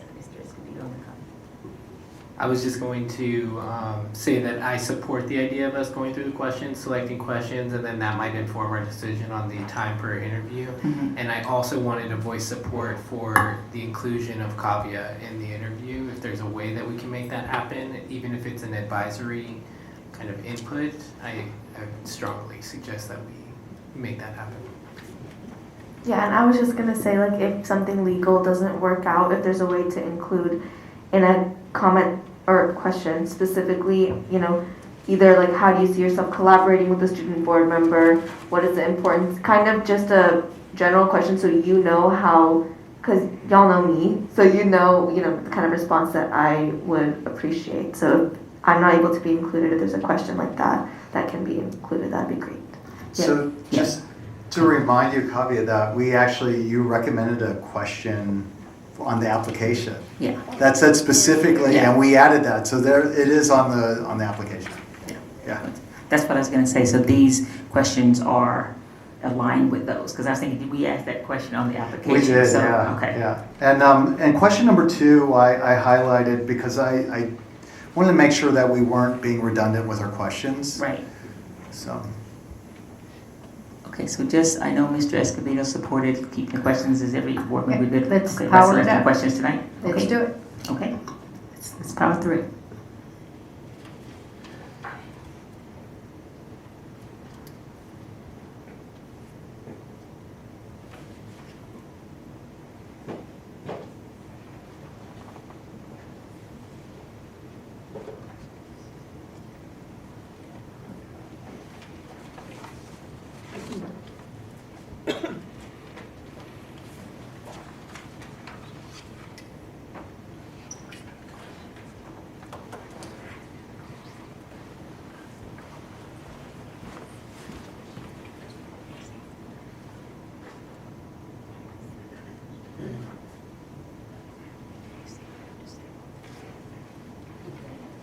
Yeah, I was just gonna, once you guys tell me your numbers, I can start the list.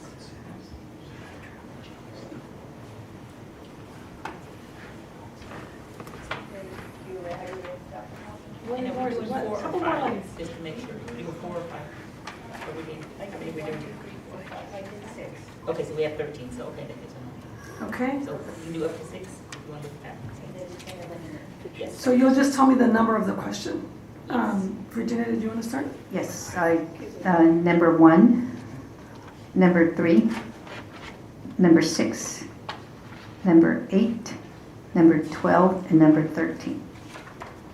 Okay, and ditto on that. Ditto? Really? Yeah, because some of them are asking kind of the same question, so I just, yeah, okay. Okay, ditto all of you. Can you repeat what? Yes. I have number 1, number 3, number 6, number 8, 12, and 13. Yes.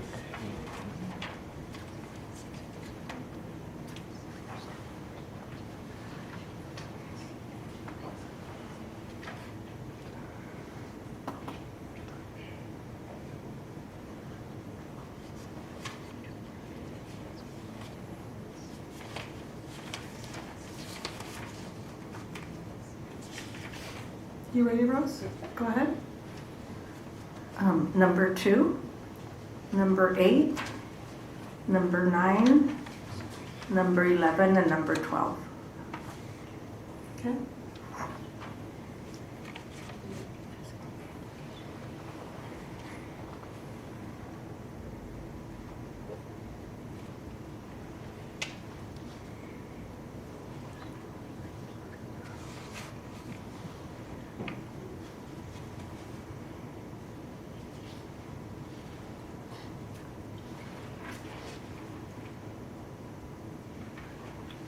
Mr. Benz, if I may. Sure. You highlighted number 2 because it was similar to a question on the application. I'm looking at the application now. I'm trying to locate which question that might be. They're not precise, it's not verbatim. Mm-hmm. It's Basically, the idea of that question number 2 is captured on the application. Oh, it says number 8 is what do you see as the strengths of the school district? Oh, I see. And Thank so you. what do you see as the areas of improvement? Can you clarify, Mr. Vance, are you talking about number 2 on the application or number 2 on this items to discuss? It's one of the interview questions on the paper right here. The highlighted one item right there, number 2. And you say that one mirrors a question on the application. I think it's what Mr. Escobar was asking. I'm also looking for it on the application. Which one are you seeing it? So it's not. It's not verbatim. It's not word for word, but number 8 on the application says, what do you see as the strengths of the school district? And then number 2 on this says, what are you proud of in this district? And then number 9 says, what do you see as the areas most needing improvement? And then in the interview thing, it says, what is your highest priority and why?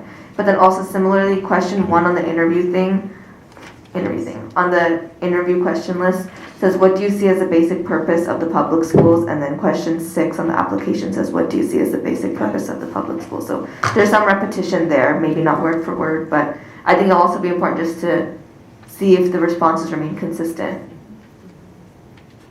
So number 6 and number 6 are almost exactly the same. The purpose of education is 6 on the application and 1 on the, and number 1. Number 1, the first question on number Got it. Yep. Thank you. Rose? And for number 2, I feel like verbally what you present, what your priority is and how you maybe back up what you have on your application and such in that moment is the only reason it's the reason I selected number 2, but that's just my take.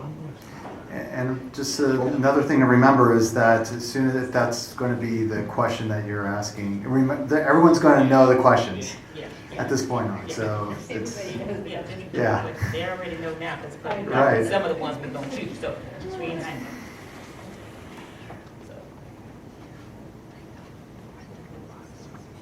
So I'm just waiting for Gabe.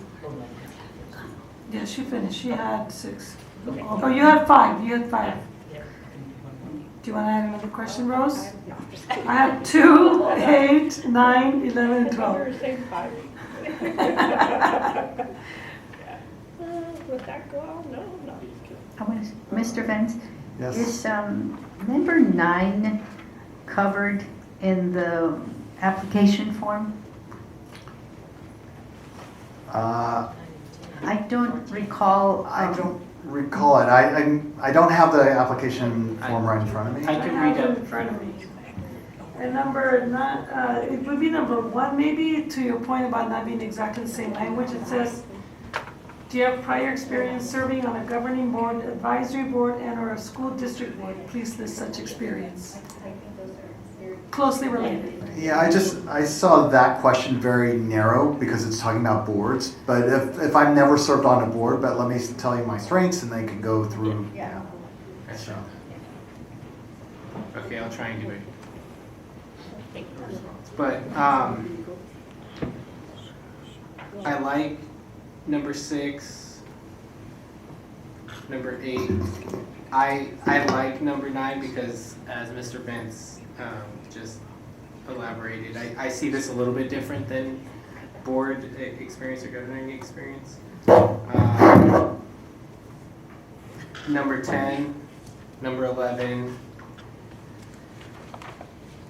I'm gonna keep getting questions. No, that's good. That's Number 12, and I'll avoid number 13.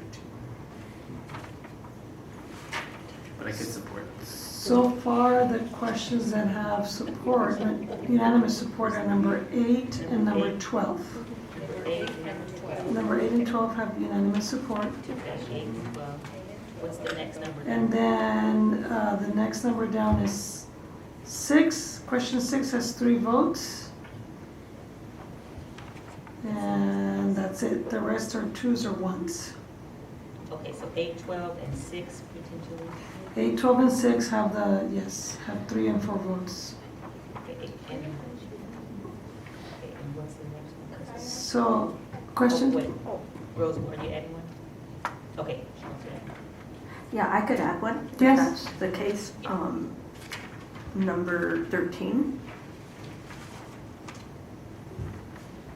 Okay, so that would be the fourth question. Okay, so 8. So 6, 8, 12, and 13. We have 4.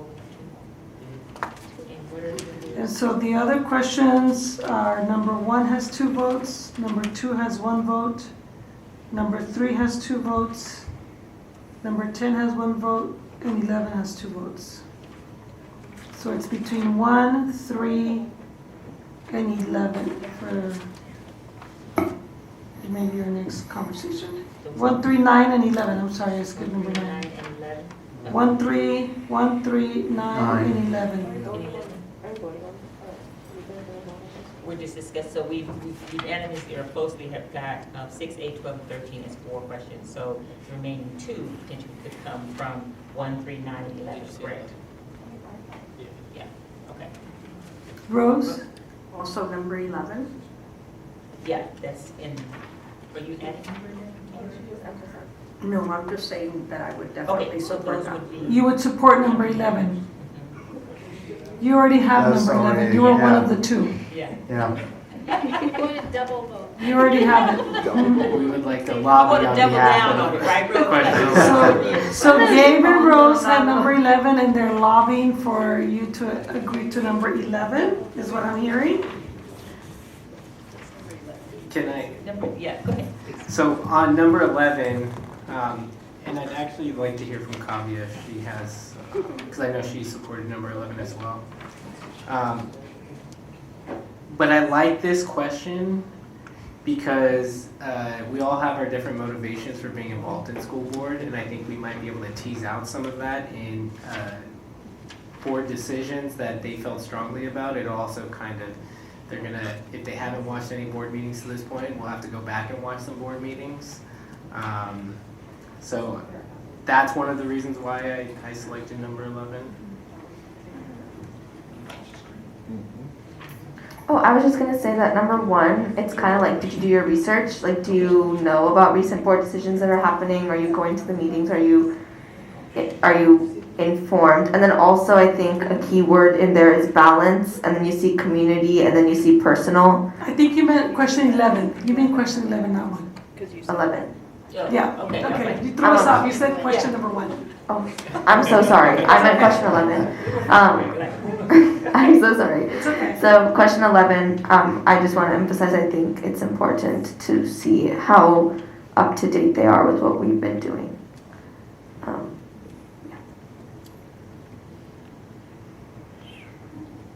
And my reason to, can I say? Sure. Yeah. My reason to support number 11 is that, you know, the board decisions are so broad, like we have 19 schools to look at, so it's not one issue and such, but just in terms of doing their homework, that it's going to take a bit to get ready for this interview. I'll support that, Rose. So you're supporting number 11? I'll support Okay.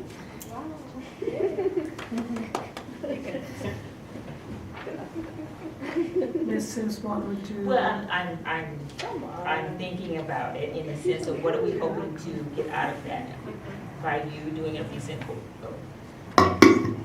By you doing a recent board decision, what are we hoping to get answered by that? I think the part where it says that you felt strongly about, I think that might kind of help us see what are their values, what are their kind of like motivations, like that was mentioned before.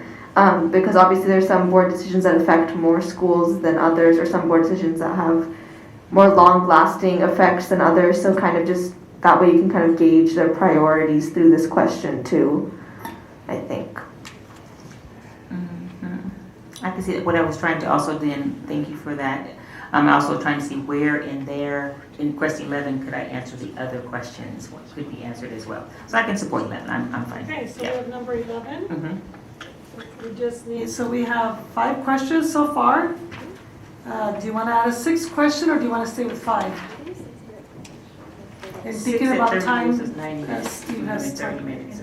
Kavya has a input on it. Oh, I can't, sorry, we're having side conversations. Can we just- Kavya has input about the time. I was just saying, if you do like 6 minutes per question, that's 5, that's 30 minutes, and I think 6 minutes is more than enough time to answer each question. I don't know how long you want the interviews to go, but 6 minutes for 5 questions is 30. Yeah, I get that, but we also want to make sure they want to wrap up, or there's something, ending, maybe, so this, maybe, I'm thinking more than 40, but to your point, just to go, Mr. Escobedo. I know the application period is still open, but how many applications have we received to this point? 3 right now. 3 right now. I just received one more. 4. 4 right now. In real time, 4, right? And now 5. And now 6. If we wanted to do, are we gonna just jump straight into the questions, or are they gonna start off like with the thing and then end with the little? Well, there'd have to be an intro or something. We have to do some kind of Okay. intro piece in that, and so if I'm including the whole process, whether it's in board, recognizing, welcome, that little short intro there. So that's what gives a little bit more time for the whole process, not just for the questions. Perfect. And then if we were to do like 40 minutes and then say we get like 6 applications, would we just start the meeting at like 2:30 or like 3 or something? Because you almost have to do closed session. No, it's special meeting, so it's just special meeting. It's just going to be on. Just the interviews. Mhm. Okay. Ms. Munoz? Yeah, because I was thinking, 2 minutes for an intro and then 2 minutes for a conclusion, as an example. They don't have to use the whole time that we're giving them, but we want to, do that. Mr. Escobedo? I would say longer than 2 minutes. There's not much. We're going to be making an important appointment. Giving them the opportunity, a loose opportunity for them to explain what they bring to the table. I would say 3 minutes at a minimum, 5 minutes at the maximum, something of that sort, with 5 questions. And if we did 5 minutes each, you get 25 minutes. Yeah. Or yeah, if you did like 2.5 minute intro, 2.5 minute conclusion, and even 7 minutes per question, that gets you to 40 minutes. That's about 40 gives us for the whole process. And that includes if you go over on one question or you. And not everybody's going to take the whole 40 minutes. Now that they know the questions, they're going to come in like that. So, okay, so let's see where we've agreed. So what I'm hearing is 30 to 40 minutes, which could include the intro and closing, 5 questions for the interview. Are we good with 5?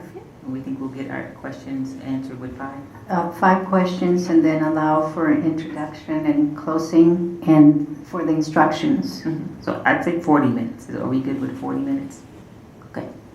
So 40 minutes, and that is inclusive of intro and closing, and 5 questions. And that would mean roughly a little more than 5 minutes per question. Yeah, I could just give you some, just doing a little bit of math here to help. Yeah. But yeah, that's Because- a long time. I'm just going to tell you right now, if you choose 40 minutes for each person's interview, let's just round off, say 45 minutes, including the passing period. That means with 2 candidates, that's an hour and a half. So that's 1. So 2 candidates, that's an hour and a half. So then you just start doubling that every time. So you have 4 candidates, that'll be 3 hours, right? 6 it just will keep going exponentially. Okay. And we still have more potential candidates. Yeah, you could have 10 to 14. That's why I like the idea of 5 questions, 5 minutes each. You get to 25 minutes, and then they can get maybe, like Kavya said, 2.5 minutes for intro, 2.5 minutes for closing, 30 minutes total. And then even if with the transition period of 5 minutes, that's 35 minutes per interview. And if they don't use the whole time, you can fix it. So Ms. we Al- did okay, 30. you have some hands coming up. Okay. I don't want it any longer than 30 minutes and then 5 minutes passing period because it's too long and I want to have a fresh mind. I want to be able that I'm really focusing on the candidate. Also, when we publish it, if we finish early, I want to keep going. If my 30 minutes, I only take 20 minutes, I don't think we have to wait the 10 minutes for the next candidate, that we keep going, so we make sure that the candidates know to be here early, because it could be at 2:30, it could be at 2:45.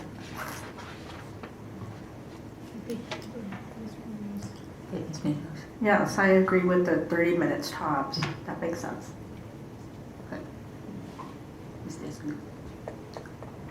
I'm a little wary of requiring someone to be here throughout the entire meeting. So if they don't know when their scheduled time is, if we,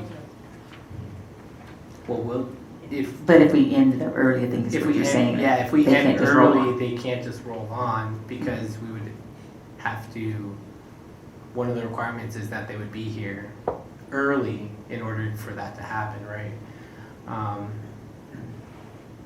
So I'm kind of, if people are not currently on the school board, they have other jobs that they're working that they haven't accommodated for yet, that's kind of one of the concerns I have. So, just to make clarification, I actually have 5 applicants already. You have 5 candidates? Already. Okay. All right, 5. So Ms. Munoz, I'm gonna come back to your comment. Ms. Munoz. Yes, I guess the only reason why I differ with that is that if this appointment and the student just serving on the school district is important to you, I feel like you could make the time one evening to be here, where it's I think it's very difficult for us to say, you'll be on at 6 o'clock, for example, just as an example. You'll be on at 6, and then we will be sitting here waiting, or we go over and then they have to be somewhere at 6:30, let's say. So I feel like for myself, I feel like it's just like our board meetings, like we go on till when we're done, and such. And so I kind of feel like I need a little bit of commitment on the part of the prospective applicants to the position. So as we're looking at, let's say that's 5, and I'm assuming that we're gonna assign time when we send it out, right? You're gonna pull it randomly and say you're gonna have this time, right? And so most people that have done any interviews are either gonna be there ahead of time in case the interview before them goes short. So I think we're okay in terms of that. If they're not and they don't get here to their time, then that's a little time for us to take a break, because we would have been here earlier doing that all day. So I think we're okay with that piece. So are we good with working that way? Oh, go ahead. I understood it a little bit differently. I thought what we were gonna say is they wouldn't have a time. They would all show up at the beginning, and then we would keep some of them for like 2.5 hours. And then, No, I think we're gonna assign Okay. randomly times, Yes. and then we can go from there. Then I'm okay with that. Okay. Copy, you had a question? And then just for like equity's sake, are we gonna do like a fluid interview, or is it gonna be like a hard cap, like 5 minutes for each question and that's it? Or like, oh, you just get the 30 minutes, and then also are we gonna do like, your 30 minutes are up? Like, just so people don't get unfair like amounts of time compared to others, like how do you anticipate that will work? We have a timer. We have a timer. So it's just gonna, yeah, okay, cool. So board members, can I just summarize what I have so far? I have questions 6, 8, 11, 12, and 13. We're gonna use both the interview rating scale for the questions and the force ranking process. The amount of interview is 30 minutes per, and I'm being asked to send time for each interviewee, a block. And, we can give or take I'll give them an advance notice that it may be sooner than that. Maybe give it like a. Dr. Maldonado, did we decide 1 to 5 or 1 to 10? Did we decide on that for B? No, we haven't made that decision. I think he was asking clarification. He was asking clarification on B and C, where we're using B and C, or we're just gonna do one or the other. So yeah, and so you're gonna also randomly pull the times. We're not like, I'm assuming just gonna random assign, so people know that, because there will be lots of questions, who gets who. As in just gonna not randomly- first time, not first arrived, first interview, but just randomly Random select. time, and that's where you're gonna be, and you know Okay, that so at I'll the time. randomly select for the interview times. Yeah. Can I also recommend when we send the time to the candidates, we also send them the questions? Yeah. Because that would be fair. Yeah, so everybody's all on it. Exactly. And I know in interviews too, just as a backup, sometimes we have the questions here, you know, if they need to refer to them, again, they should have already done that piece, but it's good to have them here, just because, just be courteous, you know, having courtesy. So we're Do good we need on- to go back to B, And C. about 1 through 10? B Yeah. and C? So I just wanted, yeah, I was just for C, because for me, that's just cleaner to do it, and even because you're gonna write the notes when you're writing those notes, as you referred to, Mr. Benz, I would just be writing notes on my first candidate, and the second candidate, for me, this is just my process, I would be writing notes on the second candidate, and then that's gonna tell me whether I'm gonna continue to rate them as my number 1, or now they're number 2, so I get a little confused when we're adding in the 1 through 5. With it as well, because I assumed it was one or the other, but you were saying that we might combine them. So I just. So one more time, let's see if I can explain it another way. When you are listening to the questions, so we have the 5 questions, so each question, just for your own notes, you're writing down the notes. I have a scoring scale that, in case you want to use a scoring scale to determine the best candidate, that would be in place. So for example, let's say number 1, you asked the question number 13 about the funding, right? Let's say the person answered the question with a 4, what have you. So, let's say they did a 5, exceptional. And then with all the other questions, you don't have to put down the number and then start doing the forced ranking. Now, I'm even getting twisted around here one more time. The forced ranking is simply, that's really the bottom line process for selecting the candidate. That includes the application and includes the interview. That's the whole thing, right? Yeah. The scoring is simply part of your notes. So if you want to use the scoring to help justify how you're going to score the candidate, that's what it is. Or not, you know, it doesn't, yeah. But it's not, let's say if I don't want to use that, I don't want the inconsistencies be too, or, you know what I'm saying? That's one of my questions too, because I could really do all of what you just said, even through the forced ranking, for me. Because I've done it, that's how I worked it. But I'm just saying, if I were of us 4 sitting here deciding not to use B, even though I understand what you're saying, will that create inconsistency when we start to look at stuff? That's all I'm saying. If it doesn't, then we can. It could potentially create inconsistencies, yeah. I think Mr. Escobedo was. Well, I think what my understanding is that B almost like I've used this system before. I actually preferred that during interviews, is to write like a 1 through 5 on an interview question, along with my notes, to remember kind of how that answer landed with me, so that when we go back to deliberations on a particular candidate, I can then refer to that to then remind myself, okay, that for me was a 2 out of 5. And then I use that total information to then come up with my force ranking at the end.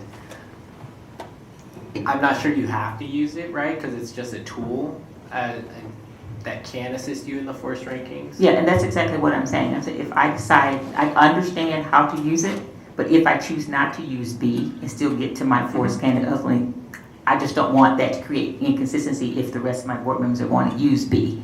Because all that work has become public. That's what I'm saying.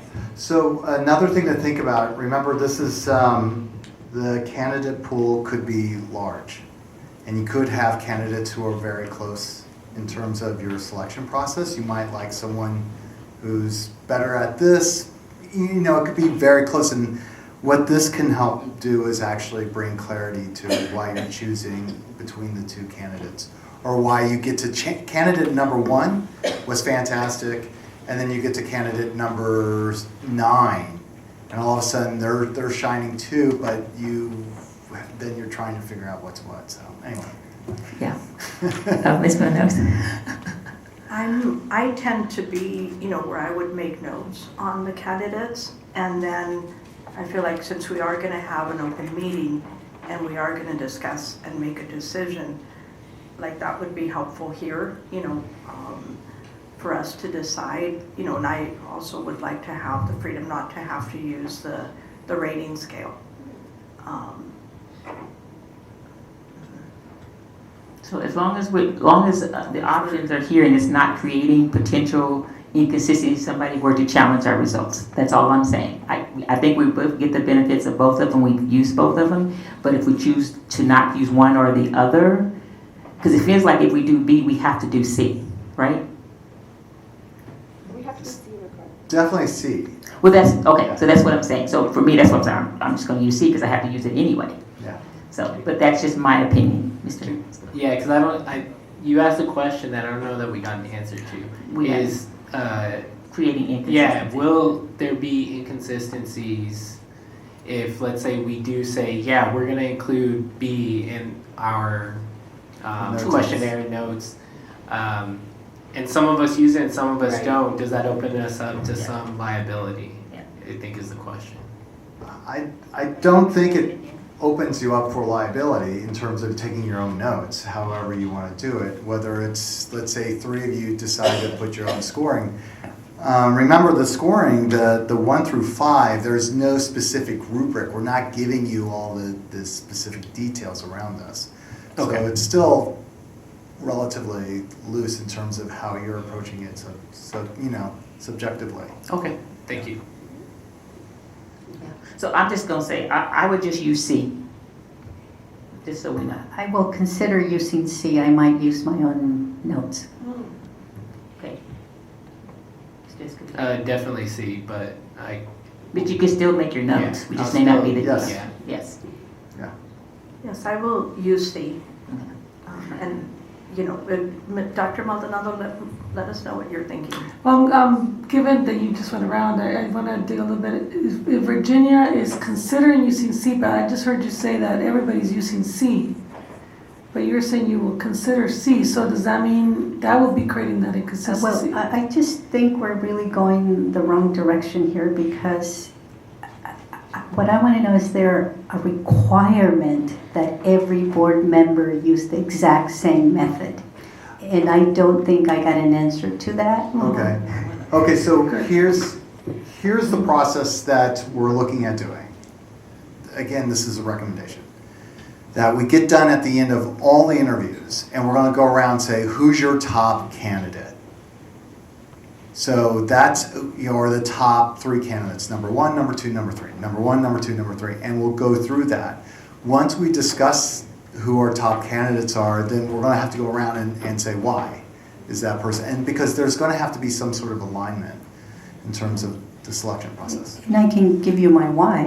Yeah. I mean, you need to know the why. You will get that. I mean, Right. I've been through this many times, so I don't want to hold on the process.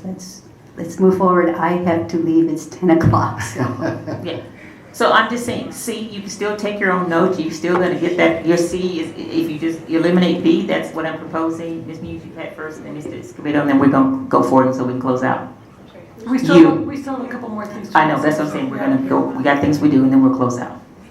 Yes, I think in terms of, liability basically and having a systemic way that we're doing this is that C would be something that I feel like we should consider as a board. Yeah. So C, and you're going to take your notes. Any last comments on this, and then we're moving on. Any last comments? So C, using your notes. We still have to come back to tell you why when you make the thing. Yeah. Virginia, you C, and you're going to take your notes like Yes, what you said. yes. So it sounds like a C. And that as we're writing notes along, we're going to still be able to tell you why, because they're going to come out real clear. Because the force ranking, you're going to be making your choice all along. You're either going to move it or leave it in terms of those pieces. So appreciate the process and rituals that you're bringing us. So what else, Claire? The starting time for this Yeah. number. Yeah, last starting time. Question is the starting time. You said we have 5 candidates so far. So far. So which we could get 5 more. We don't know. So if so that's on the 5th. The earliest I can start is 4:15. Ms. Munoz? Yes, the earliest I could start is 5:15 on that day. Can it be available anytime? So if we were doing a closed session, would you be able to make, I'm just thinking. I know it's a special meeting, but we start even our closed session at 4:30. Would you be able to make 4:30, Rose, on that? If we give you enough, you can't do it? It's a special. Yeah, board yeah, meeting. no, I know, but I'm just thinking in terms of time, if we were doing. Can we do 5?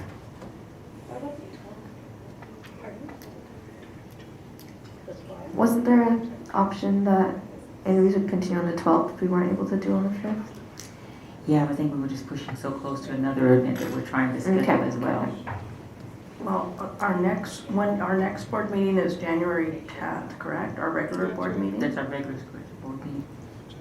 And that's the reason I can't, go back to back, take off back to back. Got it. Because of my. Then I would say 5:30. Let's just make it clean at 5:30. So that gives everybody time, give you time to do what you need to do. And So even if 5:30. there are 10 applicants, you'll be done by 10:30? Well, that's We no different than what also- we're doing today. Right. So, So if it looks like you're going to go into 1 a.m. because of the applicants, then we have the 12th. We remember we have 2 dates as you brought up in case we get quite a bit. yeah. So I think we put things in place so it's a little bit So more once I efficient. get the number of applicants, You know, by Friday, will, right? I will know by Friday. Depending on, with this new start time, depending on the number of applicants, please note that you may need to also, you may need to interview some on the 5th and some on the 12th. And so for the 12th, I'm assuming it'll be the same start time. And so we'll just break it up into 2 meetings and then decide on the 12th if that is needed. Because the Am I 12th hearing that is a correct? secondary special meeting, right? 'Cause our That's the regular board second is- one, because we said the 5th and the 12th just in Right, case. right, Mhm. just in case, okay. Okay, so are we clear on that, Dr., will we give you clear direction on that? Thank you for taking notes. So the timing, I'm sorry to ask, Yeah. I just want to make sure Sure. I got this right. Yeah. So the interviews will be 30 minutes? Yes. Okay. Mhm. Okay. Now for sure that we're starting a little later. The other thing I want to, before we go to coming in future agenda items, I want to note that for the item we discussed earlier, for the UCSB contract, I will not be able to bring it on the 5th, I have to bring it on the 10th, because it's a special board meeting. I think I said earlier a little different, just want Yeah. to clarify that. Okay, great. All right, coming events. All right, thank you. Thank you, Steve. Stay standing up there for everything, right? Thank you thank you, board, for that discussion. It's an important place to do. So on our coming events, you can note those on the agenda. Let me just get down a little further with that. Let's see what we have. Are there any? Okay. Yep. On the 13th, we have open house. Look at your comment there. On the 14th, Santa Barbara. So we have open houses that are coming up the week of the 13th. And minimum day that's there. And then winter break, December 19th through January 2nd. Winter break, if I say anything. Is there anything else with regards to coming events? We're good with that? What about future agenda items? I know we're gonna be working on trying to whittle that down, but future, say it again. Some reports, I think we're gonna have our next EML report. On the future agenda items, we have a literacy action plan that's on coming events, but future agenda items. The only thing I would add to future agenda items is January 21st is what we're proposing for the board retreat. Yes. As the Saturday, so please hold Saturday, January 21st, for now as a whole day board retreat day. And I know that we moved the items 1 and 2, the board policies on that. So are you proposing to bring those back in the January 10th? We actually are in dire need to bring those back. I was informed by Ms. Hernandez, so we definitely have to cover those at the next meeting. On January 10th or Yes, January January 10th? 10th. Okay, Mhm. all right, they will come back January 10th, okay. All right, I think that gets us to the end. Do you have a question? Yes, sorry, would Capia be invited to the board retreat? We have to think about that too, maybe some part of it, just because they are board members. So as we start to work out that agenda, you can look at what it looks like. Yeah, we'll get back to copy on both those questions. Okay, so we're getting to the end here. Thank you, board members. Thank you for the grace and the patience to get us through. Welcome, Gabe. You got your legs a little strong today, right? So thank you, Kevin, for staying. Thank you for the work. Thank you for allowing us to push an item that I know you need to have, but we'll make sure we get it on the next agenda. So thank you all for safe travels. Thank you for technology, keeping us on the reel. Thank you. So have a good evening. We adjourn. Let me officially do it. Yeah.